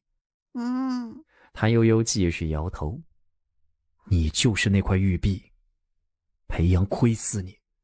谭悠悠瞅着裴荣那张拉得老长的脸，比划着道：至少比平时长了1巴掌。少来。多大的事儿呢？王表姐不也亏死你？我早就知道，不然莫名其妙送我什么2000两的玉雕。原来你早就知道是他送的，那你为何要装傻，说什么可能是江洋大盗塞在你香笼里的？糟糕，我怎么说漏嘴了？果然最近脑子不够用。说，他还对你做过什么？他敢对我做什么？能对我做什么？我一脚踹死他。说，王表姐还对你做过什么？啊，不对，你对王表姐做过什么？拉过小手手没有？亲过小嘴嘴没有？搂过小腰腰没有？你不可理喻，我是那种人吗？夫君当然不是那种人啦，我相信你。不过，在你看来，我是这种人吗？你当然不是这种人，但是，既然知道他有想法，是不是该远离？这东西是不是该还回去？你想要我和别人这样牵扯不清吗？我没和谁牵扯不清。裴荣神气活现地从他手里拿走板片，再通知外面重新做饭过来。少奶奶之前吃什么就送什么。是少奶奶做的，别人不会做。总有剩余的吧？是。柳枝出去片刻，端来一碗汤，汤很香，唯一的缺点就是太清，里头只有几片酸菜飘着，其余什么都没有。厨房说就只剩这一口汤，还是厨子舍不得丢，打算下面条吃的，全都给姑爷端来了。就用他煮碗面条送来。不多时，面条送到，裴荣也不多话，姿态优雅地吃啊吃。谭悠悠趴在对面，哀怨地瞅着他。夫君，这个板片我不是给自己的，是我姨娘需要。哦，这是一套12花神，缺了一套就不齐了。你看这里，梅花坞名间，这是我姨娘的祖传之物，是她一辈子的心愿，你得想办法留下来才行。为何不早说？这是我姨娘的事儿，她也没让我和你说，我爹和太太都不知道。就像你和王表姐的事儿，你不也没早说，口一点说一点。咱们能不能别再提王色？要是你，我天天这么念叨，你高兴吗？不高兴。我太难了，夫君怎么说都有理。不告诉我王色的事，是不想不高兴；不告诉裴阳觊觎我的事，又是为了什么呢？是想让我没设防，吃个大亏吗？你不是早就知道了吗？万一我猜错了呢？你是不是又要说我自作多情，以小人之心夺君子之腹？那可是你生死之交的好兄弟，你知道却不告诉我，提醒我。所以这是夫君的错，不是我的。还有这套板片，你怪我不该收，那你为何不帮我找，反而给他机会？说明你对我不上心。谭悠悠走到外面，悄悄回头去看，只见裴荣板着块棺材脸，对着已经坨了的半碗面条生闷气，眼看着是吃不下去了，就笑嘻嘻的扭扭腰，脚步轻快地往厨房走。我都咳成这样了，你还不管，心里还有没有我？哎呦，我还以为是大鹅叫呢，原来是夫君啊！哎，对不起对不起，我给你揉揉啊。谭悠悠撅着小红嘴，给裴荣揉胸口，揉着揉着，抓住某个凸点，用力一掐。啊，夫君，你这里有个大跳蚤，我抓住了，快快快！你这个不贤的妇人，我是身体强壮，皮糙肉厚，不然早就被你给打死了。哼，你这个肚子里藏奸的男人，我是运气好，力气大，不然早就被你害死了。你毒打亲夫还有理了你？你欺瞒不报还有理了？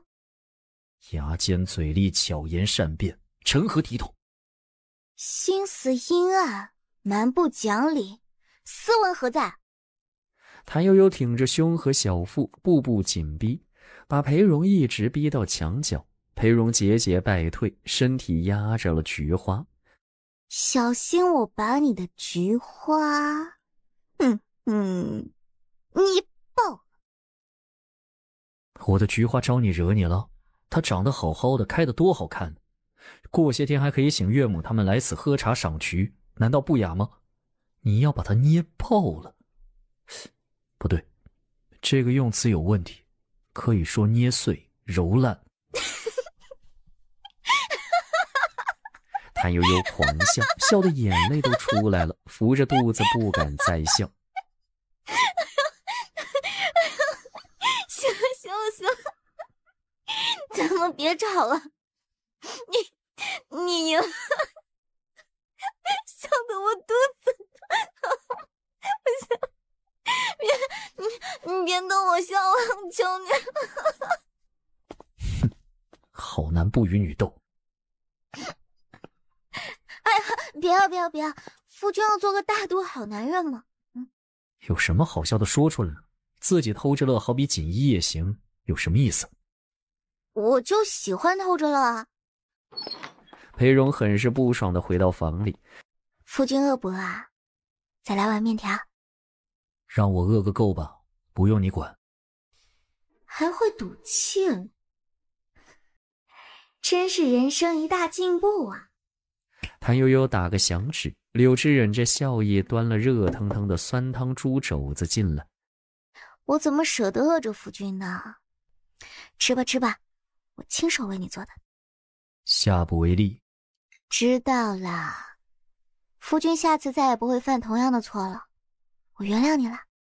裴荣拿筷子的手紧了又紧，看着谭悠悠清澈无辜的小鹿眼和唇角的笑意，认命地叹了口气，把所有的力气都用在了吃肉上。什么风把你吹来了？昨日我不在家，听内子说世子去了我家。是，这不是拿了东西想请你帮我鉴定吗？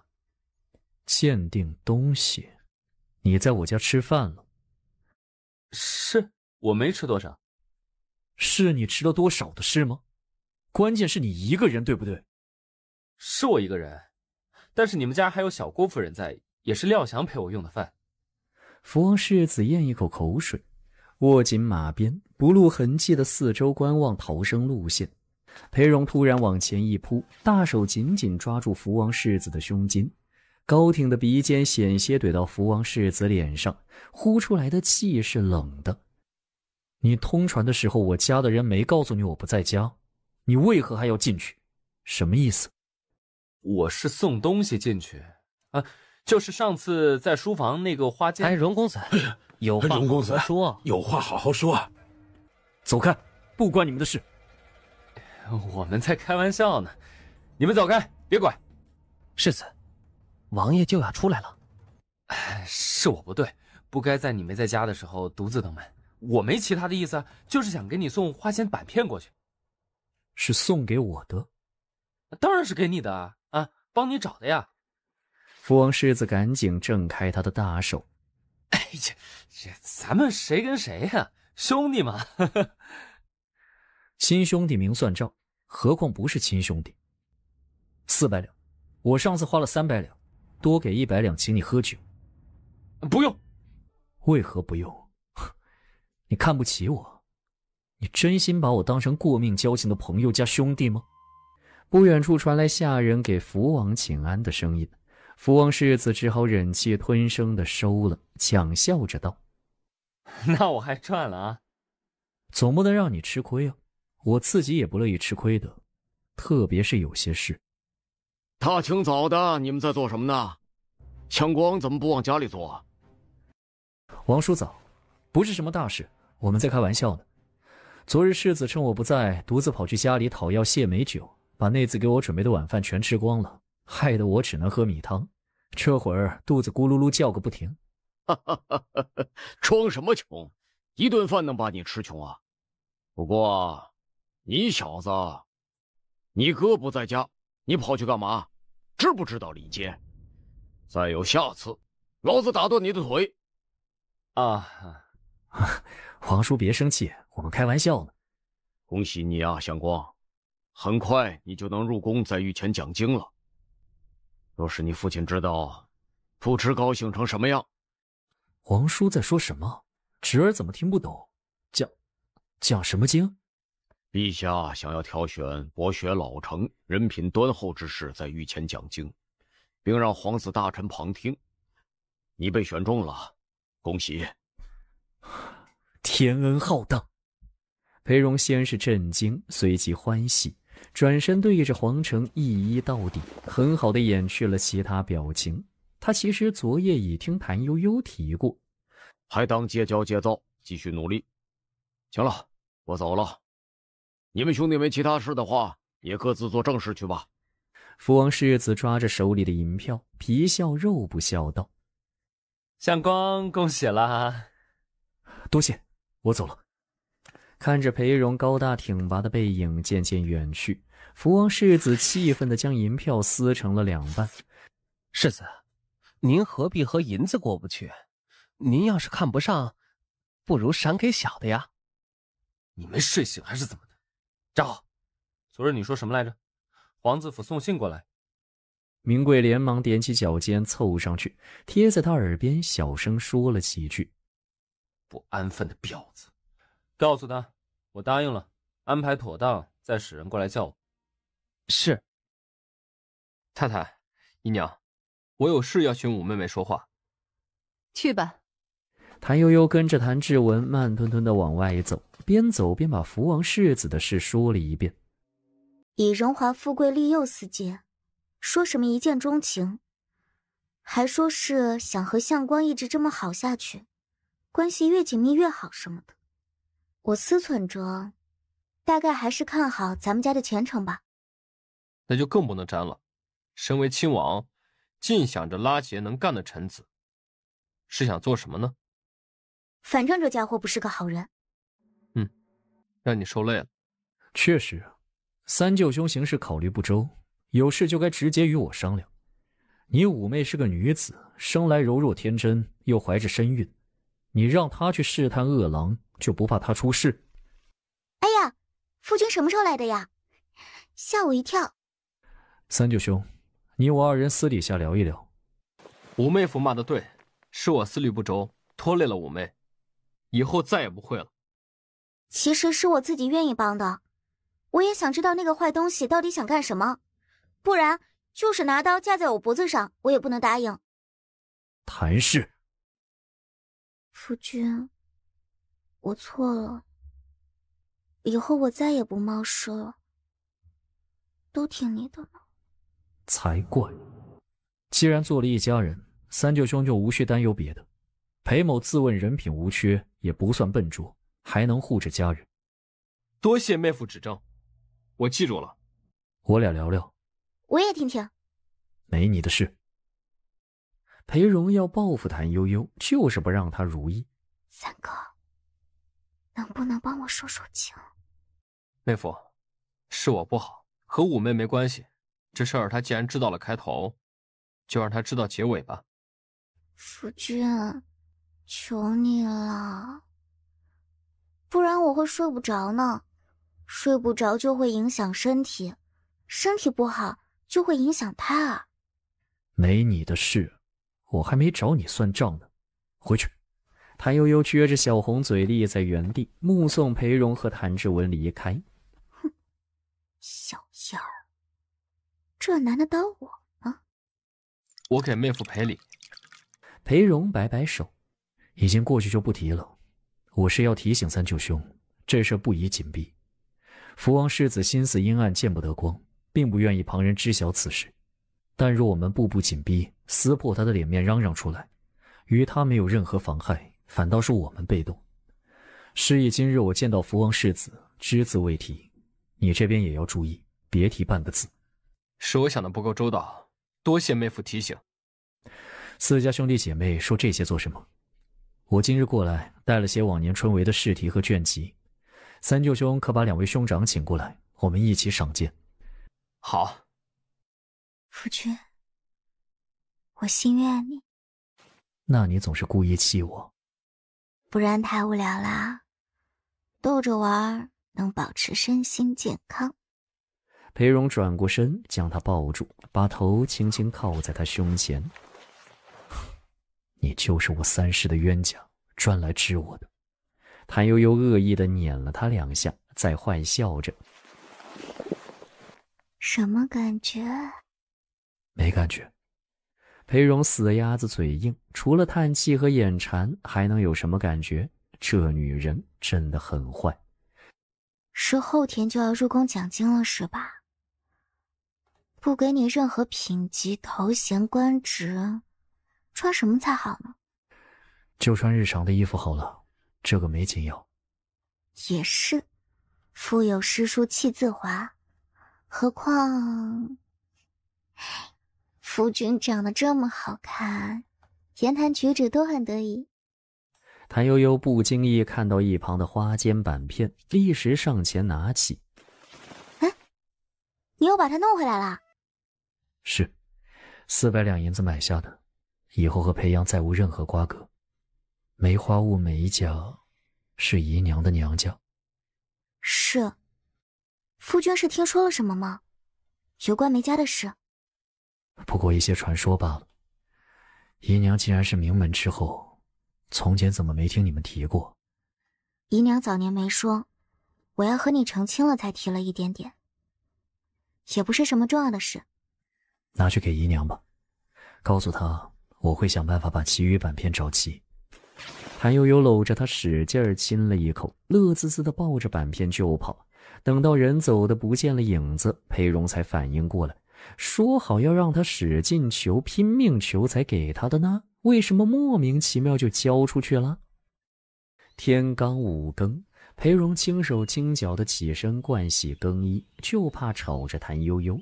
然而等他从净房出来，谭悠悠已经穿好了衣服，虽然还是睡眼朦胧，笑容却极甜美。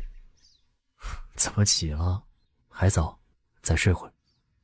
我要陪夫君吃早饭，再送你出门。今日可是你的大日子呢，怎能少得了我？裴荣含笑搂住他。难道不是你的大日子？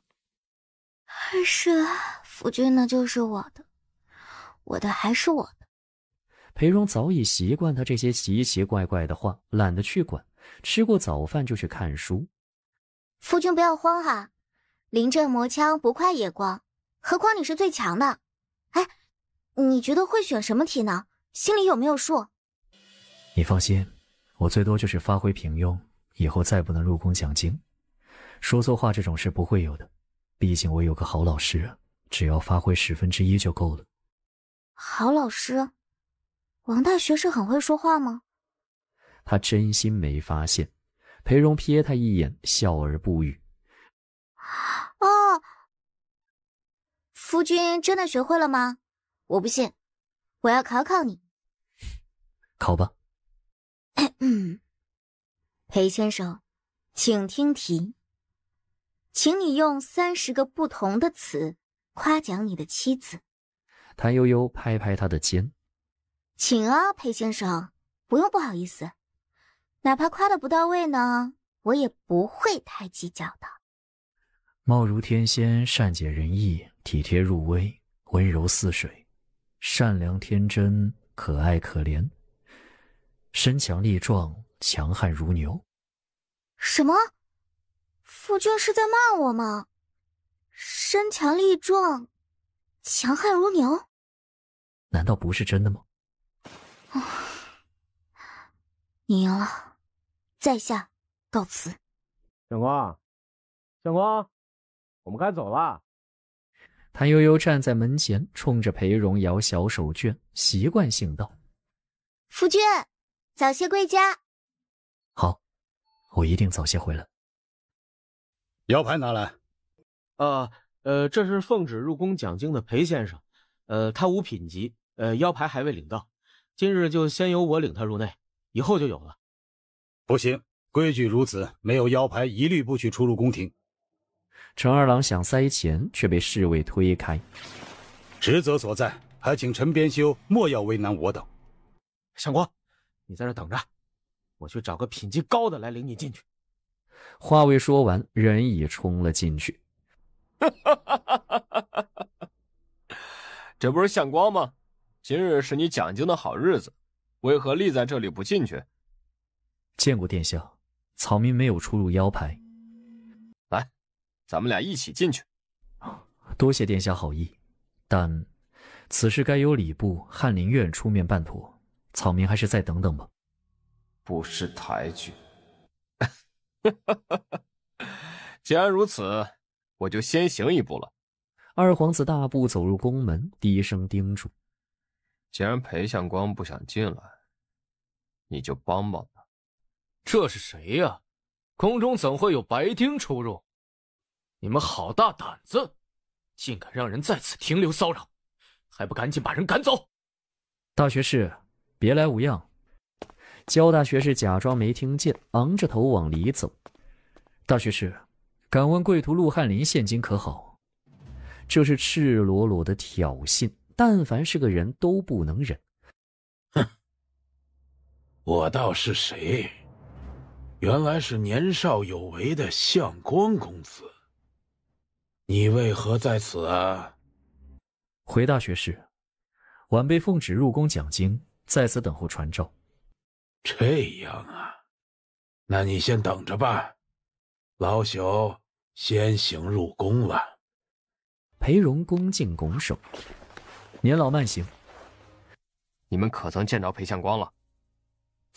不曾。他还没来吗？没来。这都什么时辰了，怎么还不到啊？诸位大人，陛下已经处理妥当政务，很快就会过来了，还请各位做好准备。裴相光还没到吗？他在宫门外候着呢，礼部没给他出入腰牌，侍卫不给进，还请大人随我一道接他进来如何？谁说没给腰牌？分明是裴相光自己弄丢了。分明是礼部未曾给到腰牌，说什么还在制作，怎么礼部的错却要推向裴相光吗？陈编修，你怎么能如此污蔑礼部呢？我实话实说，何来污蔑？诸位都是寒窗苦读数十载，几经磨练才有今日。裴相光人品高洁，才德兼备，却因是宗室的缘故不能科举，好不容易有了今日幸运，却要因为某些人的嫉妒而落空挨罚。各位，将心比心，你们觉得应该吗？陛下这就到了，都准备好了吗？郭阁老协同2名同知经言士走进来，见众人这副模样，便道：怎么回事？陈二郎犹如见着了娘家人，赶紧上前说了经过。郭阁老便道：先请焦大学士讲经，稍后再让裴相光讲。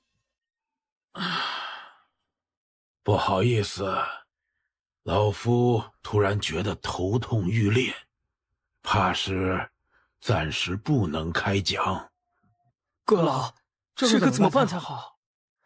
如此大事，竟敢为了一己私利不顾君王！陈某，哪怕就是丢了官职，也要在御前申诉到底，看谁的头颅和骨头更硬。你退下，不关你的事。既然大学士身体不适，本官这就禀明陛下，送您归家。当然可以，只是老夫很为阁老担心呐。陛下仁厚，不会为了这种事为难臣子。来人呐，送大学士出宫，回府休养。还未禀告陛下，就把人送走，怕是不太妥当。妥当。稍后我自会禀告陛下，若有怪罪，郭某全力承担。快，赶紧把大学士送回去，耽搁了病情，你们谁能负责？于是几个内侍强行扶起焦大学士，快步往外送。焦大学士恨着，只盼能在半途遇到皇帝。然而他不但没看见皇帝，反而看到文华殿外的阴影处站着一个人，高大挺拔，清贵儒雅，俊美肃穆，令人见之难忘。正是裴荣本人。你为何？还请大学士安心养病，今日您那场讲经就由晚辈代劳，不必牵挂。这个，焦大学士恍然明白过来，这哪里是他在算计人家呢？分明是人家将计就计，算计了自己。一时之间怒火攻心，一口气上不来，只管瞪着裴荣，呼哧喘气。哎呦喂，这不是焦大学士吗？一段日子没见，怎么就老病成了这般模样？赶紧的送出宫去，咱家这就禀告陛下。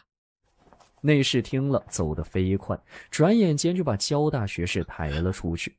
眼看文华殿越来越远，焦大学士气怒交加，喉头一甜，呕出一口血来。哎呀，大学士呕血了，不得了了！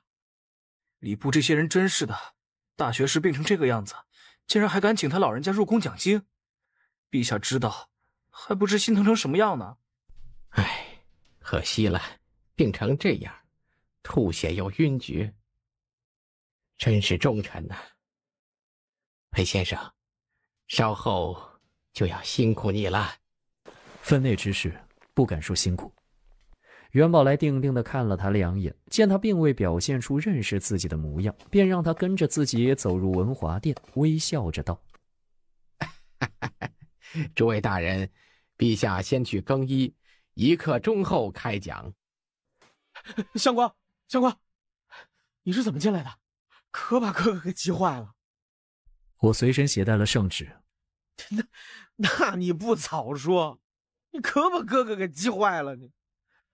二哥跑得太快，我没来得及抓住你，又不敢在宫门外大声喧哗。好机会，老匹夫装病拿架子，全都是你一个人讲啦。做好准备了吗？准备好了。开讲吧。第一个题目还用焦大学士之前拟定的吗？可。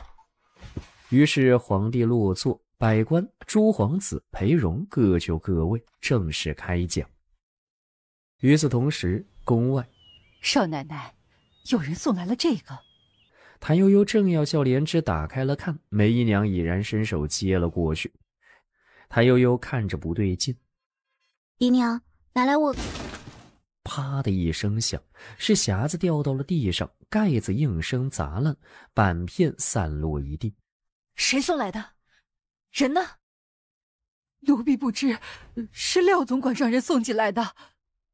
梅姨娘便拎着裙子往外狂奔而去。赶紧追上去，我随后就到。梅姨娘一口气冲到外院，刚好看到一个人影匆匆忙忙走出大门，于是什么都顾不得，继续往外追。待谭悠悠赶到，梅姨娘已经追出了巷子。快备车！哎呀，少奶奶别急，夏普已然派人跟上去了。谭悠悠稍许安心了些，见马车套好，就赶紧追了上去。一个护院等在路口通知谭悠悠：“少奶奶，姨娘朝这个方向去了，他们做了记号的，您只管跟着下铺走就行。”这不是通往相国寺的方向吗？今日有万幸交易。哦，是有万幸交易。会不会是上次卖板片给我的那个老头？姨娘在那里。相国寺门口的大街上人群汹涌，梅姨娘焦急地往前小跑着，每次看到穿灰色短衣的男人都要扒拉了看一看。柳枝、桃枝以及2个护院牢牢地跟在一旁护着，倒是没什么大问题。少奶奶，人太多了，车过不去，您从这里下，再往前没地儿停车了，掉头的地方都没有。谭悠悠扶着莲枝的手下了车，带上护院往前去追梅姨娘。江福生，接着就跑进了相国寺。我们到那边去。他还记得上次买板片时的地儿，赶过去后，那个摊位早就被别人占了，现在卖的是扇子。那个怪老头啊，已经很久没来过了。中间来过一次，还不到1个时辰就走了。可有人与他买东西了？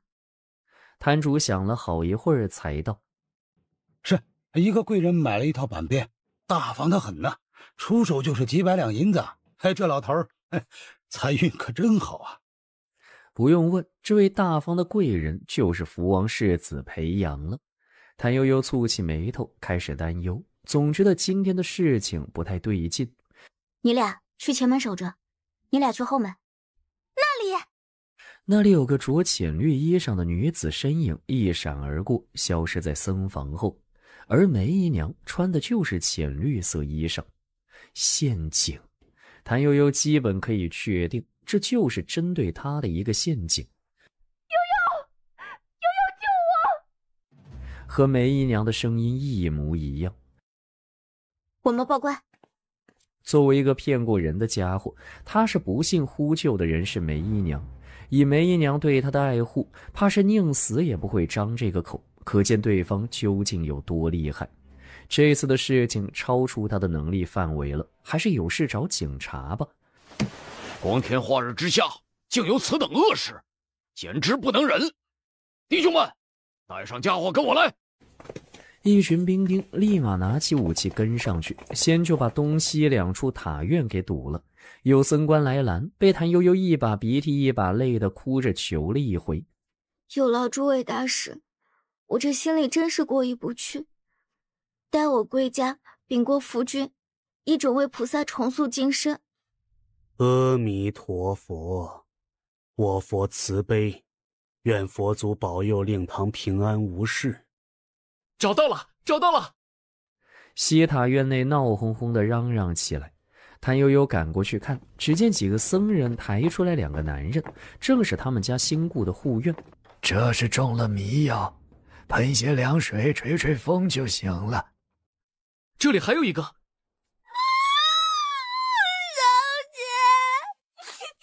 姐，他们打奴婢，还绑奴婢，你小奴婢的手和脚都差点被勒断了。不是，姨娘呢？姨娘没找到吗？东塔院内传来一阵嘈杂，中间还有女人的尖叫声。谭悠悠连忙赶过去，只见兵丁们押出来一个女人，那女人年约20多岁，颇有几分姿色，身上穿的正是梅姨娘的衣裳。谁指使你的？发现凶徒和人质！有人喊起来，谭悠悠一个箭步往前冲了过去。这是一间废弃的柴房，2个身强力壮的凶徒被逼在角落里。不许过来，不然就弄死他！姨娘，你来做什么？还不回去？灵芝，赶紧把小姐扶回去。回去？哪有女儿眼睁睁看亲娘陷入险境而不顾的？那还是人吗？对不对，少奶奶？当然了，你们要如何才肯放人？银子和平安，一个都不能少，不然……凶徒已立刻往梅姨娘脖子上划了一下，鲜血顺着梅姨娘雪白的脖梗流下来，染红了衣领。你要多少钱？只要我有就一定给你。只求你别伤害姨娘。给我们500两银子，再送我们出城。哎，你过来代替这个女人。不要，悠悠，你别管我。谭悠悠举起双手，缓步朝凶徒走去。我来换他，你们说话要算数啊！裴少奶奶，您不能上当啊！谭悠悠没理李校尉，坚定不移地往前走，走到凶徒甲身前。好了，放了我姨娘。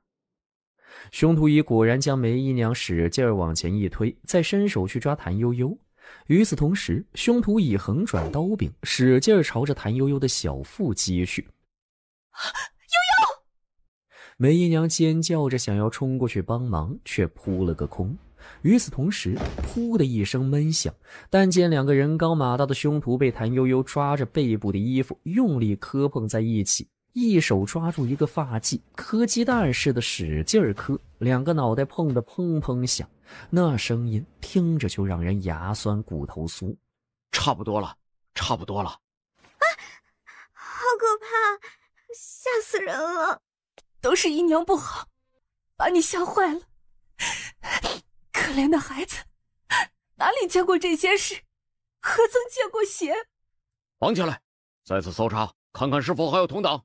谭悠悠娇弱地靠在莲枝肩上，很可怜地和李校尉、僧官说道：“我也不知道是怎么回事，大概是佛祖显灵，被我的一片赤诚孝心感动，让我瞬间获得神力，惩恶扬善。我一定要给佛祖重塑金身。”我佛慈悲，佛光普照，女施主舍身救母，一片赤诚之心，天下少有。李校尉，你的大恩大德，我们家一定铭记在心，没齿难忘。朱父今日入宫讲经去了，待他归家，一定登门重谢。裴少奶奶是有大福气的人，佛祖保佑。与此同时，一个人影鬼鬼祟祟地溜出了相国寺。师爷一口气穿过3条街才敢停下来喘气，他体力透支太过，导致靠着墙坐下来就起不来。只有他自己才知道他究竟有多害怕谭悠悠。不管了，逃吧，注定办不好的事，逃就对了。师爷埋着头沿着墙根快步往前走，他得趁着天色还早，快些出城，逃得越远越好。正要加快速度赶过去，就见几个青衣大汉迎面而来，每个人的目光都紧紧锁着他，十分不怀好意。你们要干什么？哟，这不是咱们之夜吗？你还活着啊？你要去哪里啊？夏仆不去哪里，就是在这附近走走看看。我还以为你想跑呢。真是没想到啊，这世上的事总是让人出乎意料。你看，咱们这么多年的交情了，为什么不肯告诉我谭悠悠力气大到这种地步？小的没机会，不是不想和您说。来，难得遇上，咱俩好好聊聊。聊吧，您想知道什么？但凡你知道的，我都想知道。50两黄金，你卖命一辈子有存到一半吗？若是还嫌不够，这里还有。你现下的身份上不得台面，王色并不敢明目张胆把你怎么样。我就不一样，想让你舒服活着，或是憋屈死去，都是小事一桩，自己选吧。小人愿意听从世子吩咐。这就对了。把这些赏赐先收起来，稍后安心回去。王色若是怪你，只管把事推到我身上，不许再跑。那边有什么就来报给我知道，懂吗？懂。天渐渐黑了下来，寒风四起，吹得树梢哗啦啦的响，几片枯叶打着旋儿飘落到地上，其中一片刚好落到门前。谭悠悠一本正经地悄悄往外挪，挪了3步之后，裴荣突然抬头，恶狠狠地盯着他：“你要去哪里？”“没有啊，夫君就在这里，我能去哪里啊？”谭悠悠笑得谄媚无比，利索地弯腰拾起地上的落叶。“我是看着他生的特别好，想给夫君做个书签。你看啊，秋去冬来，万物凋零，唯有它仍然透着一股子活泼的生机，绿中又带了几丝黄，天然美丽，别致独特，天下无双，也只有它才能配得上夫君啊。裴荣面无表情地注视着谭悠悠那张白净如玉的脸，心就软了一丢丢。他还没来得及表现出来，谭悠悠已经敏锐地捕捉到了，立刻扑过去抱住他的腰。夫君，都是我不好，别怪姨娘好不好？她待我向来如同眼珠子一般，这次肯定是遇到不得了的事了。真的，咱们平头小百姓谁会想到这里头有这么多阴谋诡计呢？是吧？哎呀，夫君，别生气了啦，我会补偿你的，好不好啦？其实，我觉得你应该夸我的，我多机智啊，并没有不自量力的乱来，对吧？就是花了你不少钱，但你放心，这钱将来我一定能还你的。裴荣被怀里这只小猫咪蹭得完全没了火气，他认命地将谭悠悠抱起放在膝上。确实不怪你们，要就怪算计咱们的人。至于钱，挣来不就是给人用的吗？谭悠悠非常赞同。是啊，钱就是要用，放着不动不能显出它的用处啊。我就知道夫君是个大方豪爽的，但这钱我还是会还你的，放心好了。什么你的我的，你的姨娘就是我的长辈，我赡养她照顾她理所当然。我们去看看她。姨娘，小姐和姑爷过来了，您想要见他们吗？小姐说要是您不想，不用勉强，自个安心休息就好，没事的。请他们进来。梅姨娘将谭悠悠拥在怀中，珍惜地轻抚她的头发。姨娘，险些害了你。谭悠悠满不在乎道。怎么会？我是谁啊？本就顶顶聪明，在被夫君嫁到了这一年，就更是聪明机智的天下无双，地上无敌，是吧，夫君？姑爷，这次的事情是我欠缺考虑，拖累了悠悠和你。事情已经发生，再是后悔，也没法子从头再来。我这里先给你赔个不是。姨娘无需顾虑，我既然娶了悠悠，与您便有半子之意。长辈有事，小辈便该帮着解忧解难，您这样就生分了。悠悠啊，这桩婚事只怕是你爹这辈子办得最妥当的一件事了。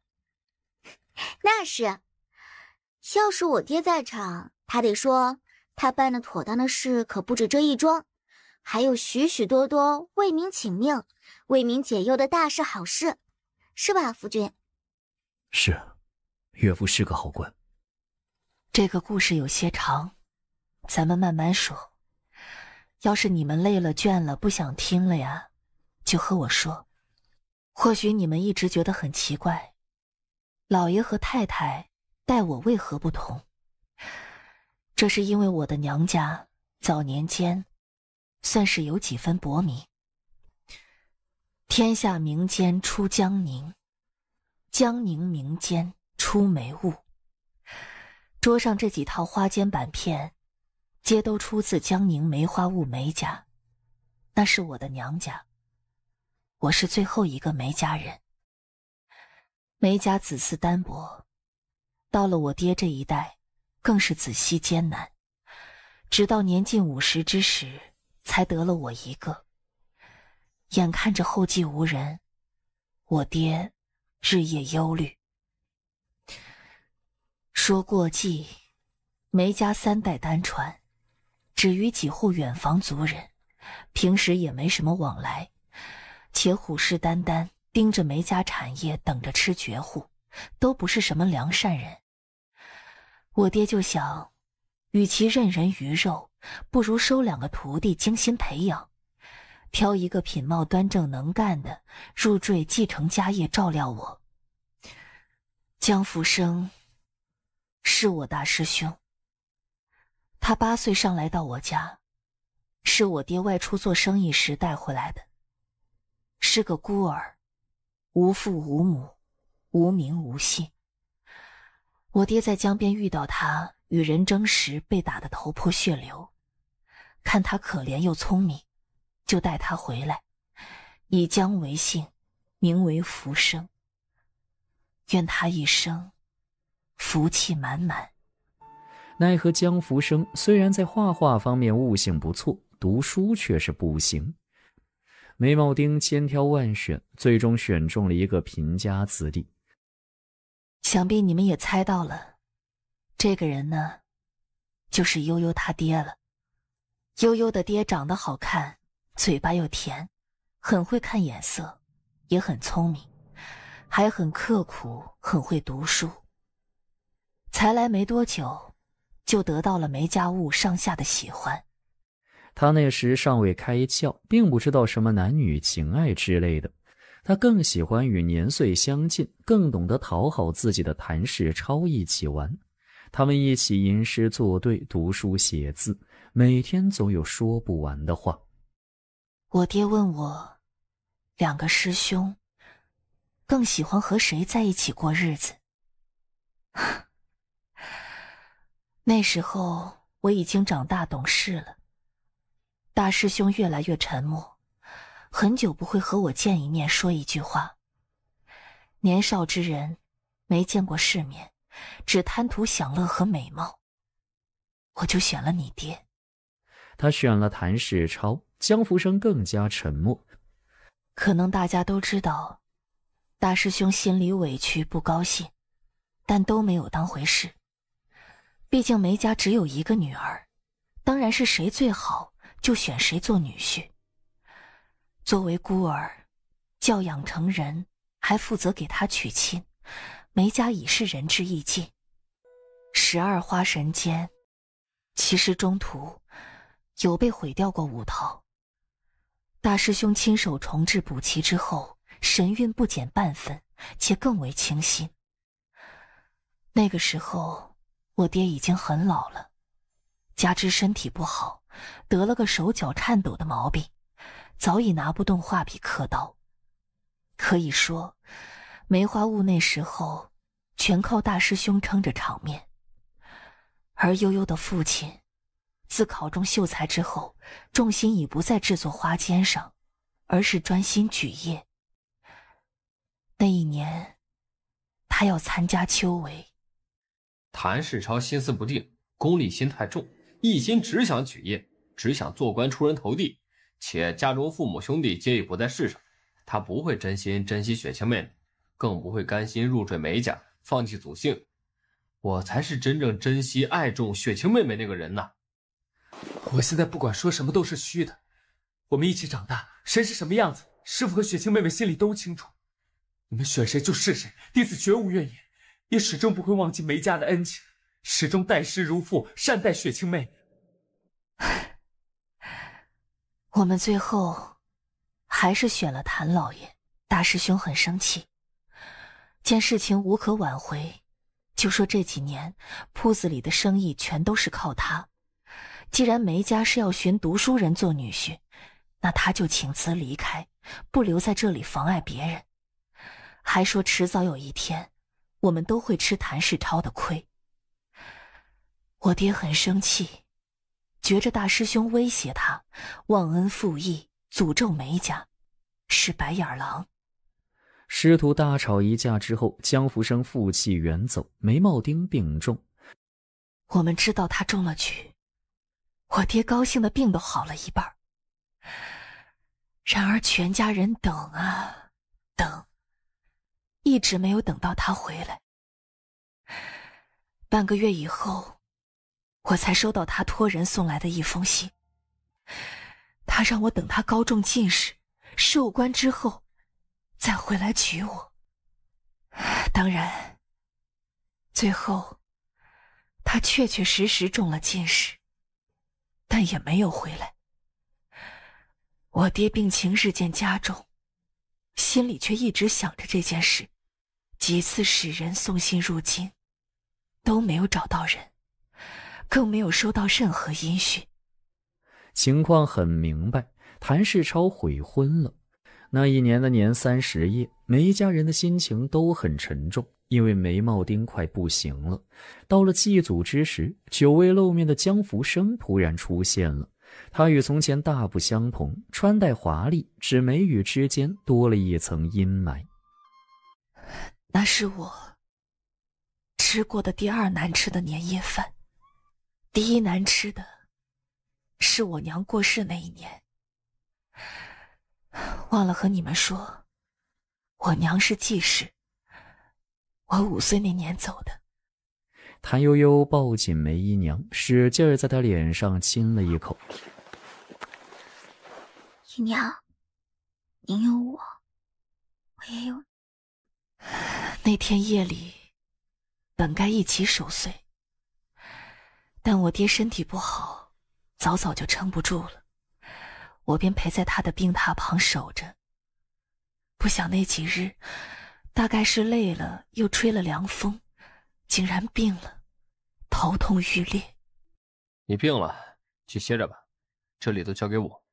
因为头痛发热，他真的是熬不住了。再醒来，就是被江福生从满是浓烟的屋子里抱出去。家中下人四散奔逃，姨娘们也跑得不见了踪影。按说金银等物不会被烧坏，然而半点不存。江福生从我清醒之后就再也没有见过他。唯一值钱的只有铺子里的板片和没卖出去的花笺，还有那几间铺面和田产。我要葬父，就只能变卖铺子和田产。可我去到铺子里收拾时，却发现12花神间和许多板片都不见了。这时外间起了一个传言，说这把火是江福生放的，我爹也是他杀的，板片和花神间都是他偷的，还说我也被他，为的就是报复。有人让我去报官，我没有。为什么呢？因为当时觊觎梅家家产的人太多了。江福生把我从满是浓烟的屋子里抱出去，并没有把我怎么样。家中金银半点不存，明显是被姨娘们卷走了。无凭无据，我不想随便毁掉江福生。但是这么多年以来，我一直都想要找到他，问清楚当年的真相究竟是什么。所以您今天见着的那个人很像江福生吗？很像很像。当然也可能那个人不是他，是人假扮的。后来姨娘又是怎么遇到谭知府的呢？安葬好家父之后，流言满天飞。那些远房族人太闹腾，3天2头的骚扰，不许我卖田地，要我追拿陶妾陶奴，报官追捕江福生。但其实他们都只是为了自己。毕竟我爹死了，我一个孤女，就算追回财产也会被他们抢走。我不想一直被人指指点点，也是不堪骚扰，就趁夜偷偷离开了。天下之大，竟然没有我的容身之所。我女扮男装，混入一个商队之中，跟着他们一起做行脚商，混一口饭吃，也能得到庇护。兜兜转转，竟然就到了一个边缘小县城。这小县城啊，可不得了，山高皇帝远，穷得叮当响，山贼多如毛。我们才到人家地头上就给盯上了。然后嘛，就是老掉牙的故事了。山贼打劫，悠悠他爹带兵剿匪，我刚好被他救下，然后就在一起了。事情已经过去，姨娘该放下的还是要放下。我会设法找到江福生，尽力把当年的事情弄清楚。天色不早，您吃些东西，早点歇下吧。夫君，我留下来陪着姨娘。裴荣应了，体贴地替二人关好房门，又交代下人仔细照料着，这才独自去了书房。谁在那里？夫君，是我。半夜3更的，你不老实睡觉，跑来这里干什么？我来找你啊！我气得睡不着，又怕吵着姨娘，只好来找你了。那你不叫个人陪着，也不点灯笼，摔跤怎么办？我在自己家嘛，而且你在家，不怕。唉，我是越想越觉着你好，真正君子，高风亮节，凤毛麟角。然后就想你想得不得了，简直等不到天亮。姨娘睡着了，还是没吃东西？睡着了，没吃，说是没胃口。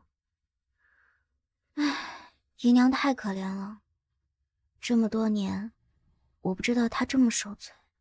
以后对她再孝顺些，别总是气的，让她担心。冤枉！我哪里让姨娘担心了？比如此刻，姨娘是不知道，知道了能不担心，能不生气？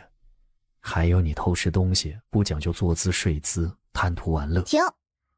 我自己心里有数，知道轻重。你又不是我爹，这么能唠叨。你说什么？我和谭知府能一样吗？我们分明就是两种完全不同的人。是啊，你是君子，他是渣子。唉，我咋有这么一个爹呢？真是丢死人了，气死我了。从前我在你面前还能直起腰板，现在简直没脸见你了。唉，话也不是这么说，谁也不能挑选爹娘出身，他的错不能算到你身上。不，我不能原谅我自己。为了替他赎罪，我今晚不睡觉了，明天也不吃饭了。行了，别演了，你无非就是怕我因为这些事连带着对姨娘、对你、对大舅兄他们有看法。放心，我这个人恩怨分明，从来清楚明白，不算糊涂账。父亲真是太好了，你打算怎么办？不能因为谭知府的错害了全家人。明日一早我就去各处打点，你这边也要商量好怎么应对上门探望的人。这事分明就是有人着意算计，咱们还得防着被人追根究底刨出来。我太难了，夫君，我的脑子被你的孩儿分走了一半，不够用。你来想想怎么处置他。我困了，想睡觉。裴荣还没来得及说话，谭悠悠已经挨着他睡着了，而且很快就打起了小呼噜。次日天刚蒙蒙亮，谭悠悠就醒了，伸个懒腰，看到裴荣顶着2个黑眼圈盯着他。夫君难道一夜没睡吗？我一整夜都在为岳家的事操劳。夫君辛苦啦。怎么也赶不上你怀着身孕辛苦，赶不上姨娘伤心痛苦。你听好，外头的事我会去办妥，你只需老老实实待在家里养胎，懂？懂。夫君说什么就是什么，让我往东我不往西，让我吃肉我不喝酒。还喝酒？你可真会想。再睡会儿，我10多就出门。除了四处打点，还得赶紧找到江福生的下落。回来会很晚，也会喝酒，你熬了醒酒汤等着。昨天忙得一塌糊涂，也没来得及问你入宫讲经的事是否顺利，有没有人为难你？陛下有没有夸你啊？也就那样吧，为难不是早在意料之中的事吗？我准备充分，他们没得逞，陛下没怎么夸，只是赏了一柄如意。我就喜欢夫君这稳重样，毫不轻狂。不是嫌我古板无趣，无聊招人恨。谭悠悠举起右手自插双目。让你瞎，竟敢搓把珍珠当榆木，看我怎么教训。对，使劲戳，千万别手软，不瞎不算数啊！啊，什么？你让娘亲别瞎，留着眼睛陪你玩？好，乖宝宝，娘亲一定按照你说的办。夫君啊，咱孩子不许我这样做呢，我只好对不起你了。裴荣起身整理衣帽，是他低估了谭悠悠的不要脸程度，告辞。夫君多吃点，多带点钱。你是谁生的？我姨娘生的啊。姨娘一个人能生你？废话，肯定还有谭老爷了。你想说什么？我从前一直想不通，姨娘温柔端庄娴雅，为何你的脸皮如此之厚？现在终于明白了，原来女儿孝父这话没错。你放心，将来就算谭知府入京挨了冷脸，他也不会难过的。所以夫君其实是想说什么呢？是说我想悔婚，想和离，也是可以的吗？裴荣斜睨着他，难道你以前没想过要扔下我偷跑吗？又开始翻旧账了。胡说八道，有吗？根本没有这回事儿。我一直都说了，我生是夫君的人，死是夫君的鬼，要和你同生共死的。裴荣淡淡的扫他一眼，面无表情的取了抹布擦桌子。谭悠悠低头一看，他刚才这一下用力太猛，桌上的砚台给拍得跳起来。我来，夫君这双手可金贵了，怎能做这种粗活呢？这种事交给我就好了。夫君别生气了，我不是故意的啦。我没生气，你天生力气大嘛，控制不住自己的，怪不得你。就像你原来骑在我身上打我一样，控制不住自己吗？我早知道会有这么一天的，终究还是被嫌弃了。这就是我从前一直不敢告诉你的原因。果然，男人都是这样的。别装了，挤出这2滴泪花了不少功夫吧？裴荣擦干净桌子，收拾一通，又重新整理好笔墨纸张，坐下来继续写信。信写了一半，没见谭悠悠继续过来骚扰讨好他，便转过头去看。谭悠悠靠在躺椅上，双腿翘得高高的，撅着个小红嘴，睡得香甜无比。这是故意睡了气他的吧？就是告诉他，人家不在乎他嘛，懒得理他，不如睡觉。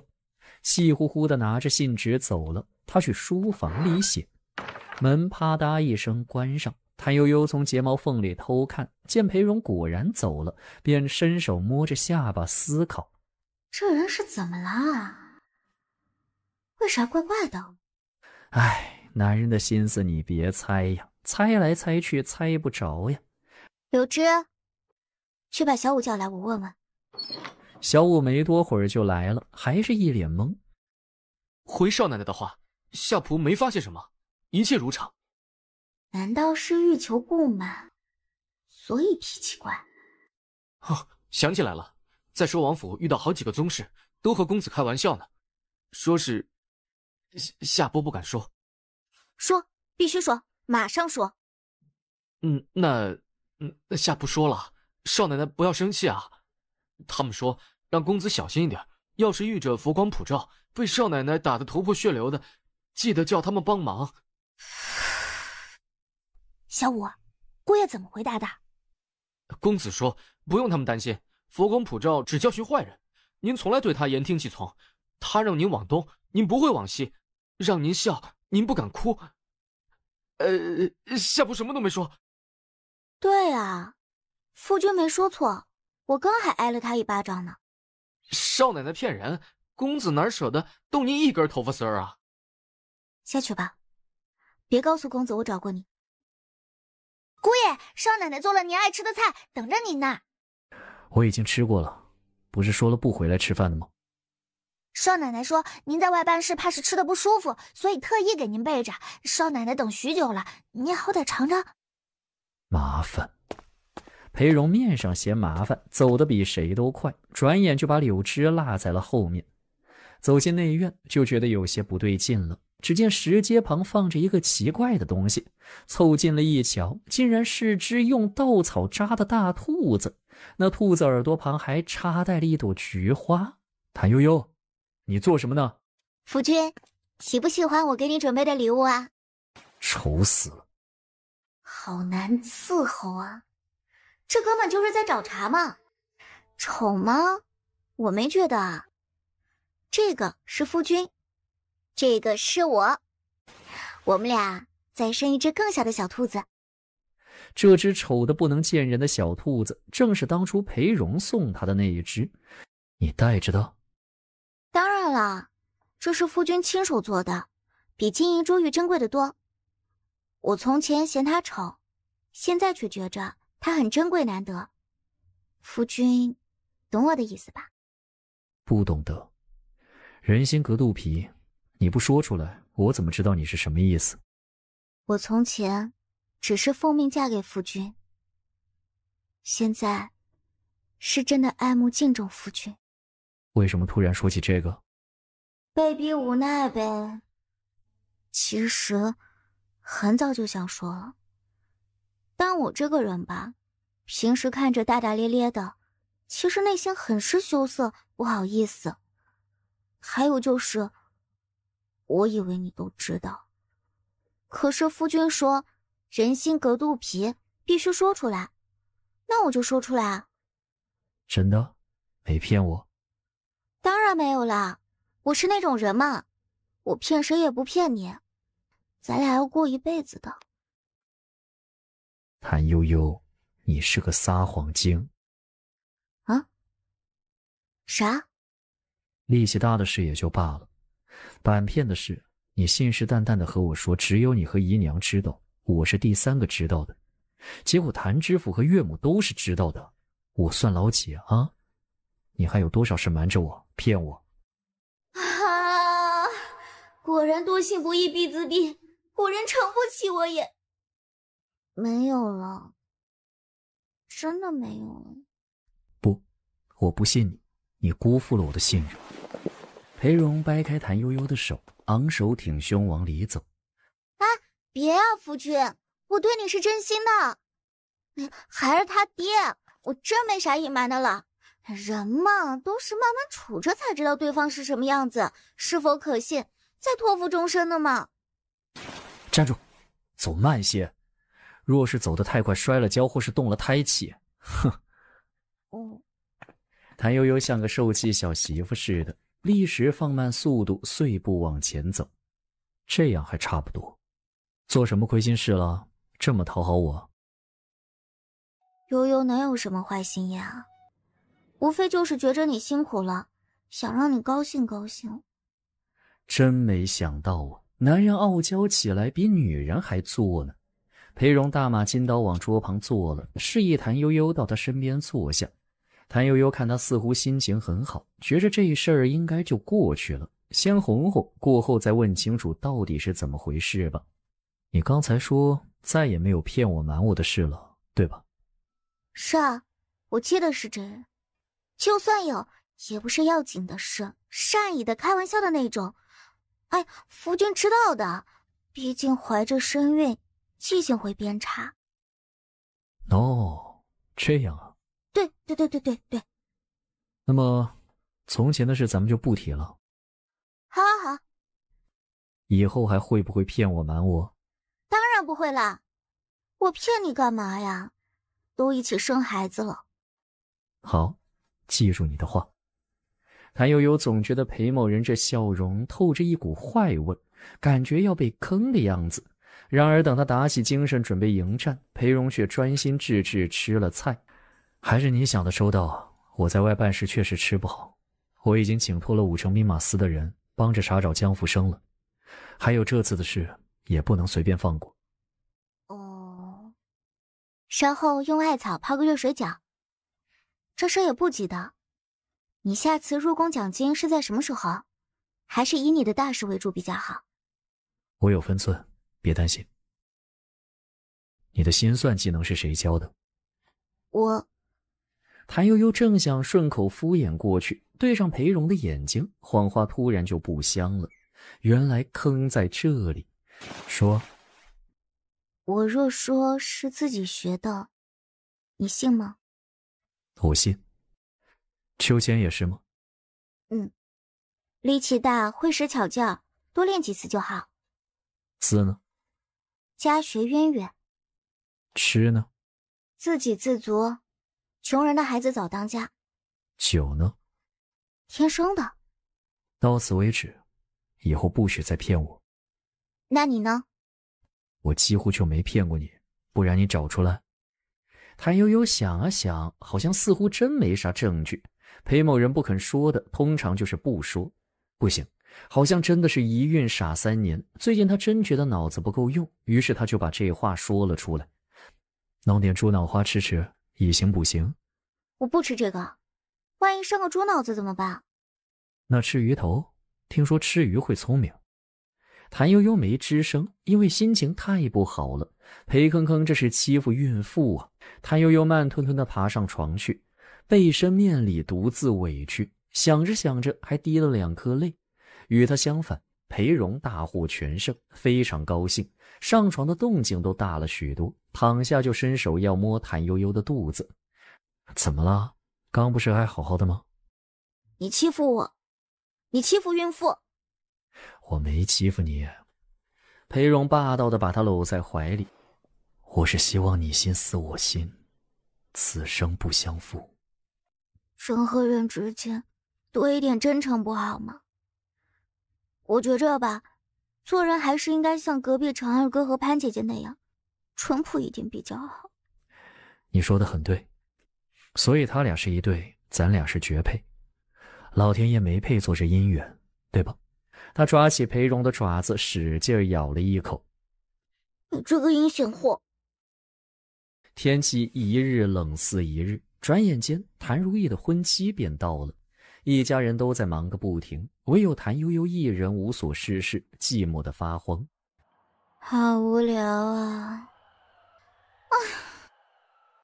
好无聊啊！唉，我想到一个解闷的好办法。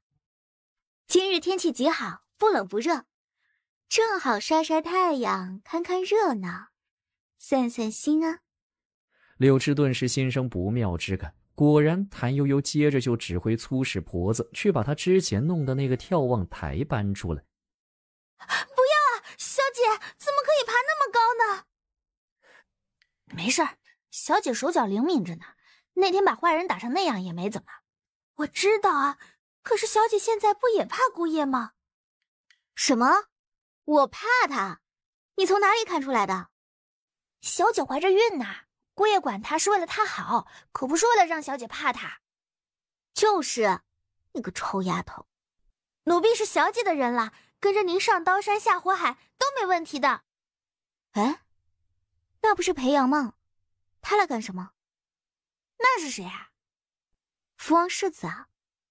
谭悠悠眼看着福王世子朝着自家门口来了，便利索地下了梯子。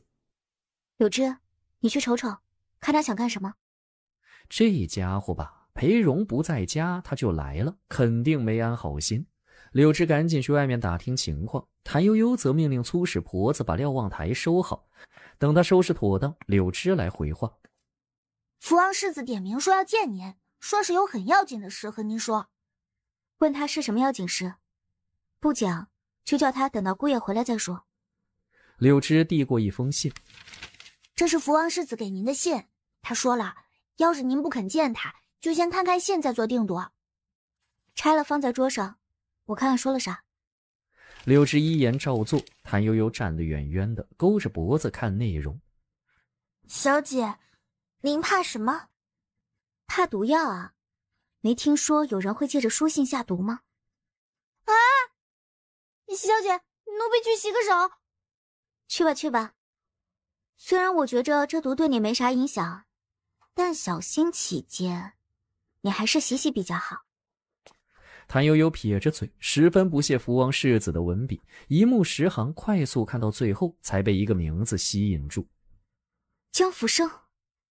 福王世子居然告诉谭悠悠，江福生在他手里。今天他把人给带来了，问谭悠悠见还是不见的。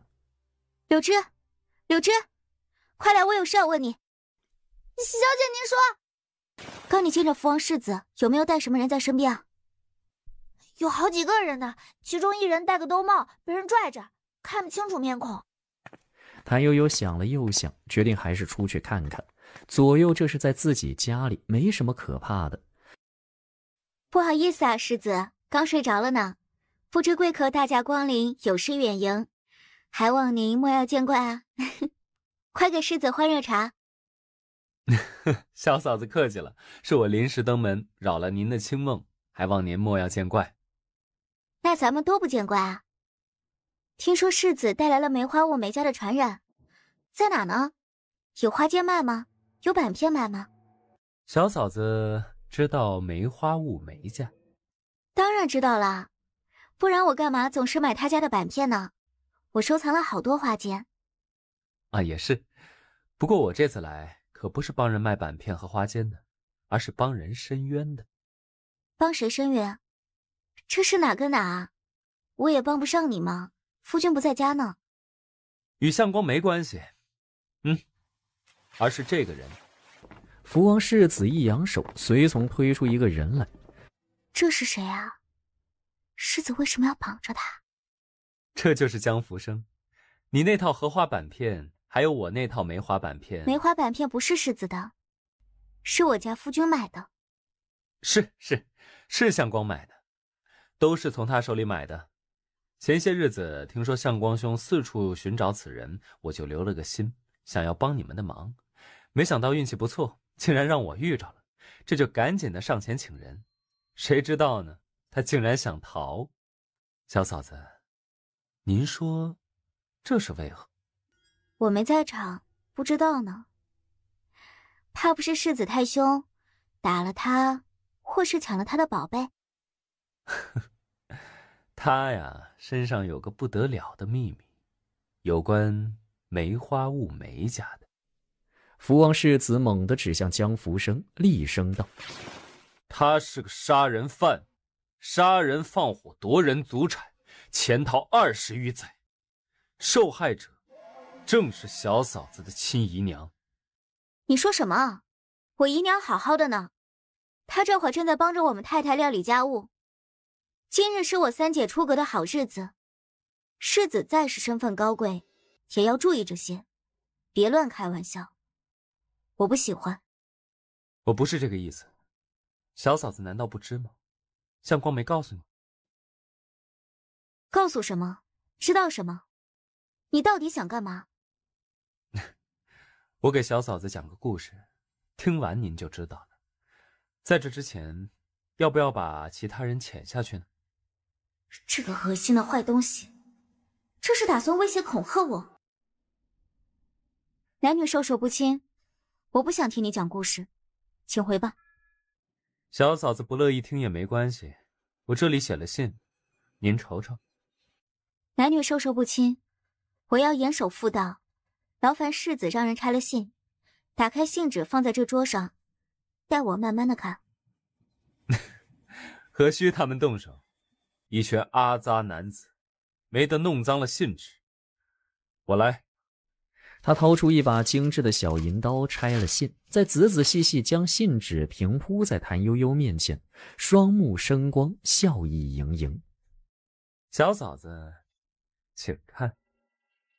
信纸上写的无非就是谭悠悠从梅姨娘那里听到的，只中间有些细节不一致。为何就这么一点儿？后来呢？后来怎么样了？为什么不写完？福王世子一直仔细观察谭悠悠的表情，本想看到各种惊诧、心慌、害怕、讨好、精彩交织，不想居然是这么个结局，猝不及防之下便有些口吃。什么？后来写完什么？世子不是给我看故事吗？为何不把故事写完？这是吊胃口啊！我最讨厌这种了。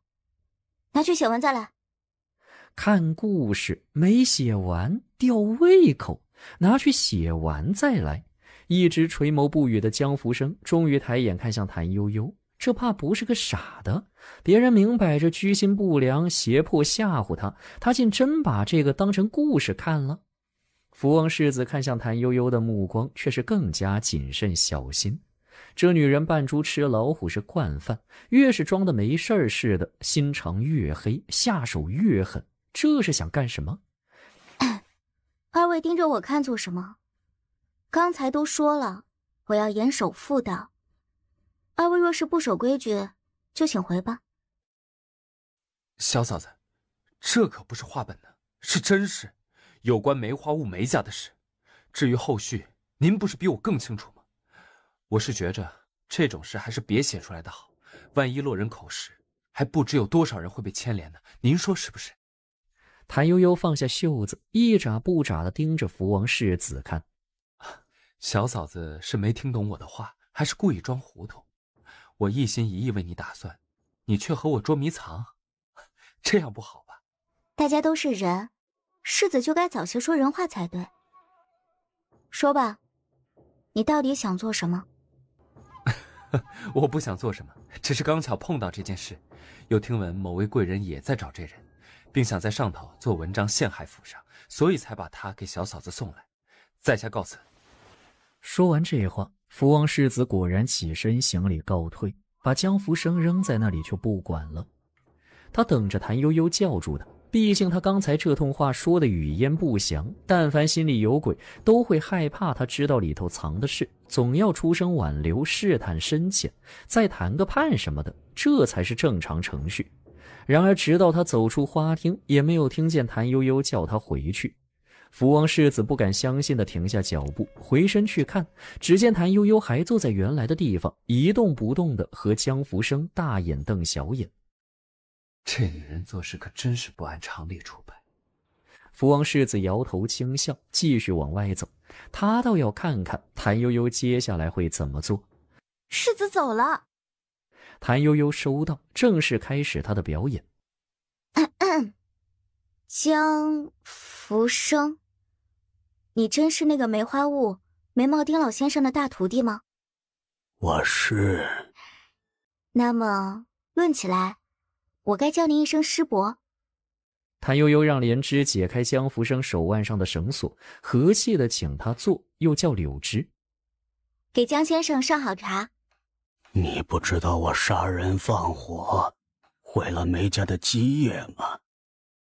为何还给我松绑上茶？道听途说而已，也没人真正见着您杀人放火，是吧？凡事都是要讲究证据的，何况我姨娘说了，您不是那样的人。从小到大，我姨娘常对我说，忠言逆耳利于行，良药苦口利于病。真话总是不好听，但愿意和我说真话的人才是真正对我好。他还说，他早年太过年轻不懂事，薄待了一个总是对他说真话的亲人。等到他醒悟过来，一切都迟了。那个人就是大师伯啊。咱们不熟，大师伯可能不会相信我，但你想想看，当初流言传得那么厉害，我姨娘可曾说过您一句不好听的话？也没去告官吧？他没告官。他没告官，难道不是因为顾及家族名声，不想家丑外扬吗？大师伯，想必您也知道，当初他们都往我姨娘身上泼什么脏水了吧？女子的清白最最紧要，要证明清白，最好的办法莫过于报官抓人。我姨娘为何没有这么做？难道她不在乎自己的名声和终身吗？或者您还觉得这是因为顾及家族的名声？我不是，我没有。是啊，我姨娘一直都知道你不会做这种事，她认为中间必有误会。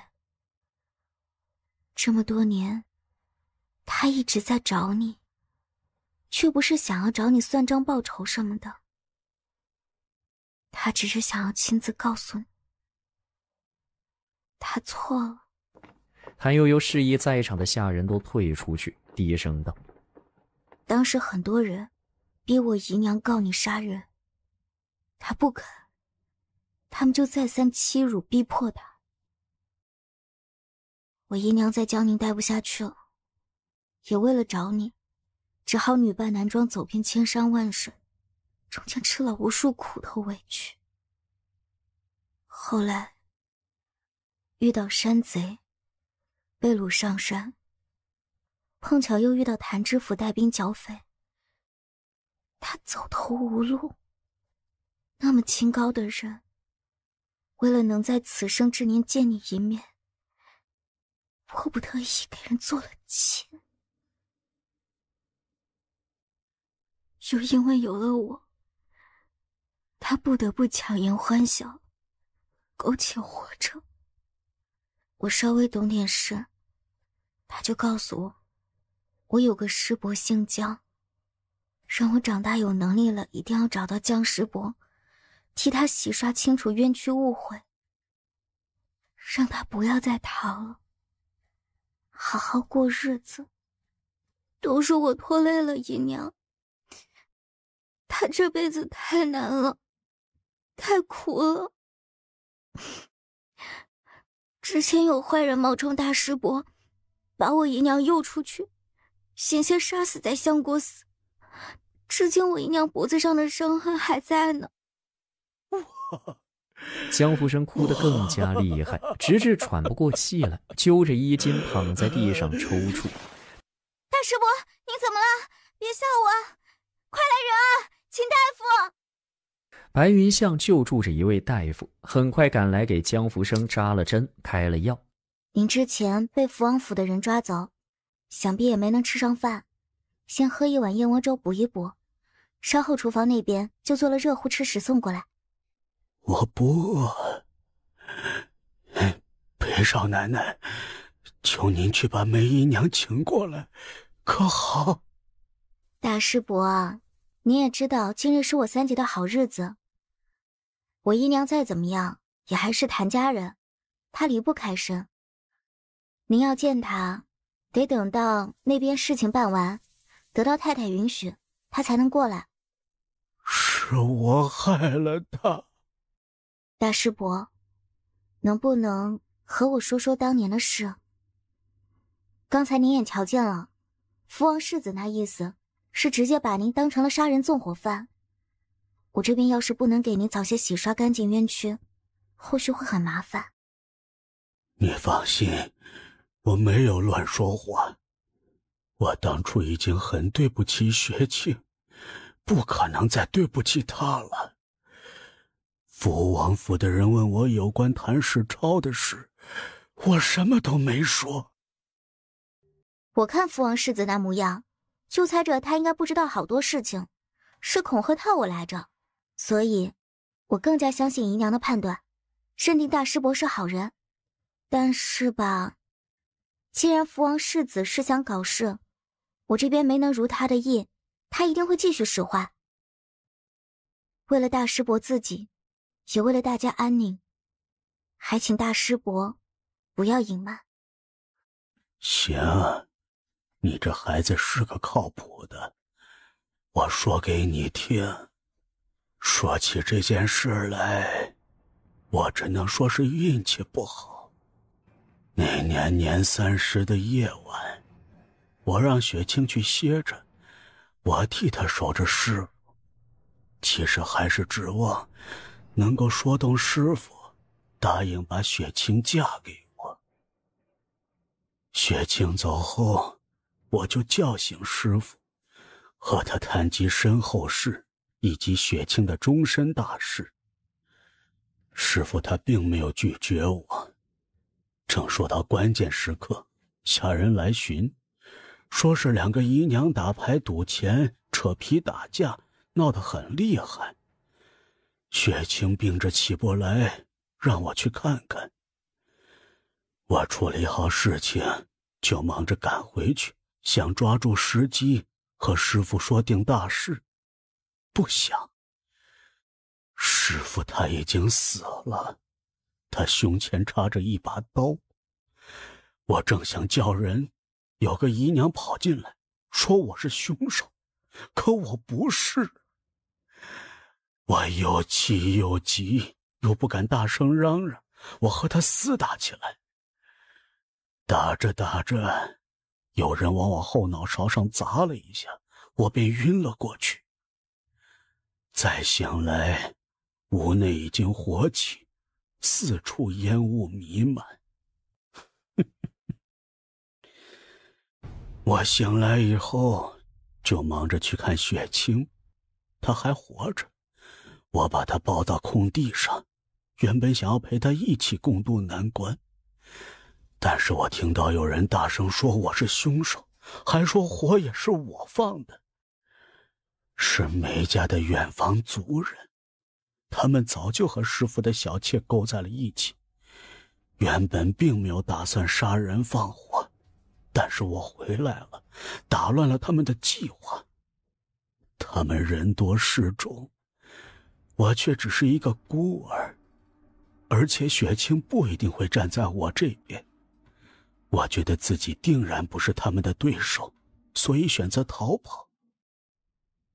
但我不想死，我也深恨他们毁了我的一生，所以我盗走了花间板片，不让他们借此赚钱。我其实也只是一个懦夫，和谭世超是一模一样的人，自私又懦弱。师父眼下挑了2个坏东西。大师伯那时候还年轻，突然遇到这种事情，难免惊慌失措，做错事情在所难免。后来呢？您接着说。你说的对，我太年轻了，没经过事，后来后悔，却再也不能回头。我这一逃就是很多年，我寝食难安，也不敢借这个本事挣钱，实在没钱过不下去，就卖一套板片。直到那天遇到你，我就知道自己藏不下去了。我悄悄打听你的消息，不敢再去相国寺摆摊，也不敢再留在京城。可我正想离开，却又听说雪清要来，我想看看他。一来二去的，卖板片的钱却被偷了。那天好多人看到我收了这么多钱，一直盯着，终给他们找到机会盗了去。无奈之下，我只好再卖板片，不想却被福王世子给抓了。闺女啊，京城里没有秘密，尤其是这些皇亲国戚，权势滔天，为所欲为。你们千万要小心啊！江福生长长的叹了一口气，闭上眼睛昏睡过去。他在裴阳手里本就受了不少罪，全凭意志撑到现在，该说的已经说完，总算可以放心昏睡了。柳枝，你留在这里好生照看着。谭悠悠起身往外，准备安排护院将这里看牢看好，不想刚走出房门，就见裴荣站在门前静静地看着他，倒把他吓了一跳。谭悠悠把门关上，压低声音：你怎么来了？你不是在那边招呼客人吗？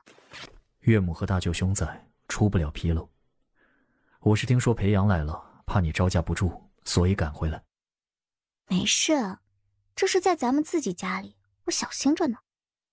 梅家这事还挺复杂的。是啊，人为财死，鸟为食亡，这话真是没错。你相信江福生的话吗？10之8九应该是真的。裴荣一直默默观察着谭悠悠的表情，这会儿看到他蹙着眉头，长吁短叹的，以为他是在伤怀梅家的遭遇，便默默将他搂紧，趁着周围无人，迅速吻了他的发顶一下。不要难过，既然咱们知道了，总要将此事查个水落石出，让恶人受罚。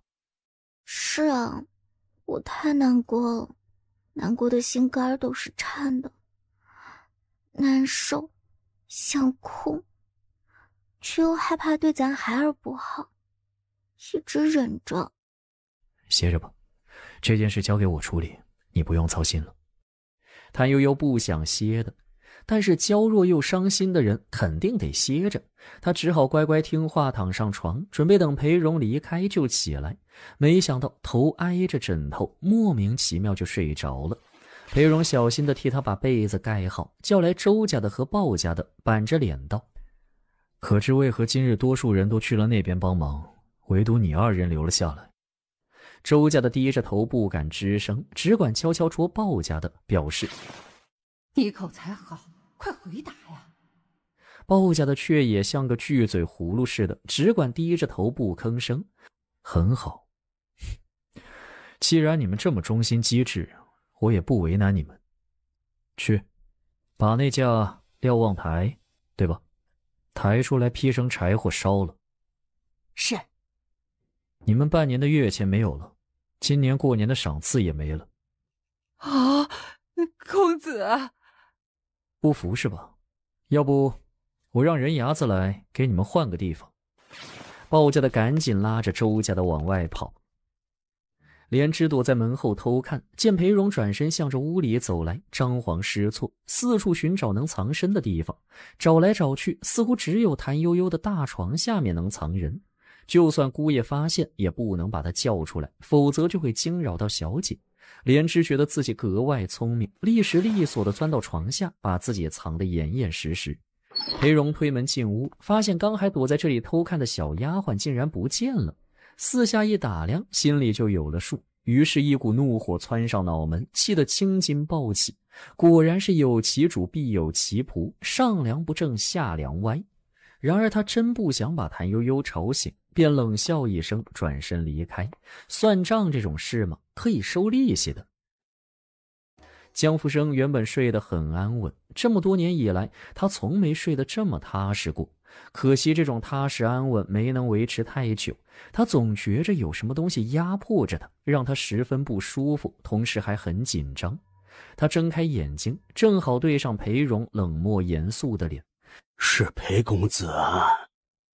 江福生，懦弱自私之辈，辜负梅家养育之恩，苟活世上多年，你心中有愧吗？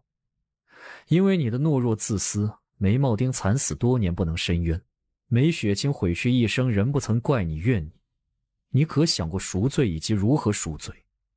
你想要我怎么做？不是我想要你怎么做，而是你想要怎么做。京中没有秘密，这话你说得很对。光是动动嘴皮子哄年幼无知的小女子小心谨慎，实际上是没有用的。正如你当年只知动嘴假装正义，大难来时却临阵脱逃，把个烂摊子丢给一个无辜的弱女子，害她尽失名声清白，不得不背井离乡，远走他乡，遭逢不幸，毁去一生。你觉着自己没有错，很是无辜，只是运气不好是吗？我可以去做，但必须确定这是雪清想要我做的事。你会见到梅姨娘的，但凡做过错事的人都会得到应有的惩罚，没有做过错事的人也不应该为此受到牵连。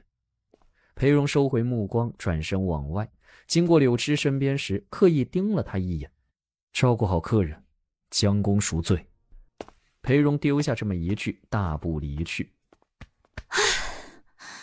吓死了！哟，我来的可真巧啊，竟然遇到忘恩负义的白眼狼谭氏超嫁女儿。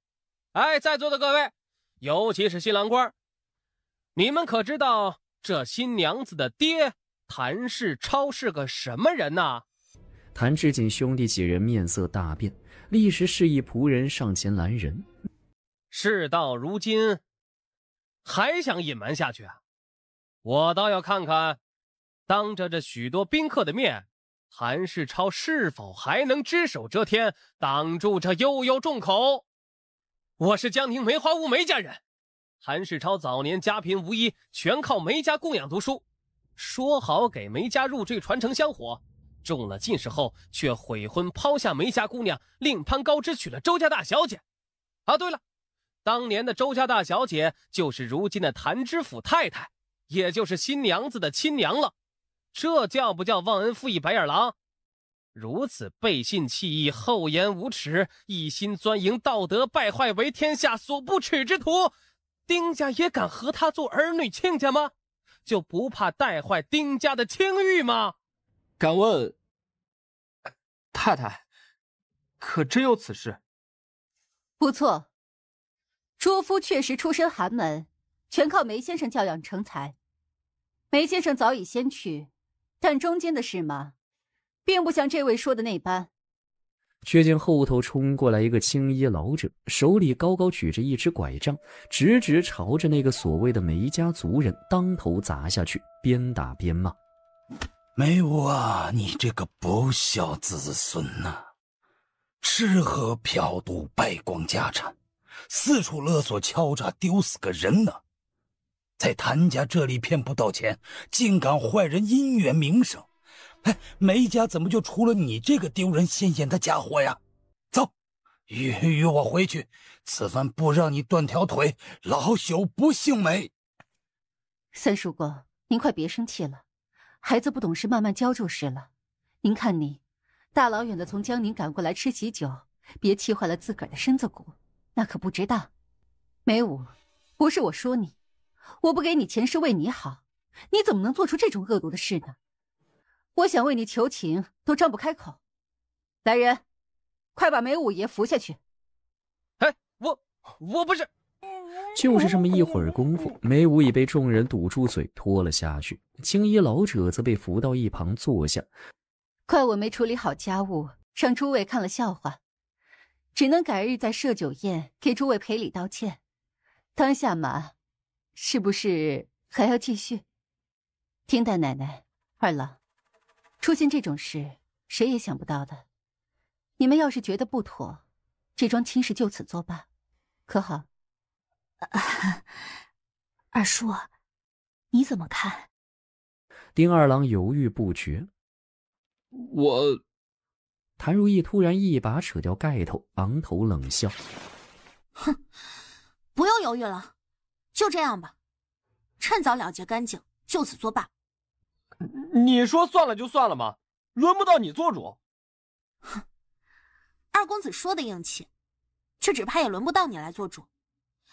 我看不如这样，咱们都先停下，你们回去问过家中长辈再来。不用问，这就上轿。二郎不必如此，结亲是结两性之好，勉强之后，害的是你们自个儿。我们每一届女流尚且不惧流言，你身为男子，何惧之有？小叔，要不咱们先使人回去说说。大嫂，我就在这等着，烦劳您回去一趟和父母说说，看怎么办才好。好。这种事真是始料不及，要我说，这一辈子也难遇上一回。可不管怎么说，酒席已经备好，咱们就先吃个饱，喝个够，如何啊？总不能让你们白跑一趟不是？要是好事继续呢，你们正该吃的嫁女酒；若是不能继续，就当给你们赔罪。瞧你这张嘴，该说的不该说的都给你说完了。遇着这种事儿，人家不是都哭吗？你笑什么？哎呦，不然我还能哭吗？运气已经这样了，哭也没用，不如笑个好看的，让你们看着舒坦些。自己先不当回事，下次见着诸位才好意思。太当回事了，以后啊就没脸见诸位了。这话呀，我还是跟我们家五丫头学的呢。我就说呢，您这语气太熟悉了。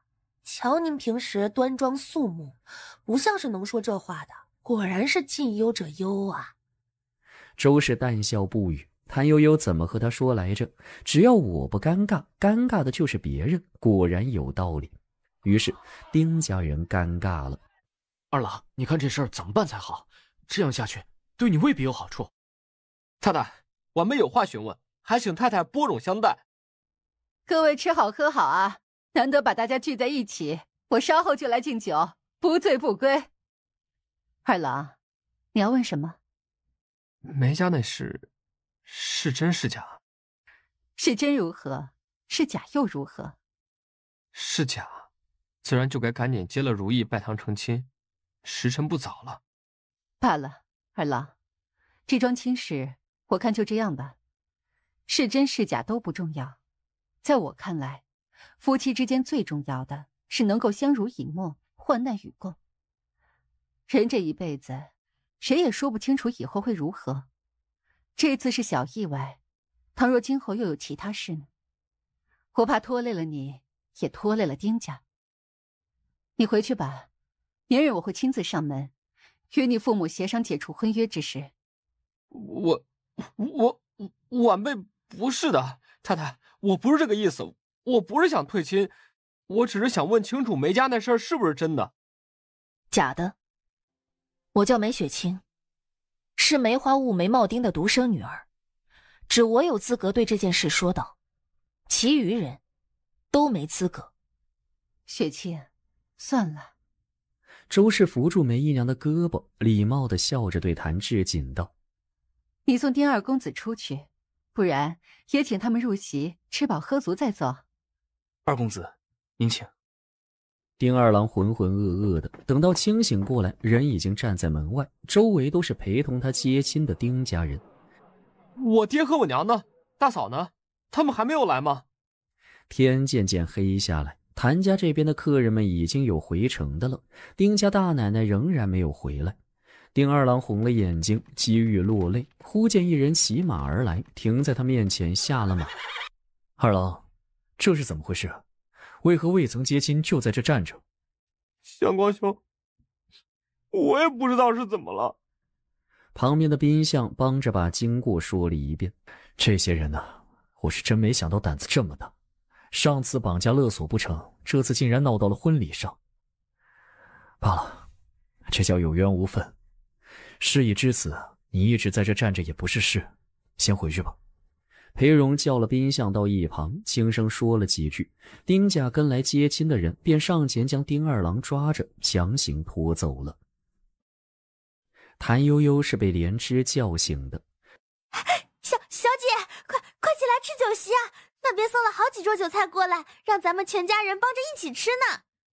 什么好几桌酒菜帮着一起吃？他们的菜备多了？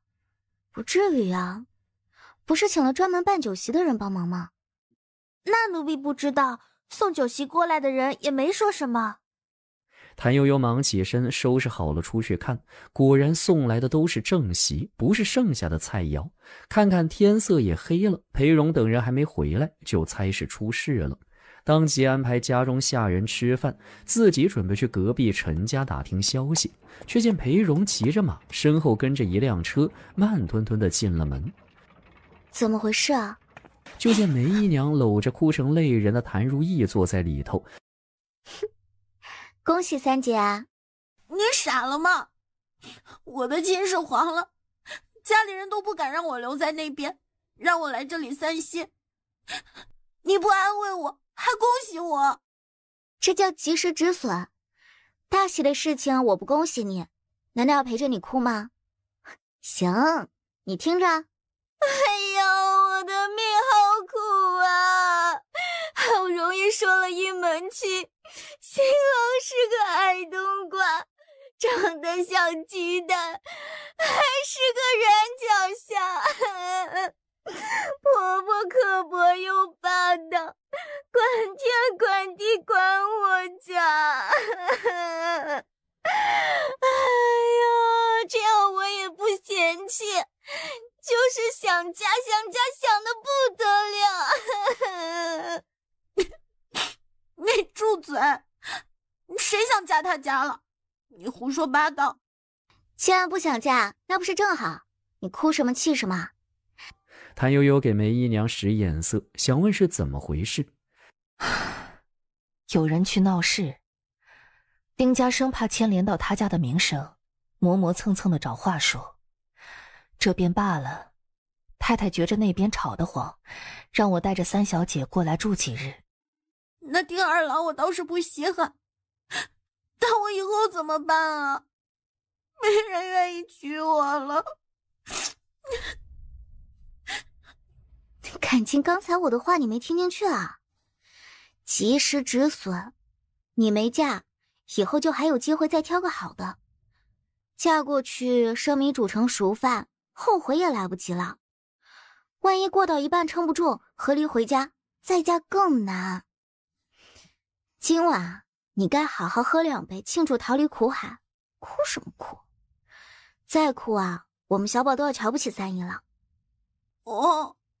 谭如意瘪着嘴，被谭悠悠和梅姨娘一左一右牵着去了跨院。谭悠悠把人安置好了，这才有机会把事情经过完整的听了一遍。夫君真是运筹帷幄。谭如意莫名其妙的，你们有什么事瞒着我？事情到了现在，再瞒着谭如意也没意思。谭悠悠就把事情经过大致说了一遍。具体前因是这样，因为担心有人闹事，我们几个就商量着要做个准备，找人冒充梅家族老，以毒攻毒的法子是相光想出来的，没想到还真用上了。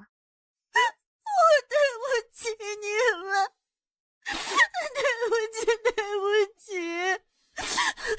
难怪太太说我是个棒槌。我当初还陷害悠悠，明知悠悠不愿嫁，非把亲事推给她，让姨娘伤心难过，让悠悠受委屈。我不委屈。谭悠悠赶紧捂住谭如意的嘴，偷瞟裴荣，但见裴某人脸色臭臭的，十分不好看，便讨好的冲他笑。这叫命中注定。多谢三姐成全。我好难受啊！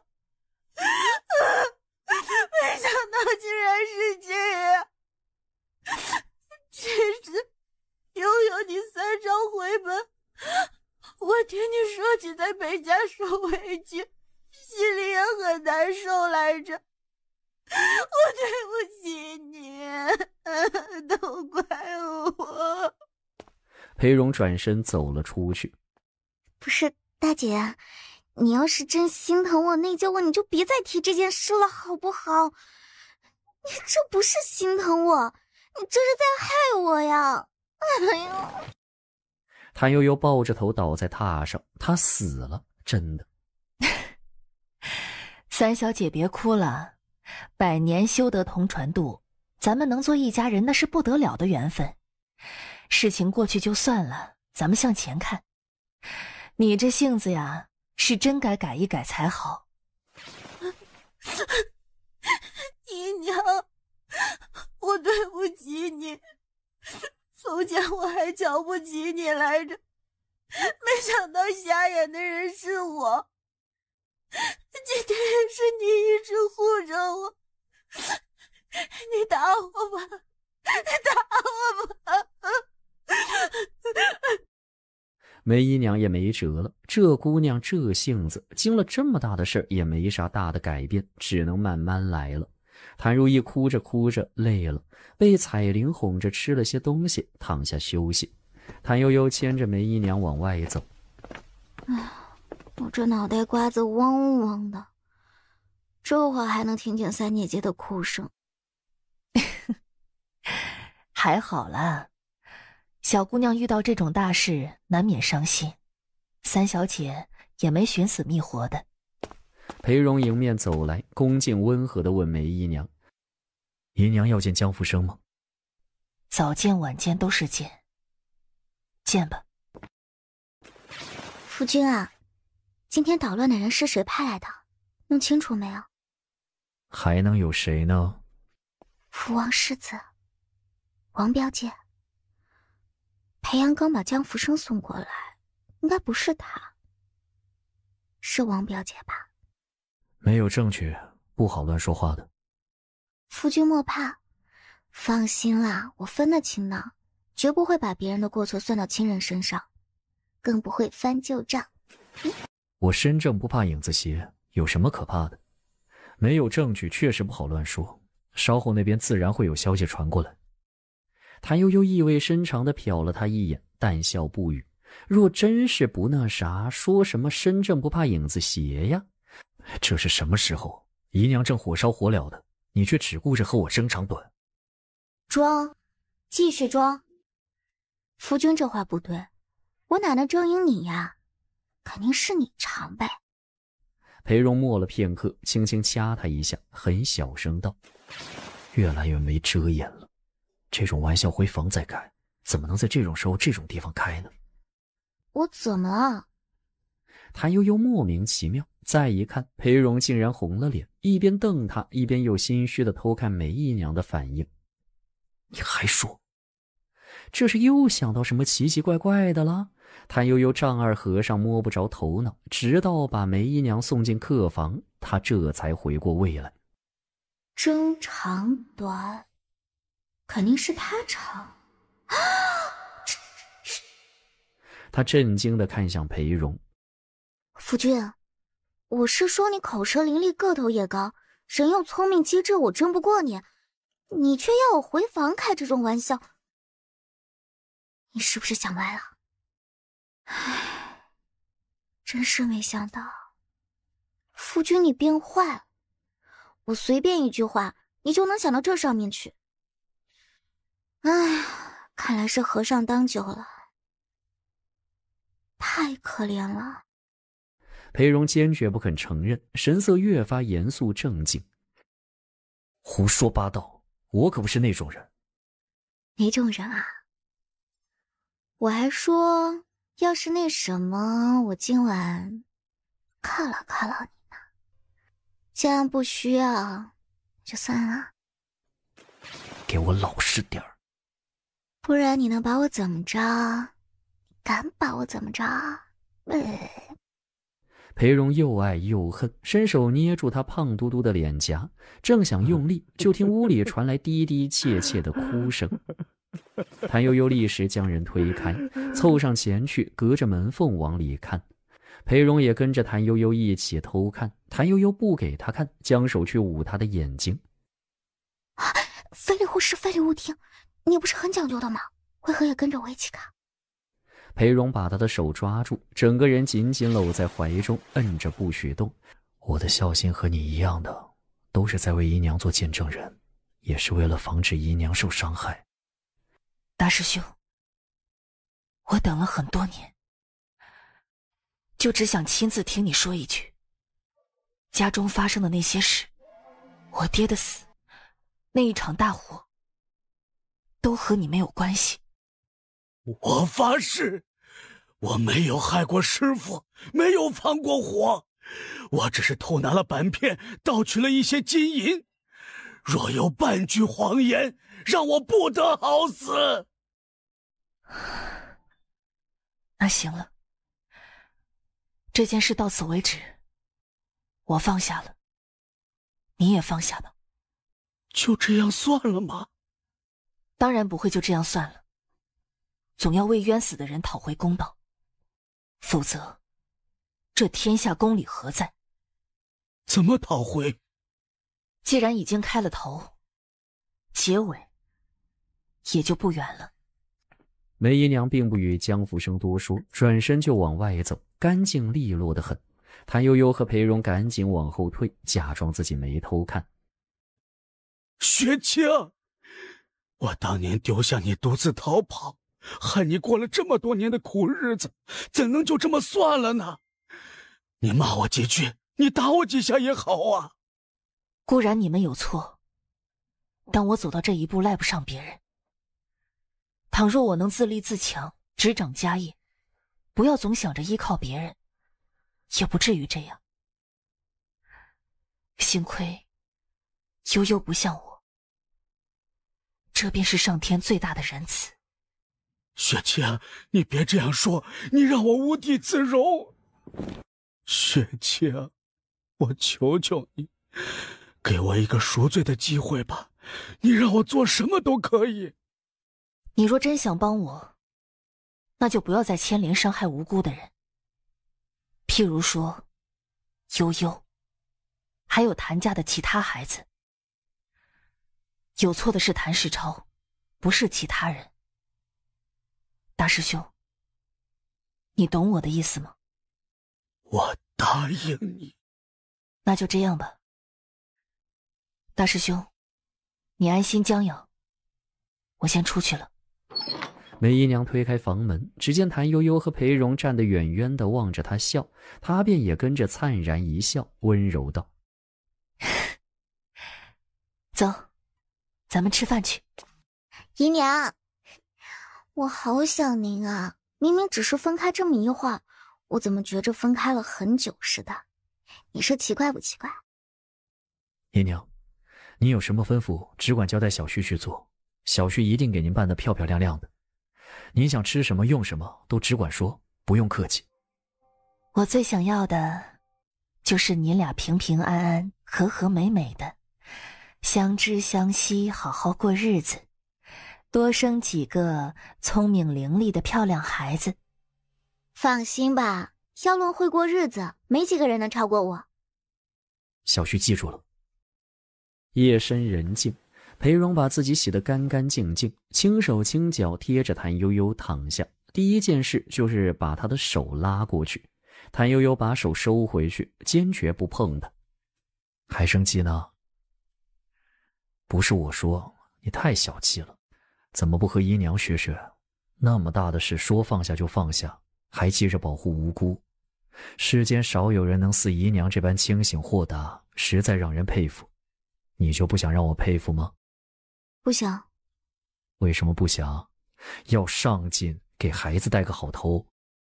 裴荣再次抓住他的手往自己身上带，谭悠悠继续挣扎。上进什么？哪有平安把孩儿生下来为重要？为此我都没出门。是啊，你不用出门，是因为在家也可以看热闹吗？坐得高高的，左邻右舍、街头巷尾的热闹都逃不过你的眼睛。来了来了，他终于来了。夫君啊，要豁达豁达，该放下的要放下。来，给孩子带个好头，让我佩服佩服你。裴荣瞪了他片刻，用力将他拽过去。我现在就让你佩服我。不要不要！哎呀，恶霸强抢民女了！谭悠悠的叫声越来越小，渐渐的听不见了。半晌，谭悠悠揉着酸麻的手臂道：这比揉面还难弄啊，真佩服。这算什么？等着哭吧。太不正经了，夫君你怎么可以这样呢？男人。次日一早，天不亮，裴荣就起了身，准备早早过去陪周氏、谭志锦去丁家退亲。刚把衣裳穿好要走呢，袖子就被牵住了。夫君，让我跟您一起去呗，多个人多一份力量，别的不说，看着也热闹不是？又不是去打架，要人多做什么？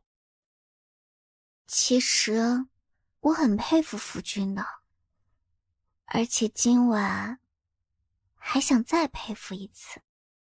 哦，也好，有你在，我可以少操点心，省得有些话岳母不好说，我和大舅兄两个男人也不好说。夫君最好了。给少奶奶穿厚些，记得准备好手炉，天冷莫要冻着的。半个时辰后，夫妻俩和周氏、谭志锦会合，紧接着周大舅和周大太太也来了。丁大老爷是多拖一刻都觉得丢人，当即请了几个邻里做见证，双方退了彼此庚帖婚书、嫁妆聘礼，各自行一礼，分道扬镳。眼看着越来越冷，我得回去了。过年时好多事还得我操持，你三姐四姐留在这里也不是事儿。梅姨娘留下来照看你，你大哥也留下来。太太过了年再走吧，我大哥不是还相亲吗？您得看过人才能走啊，必须要您长眼的。不了，有谭知府这事夹在里头，你大哥这门亲事没那么容易，人家还得看你大哥是否能中进士呢，怎么也得是2年后的事，不急。那是您觉着不急，万一人家就看上我大哥了，急着要嫁呢？那就全权交给你来办理，可好？我可没那么大的本事，将来要是太太看不上，怪我怎么办？还有我三姐，她出了这种事，你还急着把她带回去，人家追问起来，她哪受得了啊？不得天天跟人吵架斗狠？这倒也是，不如叫她也留在京中给你做个伴，就这么定了。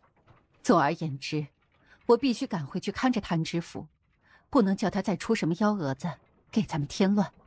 接下来就是周氏等人收拾行李，准备回丘城。裴荣主动邀请谭志景和谭如意到自家居住。那行，只是要劳烦相公多操心了。姨娘、志景和如意3人的开销，我这边会另算给你。岳母这就见外了，难不成我带悠悠回娘家，还要缴纳伙食费给您不成？那自是不必。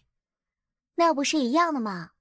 我若是没钱使了，自然会问太太要，半点不带客气的。周氏做事雷厉风行，说走就走，从寿王府出来又去娘家拜别，第2天一大早就走了。谭如意哭成泪人，倒在梅姨娘怀里喘不过气来。快擦擦，冷风一吹，脸上该皴了，不好看还疼。我的眼睛是不是哭坏了？好痛啊，眼泪止不住。我看看，他不是进了沙子。谭悠悠一个机灵，掏出另一条帕子递过去，将先前那条帕子换回来。乖乖龙地洞，他一不小心把蘸过姜汁的帕子错拿给谭如意了。今日又用不着这东西，你怎么也给我带上了？柳枝很委屈。奴婢没给您带，是您自个儿出门时揣上的。是吗？我不信我有这么傻。真是这样。怎么了？没什么，就是记性不好，带错了东西。这个吗？裴荣准确地从他手里抽走那条帕子，凑到鼻端闻了闻，勾唇而笑。生姜味儿。我从前曾听人说过，女子若是想要装哭，只管往帕子上浸姜汁啊。谭悠悠赶紧捂住他的嘴，弯了眼睛冲着谭志锦等人笑。没啥没啥，走啦。哎呦，好冷啊，咱们回家做米汤鱼片吃。裴荣留下一个意味不明的笑容，把姜汁帕子塞进袖中，翻身上马。走吧。谭悠悠有气无力地爬上马车，捧着已经有了弧度的小腹直发呆。你怎么了？为何看着吴京打采的？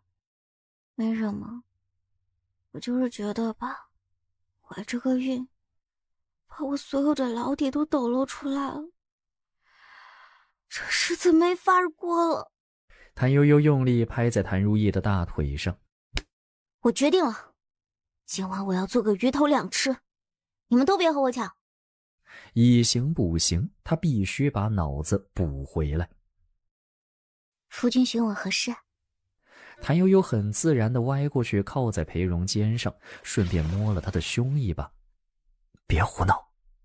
裴荣将他拉到面前，仔仔细细地打量他的腰腹，又小心翼翼地把手掌附上去，按了2下，又用2根手指试探着捏他肚子上的肉有多厚。做什么？这是裙子厚了，不是我的肉。现在是冬天，冬天。确实是裙子厚了，不过你最近还是少吃些的好，不能再胖了。这是在嫌弃我吗？你想多了，究竟是你太胖察觉不到胎动，还是确确实实咱闺女和你一样懒得动？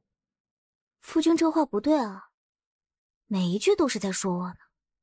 找茬呢？裴荣一笑，捧着她的脸道：我很高兴是个闺女，这孩子有福气，也会给咱们带来福气。是遇到好事了吧？我早间受到恩旨，今年旦日大朝会，陛下特许我参加。果然是好事。恭喜夫君，小蜜世子之位很快就能下来了。那不一定，只能说明陛下对我比较认可。我这是小事，主要是樊贵妃那边也让你随同朱命夫一同入宫朝贺。我？为何突然想起我来？谭悠悠大吃一惊，总觉得有阴谋的样子。樊贵妃那是二皇子的亲娘，王瑟的亲婆婆呢？或是贵妃在宫中听说了你贤良淑德的名声，所以好奇想要见见？要不就说你病了？但只是若这样说了，这个年你就只能乖乖在家待着，不能外出游玩赴宴了。不好，外头本来就在传我娘家的坏话，我若再拖病不出，情况只会更为糟糕。且之前不是说好去寿王府拜年时，领着我哥和三姐一起去的吗？我得去。莫要害怕，咱们和从前比起来，多少也有了些屏障。贵妃不会把你怎样的。贵妃顾及身份，当然不会把我怎样。唉，我是害怕你青梅竹马的王表姐啊。她出校了，当日朝会肯定会出席，加上接连几次害我都没得手，怕是心痒难耐啊。她不敢在宫里对你动手。那可不一定。夫君为何这般肯定？你见过她了？没有，我躲她尚且来不及，如何会见她？你真会想。你届时就紧紧跟着叔祖母，她会护你周全。那块团龙佩也记得带上，还有那什么贵的溶液也别忘了。好啊，那我去请默默过来，商量着准备入宫的穿戴。去吧。29那天夜里下了一场大雪，这雪下来之后就没化过，到处堆得白茫茫一片。这是他在京城过的第2个年，比起去年那个冷清仓促的年夜，是真热闹多了。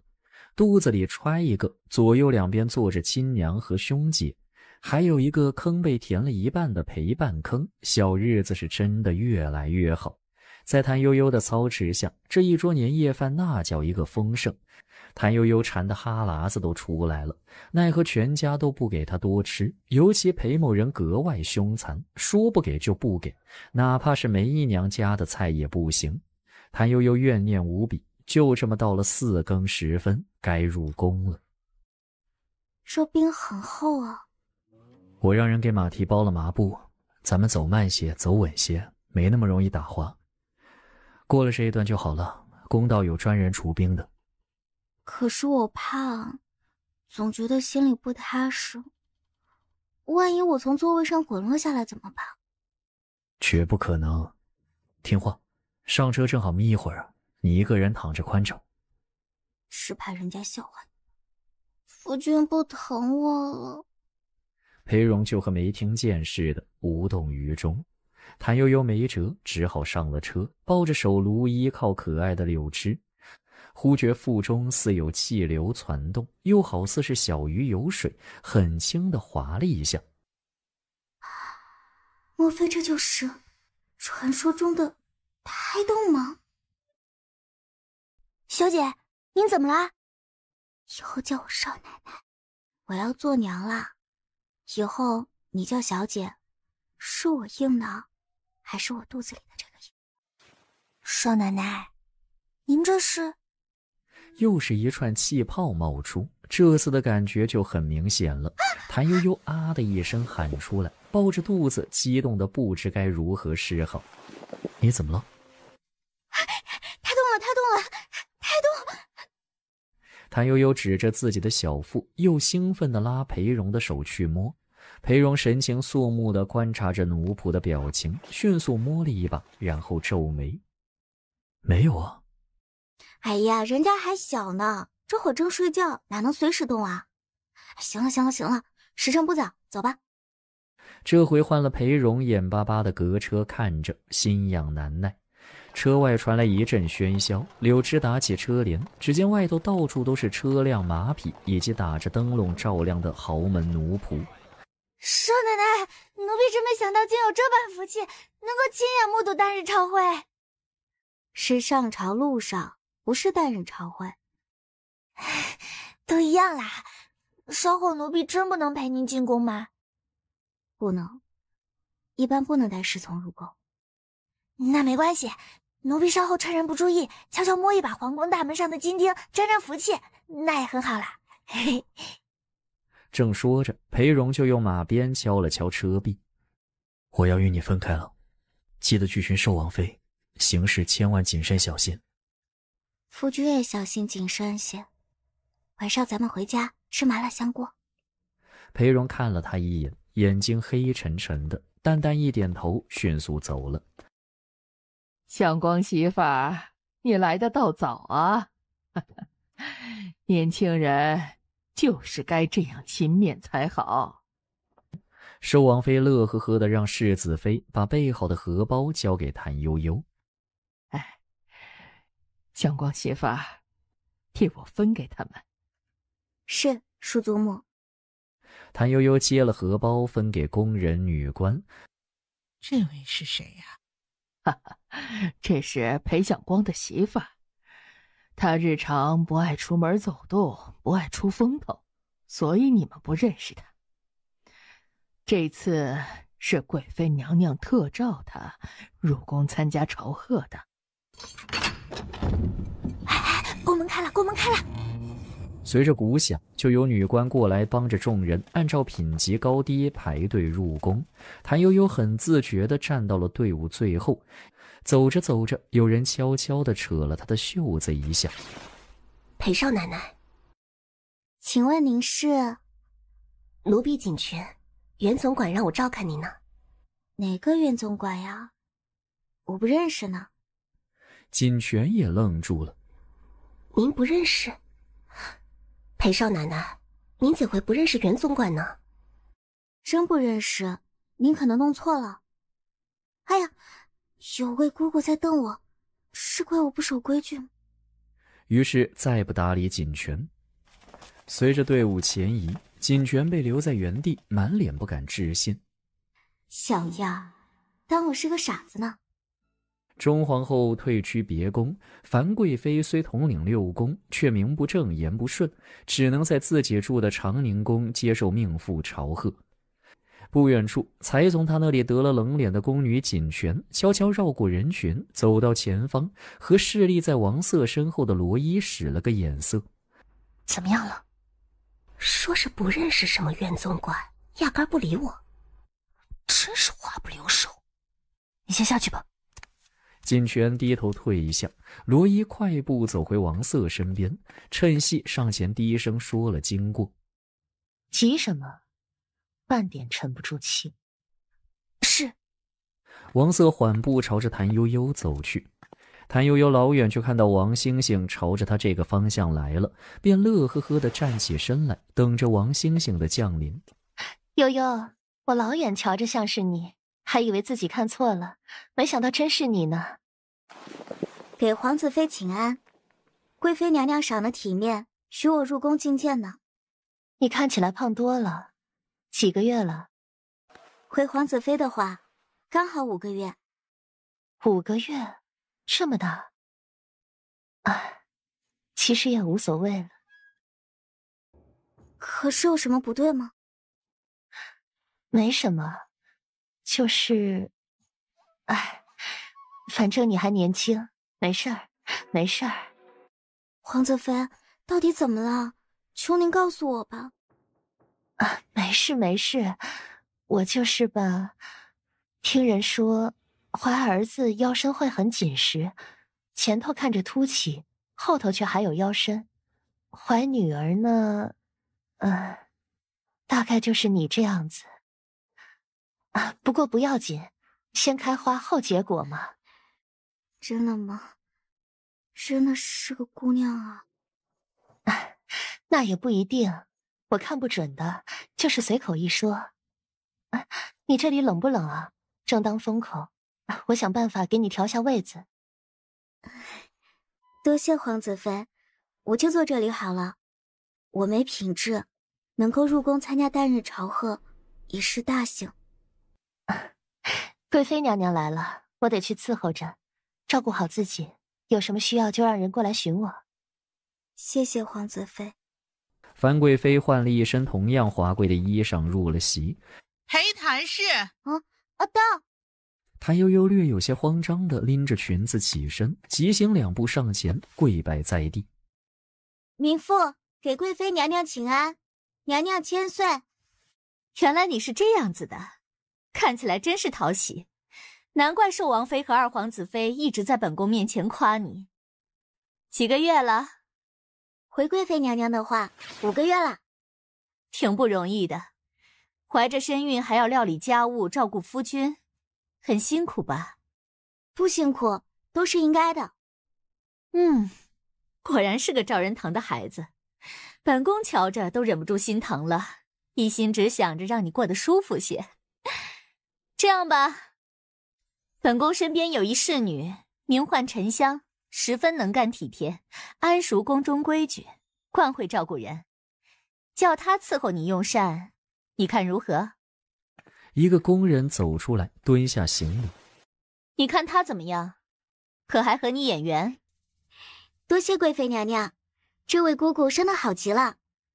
只是让她照顾民妇用膳，会不会太麻烦了？不麻烦，不麻烦。裴相光有大才，品行端正，陛下几次夸他有功。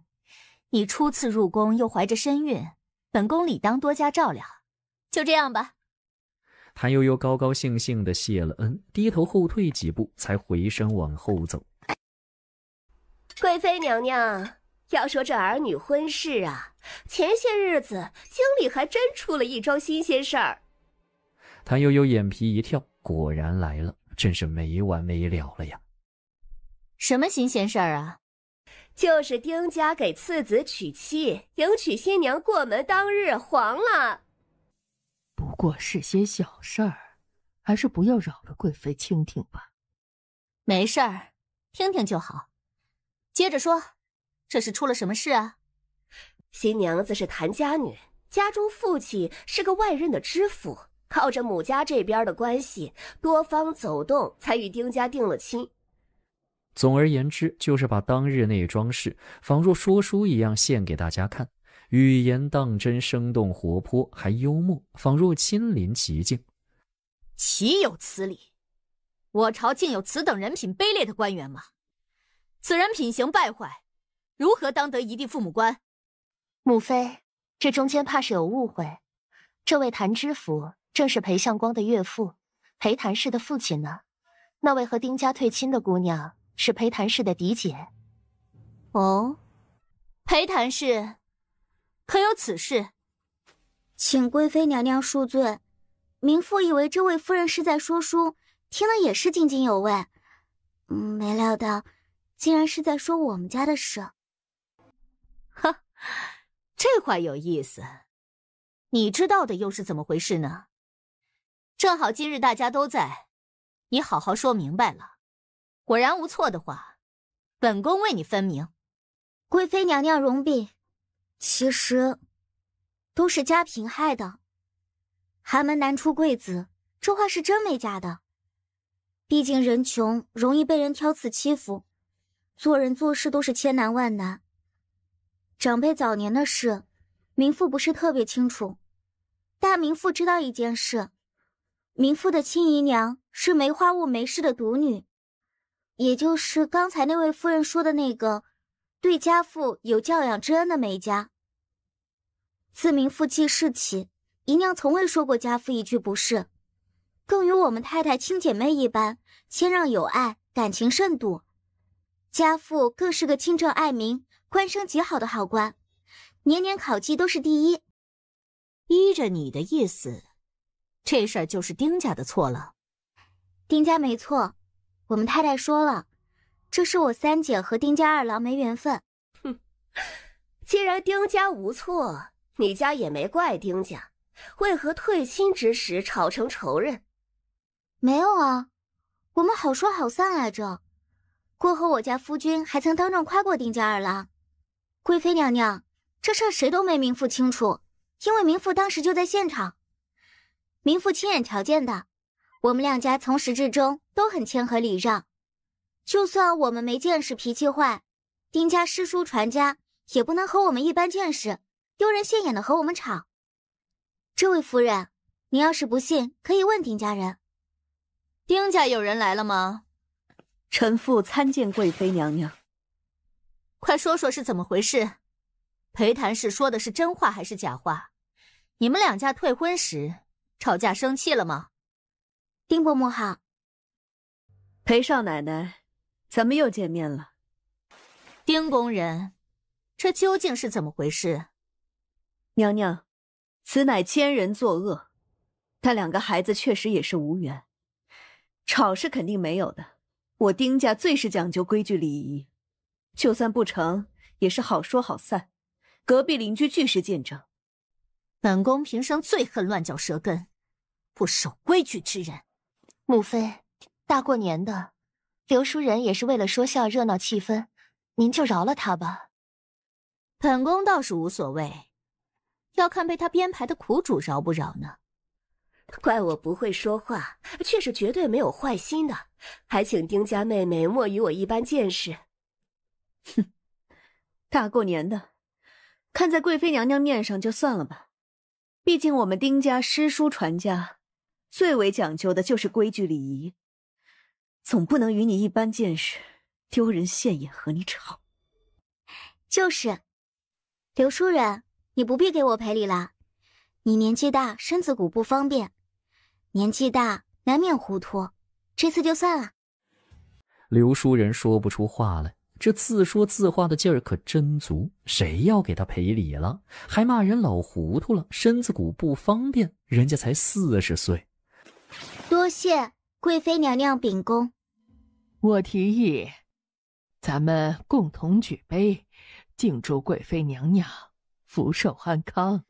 好不容易领宴完毕，该散伙了，众人皆是一身轻松。谭悠悠也赶紧起身行礼告辞，却见那叫沉香的工人亦步亦趋地跟着他往外走。姑姑请留步，我这就跟着寿王妃他们一起出去了。那，这是给您买脂粉用的，今日真是辛苦您了。裴少奶奶，贵妃娘娘有命，令奴婢以后都跟着伺候您了。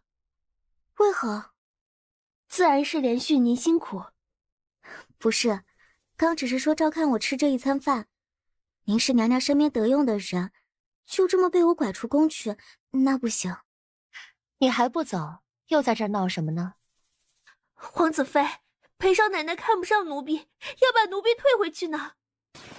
这就是你不对了，女人还该贤良淑德，多为夫君考虑。你怀着身孕，不能伺候照顾相光，娘娘体恤你辛苦，少了沉香，你该感恩才是。拗着不收，实在不妥。皇子妃误会了，民妇不是不要沉香，就是刚才贵妃娘娘也没说清楚，我怕就这么贸然把人领走了，会犯错。来，我领你过去，听娘娘和你说。王瑟温柔地拉着谭悠悠走过去，笑道：母妃，这个小傻子不敢把人带走，说是您没说清楚，他怕这么把人带走会犯错呢。真是傻得可爱。沉香刚才伺候你用膳，伺候的可好？谭悠悠肯定得说好啊。既然又和你的眼缘，又伺候的好，这个人是真没挑错。带回去吧。是。你都会些什么？譬如说画画、绣花、乐理、舞蹈、书法、厨艺、棋技之类的。回少奶奶的话，奴婢会奏琵琶，会跳舞，下棋也是会的。这可真是太好了。你会什么舞？会不会胡旋舞？还有天魔舞？哎，反弹琵琶会不会？奴婢不会这些，但是可以学的。以前宫中教习乐舞的姑姑曾夸过奴婢有天赋。那就好，回去就安排起来。别听了我知道，你是特殊型人才，不用吃得壮壮的。就现在这样，跳舞才好看。哎，当然，如果瘦的没体力的话，还是要多吃一些的。请少奶奶放心，奴婢一定伺候好您。我等着你啊。好困，我们一会儿到家叫我。柳枝拿了毯子给谭悠悠盖好，然后端端正正守在一旁，不动声色地打量沉香。妹妹看什么呢？你的胸也太小了，屁股也小，不利生养。你亏得咱们少奶奶心好，不然你这样的瘦子拉到外面卖不上好价钱，太瘦了干不了活，不值钱。少奶奶说我是特殊型人才，不用干重活。呀，当然啦，能歌善舞的卖去青楼最值钱。谁敢？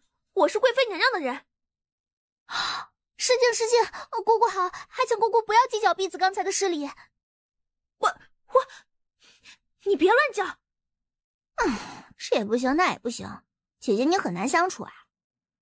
柳枝撇撇嘴，不再说话了。少奶奶，到家啦，醒来。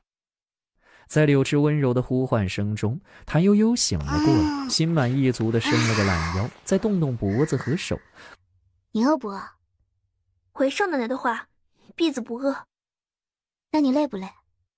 婢子不累。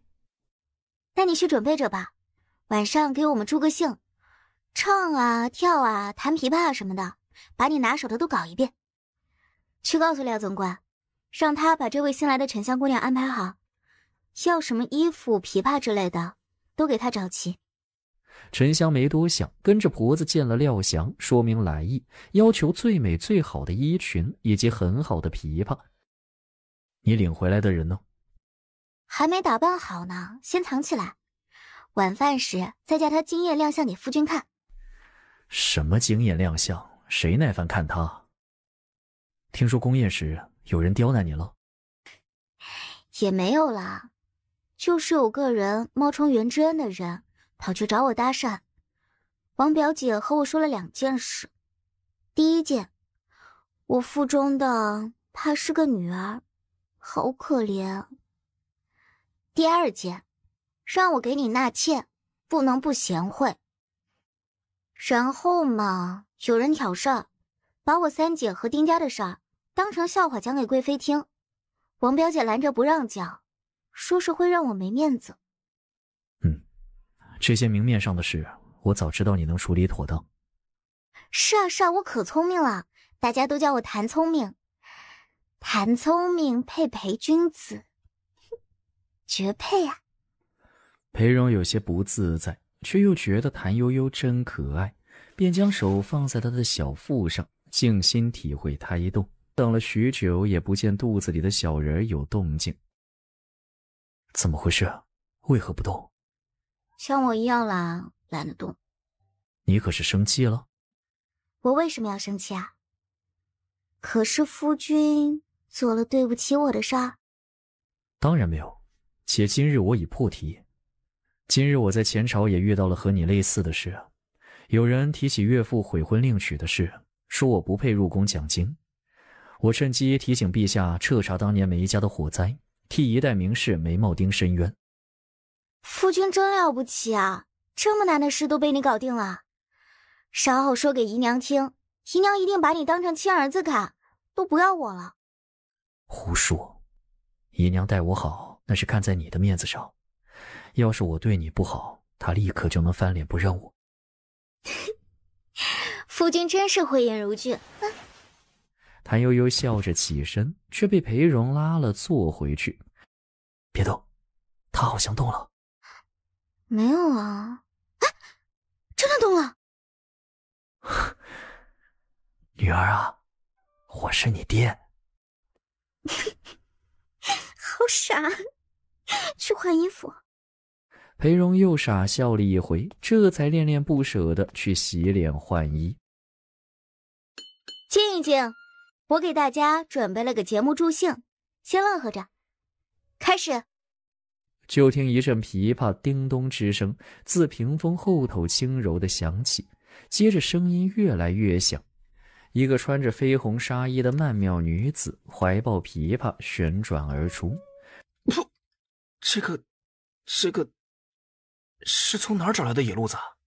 怎么半点规矩都不懂的？什么野路子啊？人家是宫中贵妃娘娘赏的，大哥你不懂欣赏就别看，吃喝你的吧。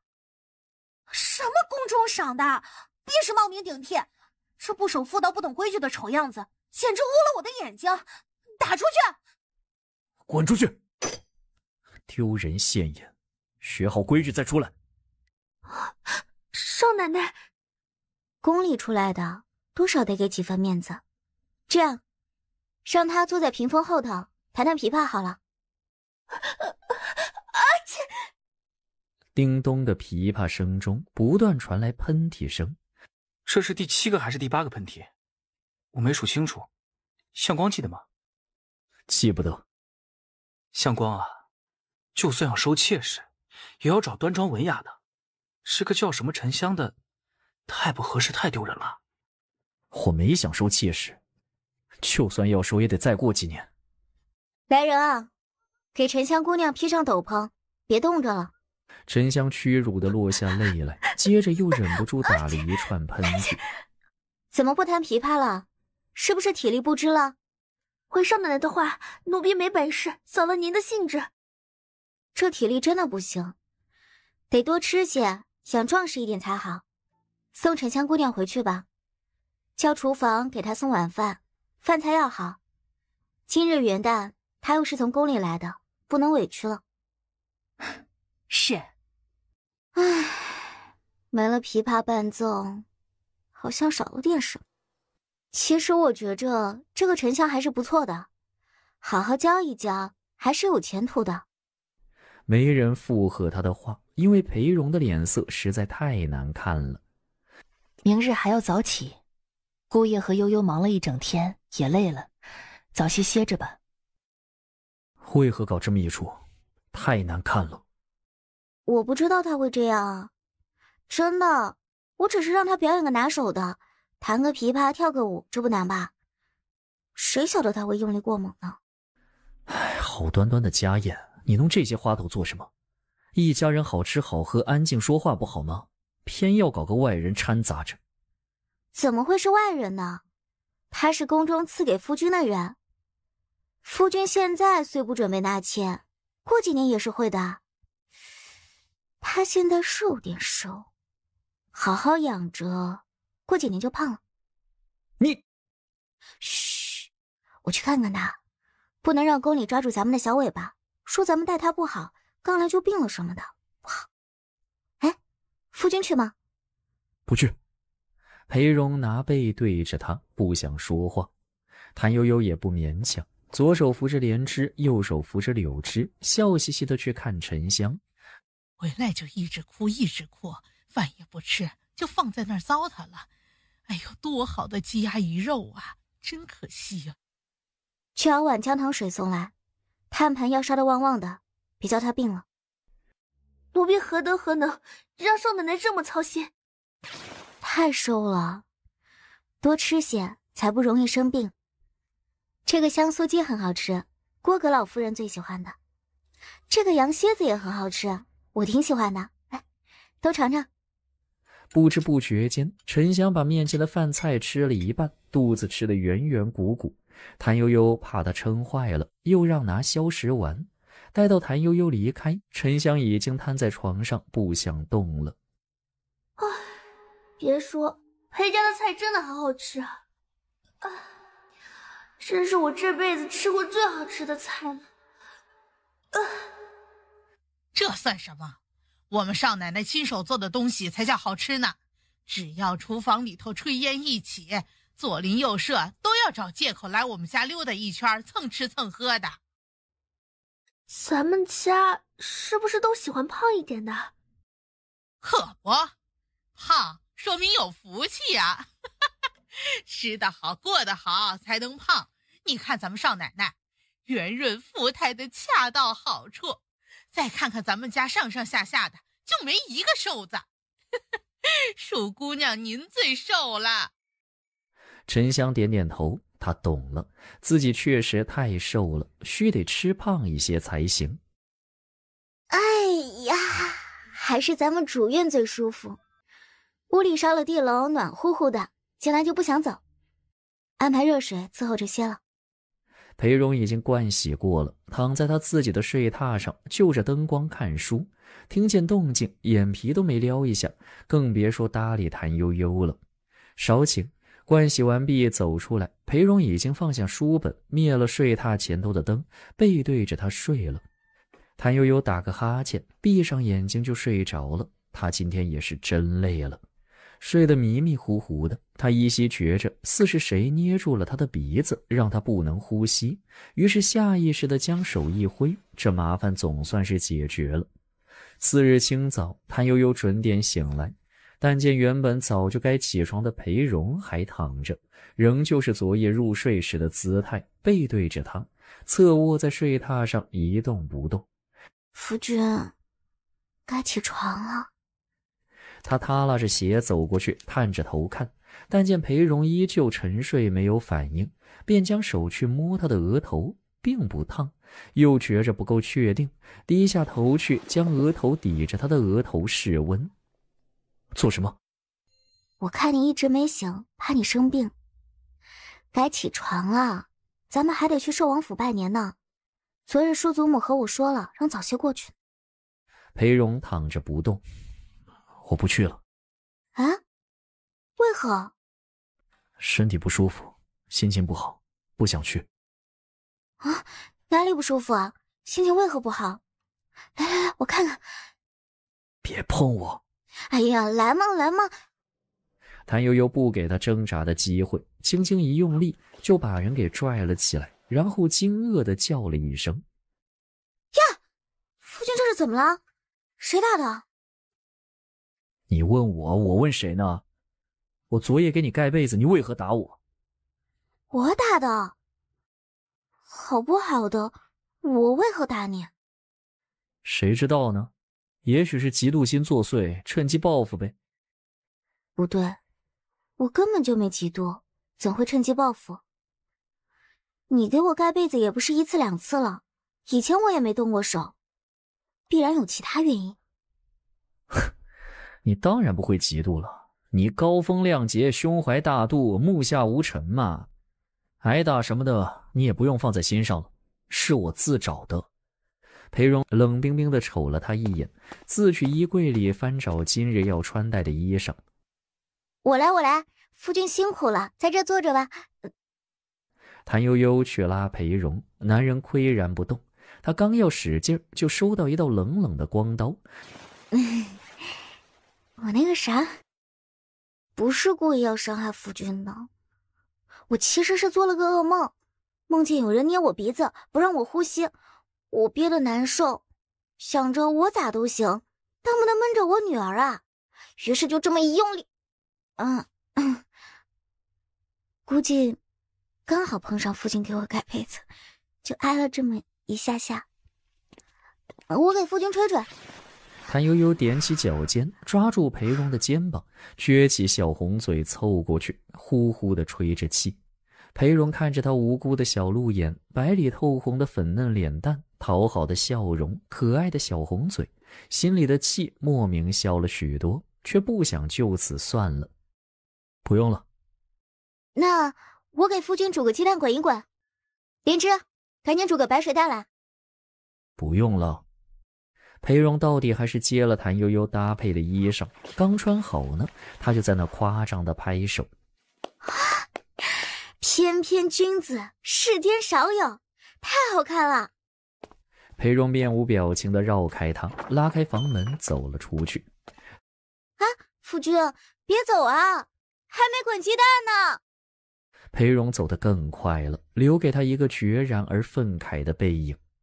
少奶奶，这是怎么啦？大清早的，你又怎么招惹公子啦？谁知道呢？人在床上的，祸从天上来。半个时辰后，一家子都准备好要出门了，仍然不见裴荣现身。你怎么招惹他了？我也不知道啊，反正就是清早起来，他一只眼睛乌了，说是给我盖被子，被我一拳打过去。姑爷是挺委屈的。我不是故意的。我去看看姑爷，大过年的少了谁也不行。哎，我去。那你快去快回。我真是胸怀大度啊！这家里最离不得的人就是我。谭悠悠大步流星地往外书房走。您这胸和怀确实挺大的，走慢些，公子看到又要说您了。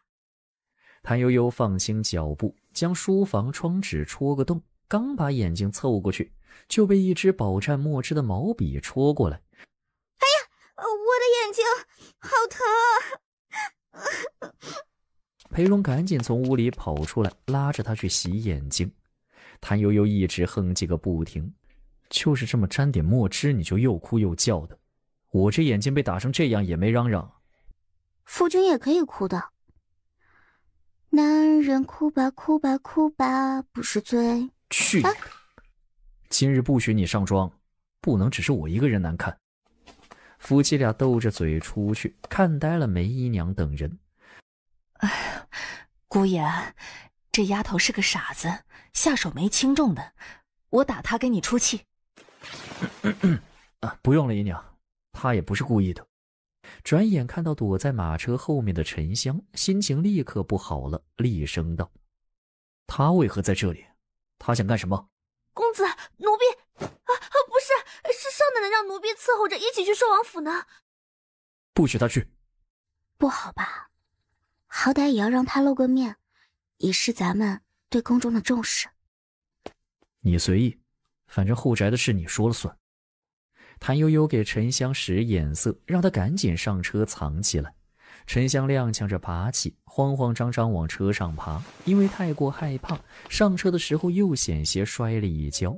裴荣太凶了，谭悠悠更是个笑面虎，竟然把丈夫给打成了个乌眼鸡，真是悍妒啊！沉香不见了，奴婢刚才瞅着二皇子妃身边的那个叫罗伊的丫头也不见了，要不要奴婢去找找，当场抓她个现行？不用了，由得她去。又过了片刻，沉香急急忙忙地回来了。谭悠悠不过淡淡扫她一眼，她就赶紧道：“少奶奶，奴婢昨夜吃的太多了，坏了肚子，刚去寻茅厕了。”谭悠悠点点头，继续和别人说笑。二皇子妃也不见了。外院，裴荣顶着一只乌鸡眼，神色自若地和众人说说笑笑。相公，你这眼睛是怎么回事？听闻是昨夜喝得太多，不小心撞上椅子摔的。哎呀，怕不是椅子撞的，而是粉圈砸的。毕竟日常府上就爱用酸醋调味。相公，你这真是你媳妇打的？回王叔的话，真是摔的。真是摔的？怎么这样巧？宫中刚赐下美人，你就挨了这么一下。谭家三女说不嫁就不嫁，凶悍得很。我看你媳妇只怕也……王叔，你要看相公说的是真话还是假话，那可太简单了。您这再给他赐个美人不就清楚了？有道理。我还真想起一个人来。裴荣正想拒绝，二皇子就拦住的。哎，相公，别推辞啊！推辞就说明这伤是你媳妇儿打的，就说明你媳妇儿不贤良淑德。就是，这自古以来都是一个茶壶配几个茶杯，哪有一个茶壶只配一个茶杯的道理？何况你堂堂宗室子弟，御前讲经的大能人，岂能被这么一个小媳妇给拿住？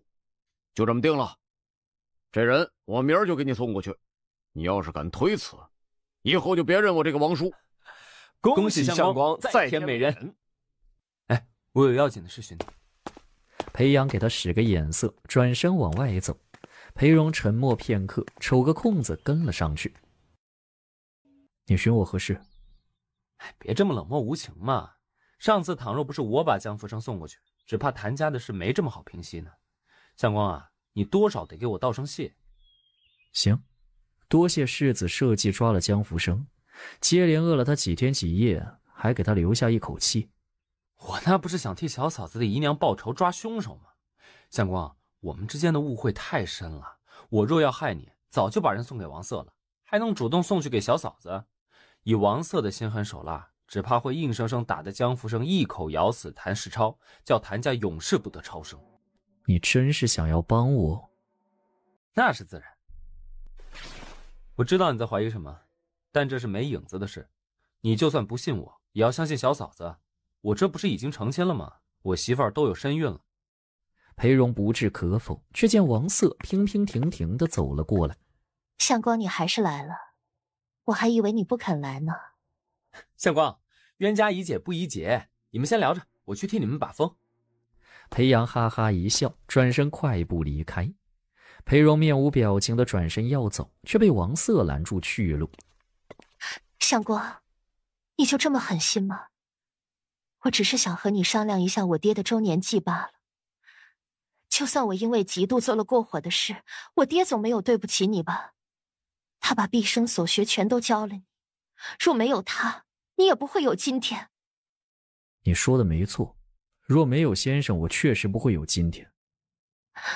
你到底还是一直怨恨他，在赏荷会上把你推出来。我其实也恨，若没有那件事，此刻就该是我和你。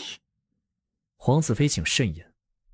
有一句话我早就想和你说了，今日既然撞上，我便说了吧，请你自重并知廉耻。我不知廉耻，裴荣，你没有良心。裴荣不耐烦地推开他，很是后悔不该跟了裴阳来此，之后见着王瑟更不该给他机会说话。王瑟被他这一推，竟然控制不住地朝着一棵老梅倒去，而那老梅刚好死了一根枝丫，枝头坚硬锋利，恰恰地对着他。这一摔必然会戳伤人，那就不是一般的麻烦了。裴荣下意识地抓住王瑟，王瑟顺势往他怀里倒去，并顺势搂住他的脖子。恰在此时，谭悠悠的声音突兀地响了起来：“咦，我来的真不巧呢。”裴荣仿若被雷劈了一般，猛地将王瑟推开，转身对着谭悠悠沉声道：“不是你看到的那样。”是，悠悠，你可别误会啊，我们就是在谈我爹的周年祭而已，我不小心滑了一下，相光就扶了我一把。放心好啦，我不会误会的。毕竟我家夫君是要脸的人，最多就是心软略蠢，不像有些人不知廉耻二字怎么写。王瑟轻飘飘地瞟他一眼，神秘一笑，以胜利者的姿势飘然离去。临行前不忘交代裴荣：“相光，我和你说的事别忘记了，咱们下次老地方见。”裴荣没吱声，继续铁青着脸看向谭悠悠：“你怎么来了这里？”“当然是来抓现场的。”“不是你想的那样，什么抓现场的？”“我没想啊，我就是有点害怕。唉，我觉得夫君，你最近太飘了，飘到不知道死字怎么写了。刚才幸亏是我看到，说是别人看到，我就要成寡妇了。”裴荣探究地看着谭悠悠，他觉着谭悠悠很不正常。一般妻子见到这种场景，正常反应是勃然大怒，又哭又闹。所以如此冷静，是不是不在乎？这么一想，裴荣心里就特别不能接受，当即大步上前，抓住谭悠悠的手，低声道：“我没做对不起你的事，真的。”“我知道。柳枝来寻夫君许久还没回去，你看到他了吗？”裴荣还真没见着柳枝。“没见着，寻我何事？”“没事了，我先回去了。”谭悠悠转身往外走，恰逢裴阳赶过来和他打招呼：“小嫂子，许久不见，你这一向还好？”“多谢世子关心，我好得很。”“你有没有见着我媳妇儿？她初次参加这样的宴会，还请你多多照顾她啊，她还有身孕了呢。”“好说好说。”“这里头装的酸梅糖，我媳妇儿害口，新媳妇儿不好意思说，请小嫂子帮忙带进去。”却见裴荣大踏步赶来，往二人中间一杵，板着脸厉声道：“你还在这站着做什么？还不赶紧回去！夫君啊，我们这也是刚好遇着，世子请我帮忙，给他媳妇儿带盒酸梅糖进去呢。就许他州官放火，不许自己百姓点个灯啊！也不看裴荣是什么表情，径直让裴阳把盒子交给莲枝，扶一扶，转身就走。裴荣恶狠狠地瞪着裴阳，裴阳一脸无辜。相光，你不是误会了吧？拿刀来！公子，您拿刀做什么？裴荣不愿解释，接过刀正要割袍子呢，只听小武道：“那不是世子爷吗？他做什么跑得这么快？”裴荣一看，裴阳早跑得没了影子，他这割袍断交也是没法子表演了，只好恨恨地扔了刀，气得一阵头晕。方才夏普看到少奶奶带着莲枝过去了，向她行礼问安，她也不理。是公子让少奶奶不高兴吗？闭上你的鸟嘴！哦。莲枝小心翼翼地观察谭悠悠的表情，他正好经过一个池塘，谭悠悠命他把刚才福王世子给的那个糖盒扔进去。好，少奶奶干得好。好在何处？这福王世子本就不是个东西，他要给他媳妇送东西，让谁跑腿不行，非得让您帮这个忙，所以一定是在使坏，扔掉最好。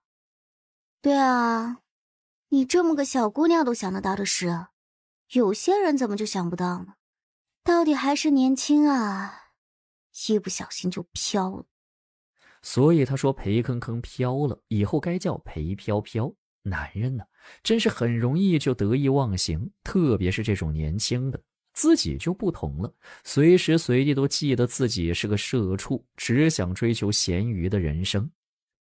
回到家里，所有人都感受到了谭悠悠的不高兴，个个都小心翼翼的。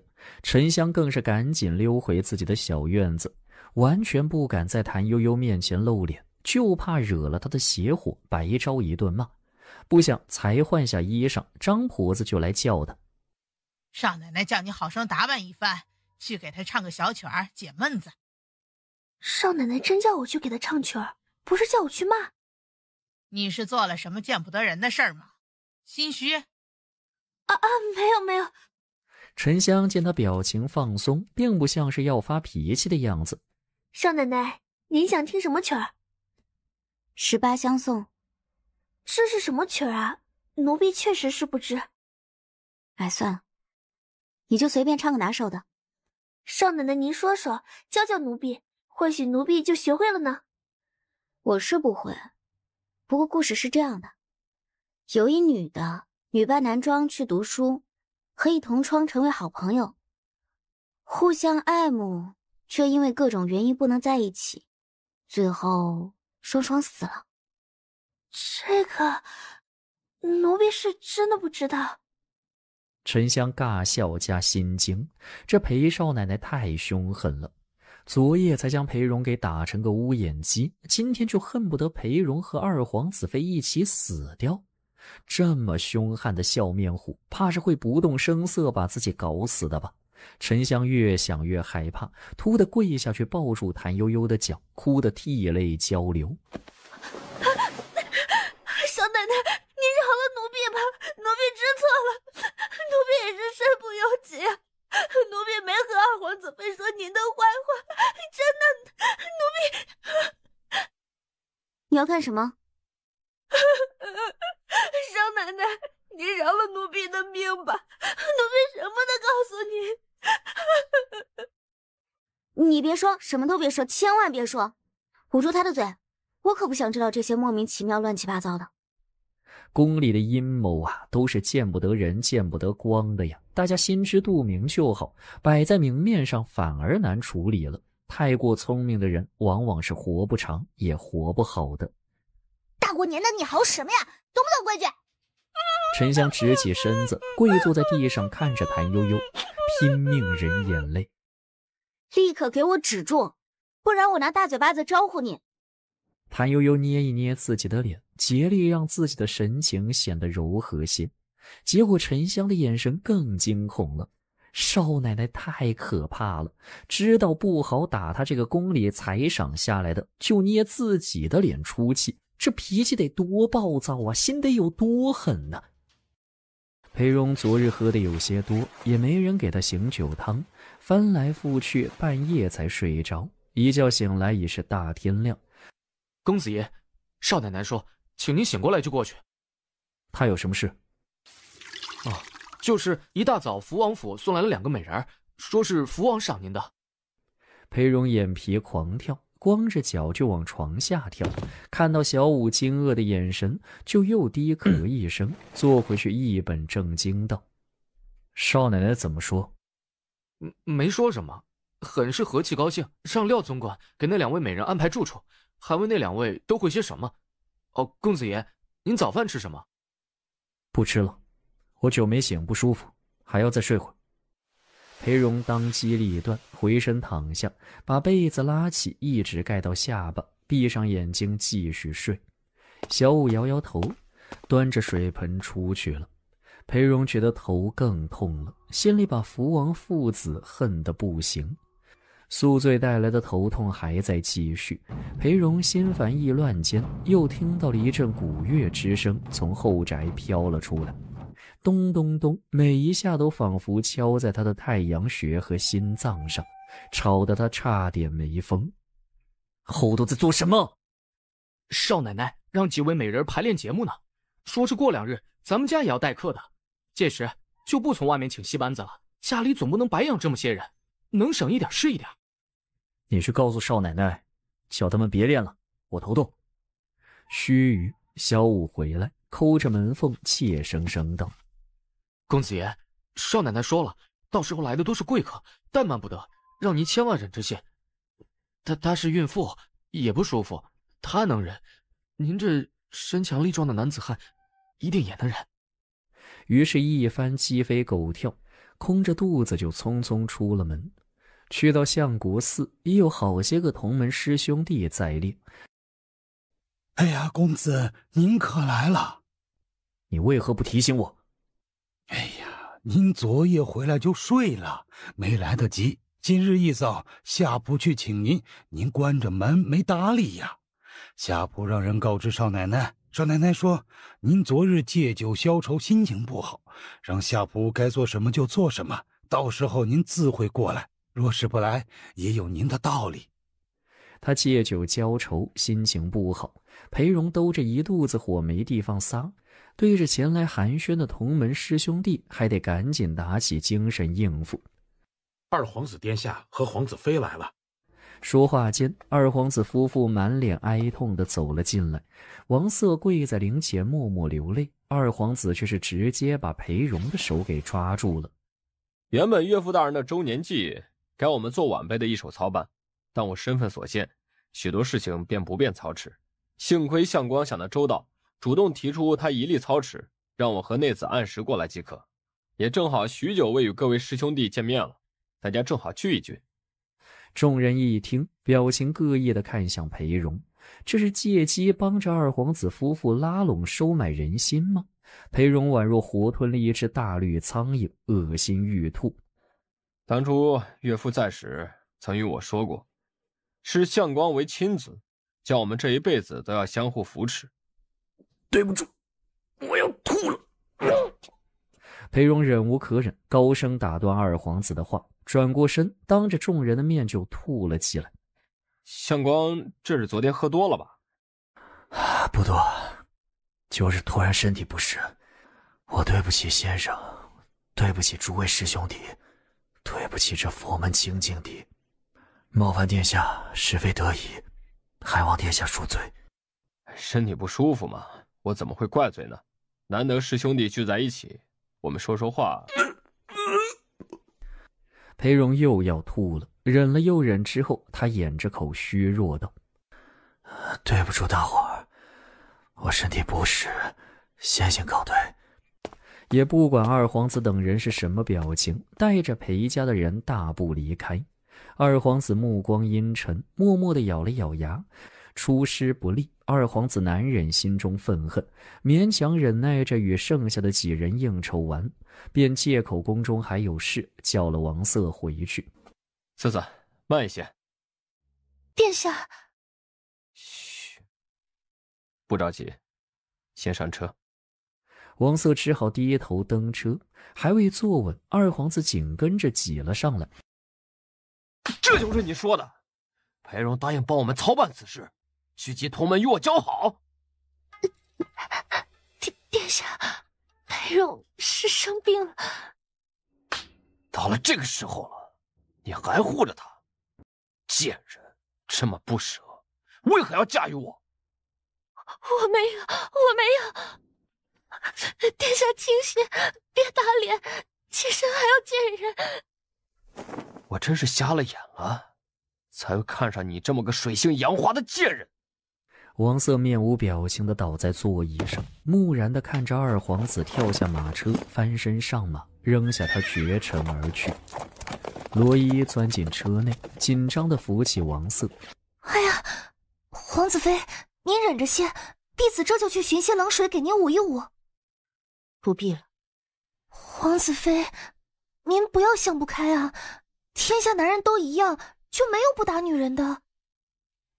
一世夫妻百世恩，我错过了太多。王瑟扶着额头，低低地笑了起来。要不我们去宫里寻娘娘给您做主吧，您好歹也是明媒正娶的皇子妃，殿下不该这么打您的脸。这年节下还有许多宴会要出席呢。你傻了吗？媳妇和儿子谁更亲近？回府找人给我寻些好膏药来擦脸。他已无路可退，只能一条道走到黑。倘若别人要拦他的路，那就别怪他狠辣无情了。裴荣拖着疲惫的脚步回了家，家里静悄悄的，径直往后院去寻谭悠悠，却见正院里头只有周家的和鲍家的在。人呢？少奶奶和亲家姨娘他们一起逛街去了，说是咱家待客时还需要些东西，没准备好。什么东西非得自己去准备？分明就是故意冷着他，甩脸子给他看。裴荣心知肚明，却没脸在仆妇面前说破，便打发二人下去，走入房中四处查看，寻出昨日穿过的那件外衫，拿起匕首将袍角割下，扔给小五，送去给裴阳。公子爷，这织锦狐裘里的袍子可老实着呢，难怪你昨日徒手撕不坏。你是觉着在我家伺候太累，所以想换个地方？小五立刻闭紧嘴巴，捡起袍角，转身往外跑走。福王府中今日宾客满座，来的都是拜在福王门下的各路官员，以及与王府交好的名门望族。诸位可知外头刚发生了什么事？不知。大事件呐！今日是故去的王大学士周年忌日，裴相光竟然出面阻拦此事，替二皇子与王大学士门下弟子牵线搭桥。这可真是看不透了。之前不是说裴相公此人罪之甚毒吗？福王微微一笑，并不表态。忽听下人通传道：安乐侯府相光公子使人给世子爷送东西过来。是谁啊？是相光公子的长随小五。快叫他进来问问。不多时，小五端着个朱漆托盘进来，托盘上用锦帕遮着一物，也不知道是什么。小哥可是才从相国寺来？相国寺是午间去的，也就在那儿待了半个时辰。见着二皇子殿下了。殿下去的突然，恰好我家公子突发疾病，还没等殿下说完话，就吐得一塌糊涂，这就赶紧回家了。小五三言两语说得清楚明白，加含义深刻，再举起托盘。世子爷，这是我家公子爷送给您的。裴阳示意下人上前去接，小五不让，坚持道：世子爷，我家公子爷交代了，请您亲自验看。又在故弄玄虚了。裴阳笑着将手掀开锦帕，见着那半截袍角，脸色微变，当即示意下人火速拿走，却不想小五手一滑，托盘落地，半截袍角就这么大喇喇地展现在众人面前。割袍断翼，满座宾客俱都悄然无声，福王父子更是脸色难看无比。长不大的小孩子又在闹别扭了，这兄弟俩呀，随时都在扯皮赌气。前些日子我才替他们二人断了几场官司，看来又要再劝一回了。裴相光看着老程，没成想私底下竟然这般爱玩闹。可不是嘛，我与他一同吃饭，竟会嫌我吃的比他多。趁着福王府众人强力排解尴尬，小五迅速退出去，一溜烟回了白云巷。回到家中，但见裴荣和陈二郎对面而坐，喝茶下棋。见他来了，就问：“事情办妥了？”“办妥了。”小五也不顾及陈二郎在侧，绘声绘色地将刚才的场景描述了一遍。相光，你和福王世子割袍断交了？你别强忍着招待我啊！生了病就要看，咱们谁和谁呀？我的病已经好了，与裴阳断交是早就想做的事，只不过之前顾念旧情，一忍再忍，终不能忍。不必感伤，这算不得是真正的朋友。同志之时交好，凭的是一腔义气，因为熟悉或者没有其他伙伴便成了好友。待到大时，染上红尘浊气，各有利益所向，自然渐行渐远。听二哥一席话，豁然开朗。今晚就在我们家吃吧，让二嫂抱着孩子过来，一起热闹热闹。我就不客气了啊，孩子这会儿在睡觉呢，等会儿醒了就抱过来玩耍。去和少奶奶说，陈二哥一家今晚来吃饭，请他快快准备。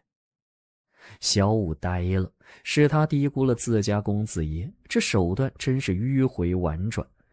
还站着做什么？快去！裴荣随手扔个无量的银锭过去，示意小五：“刚才的差事办得很好，这是赏你的。好好办差，还有赏。重赏之下必有勇夫。”小五眉开眼笑，谢过赏就蹦蹦跳跳着出了门，火速去寻谭悠悠等人。裴荣看到希望的曙光，整个人放松许多，和陈二郎谈论的话题也从朝政改成了诗书。高谈阔论间，忽听外面传来一阵喧哗，仿佛是有很多人上门的样子，少不得让人去问：“怎么回事？”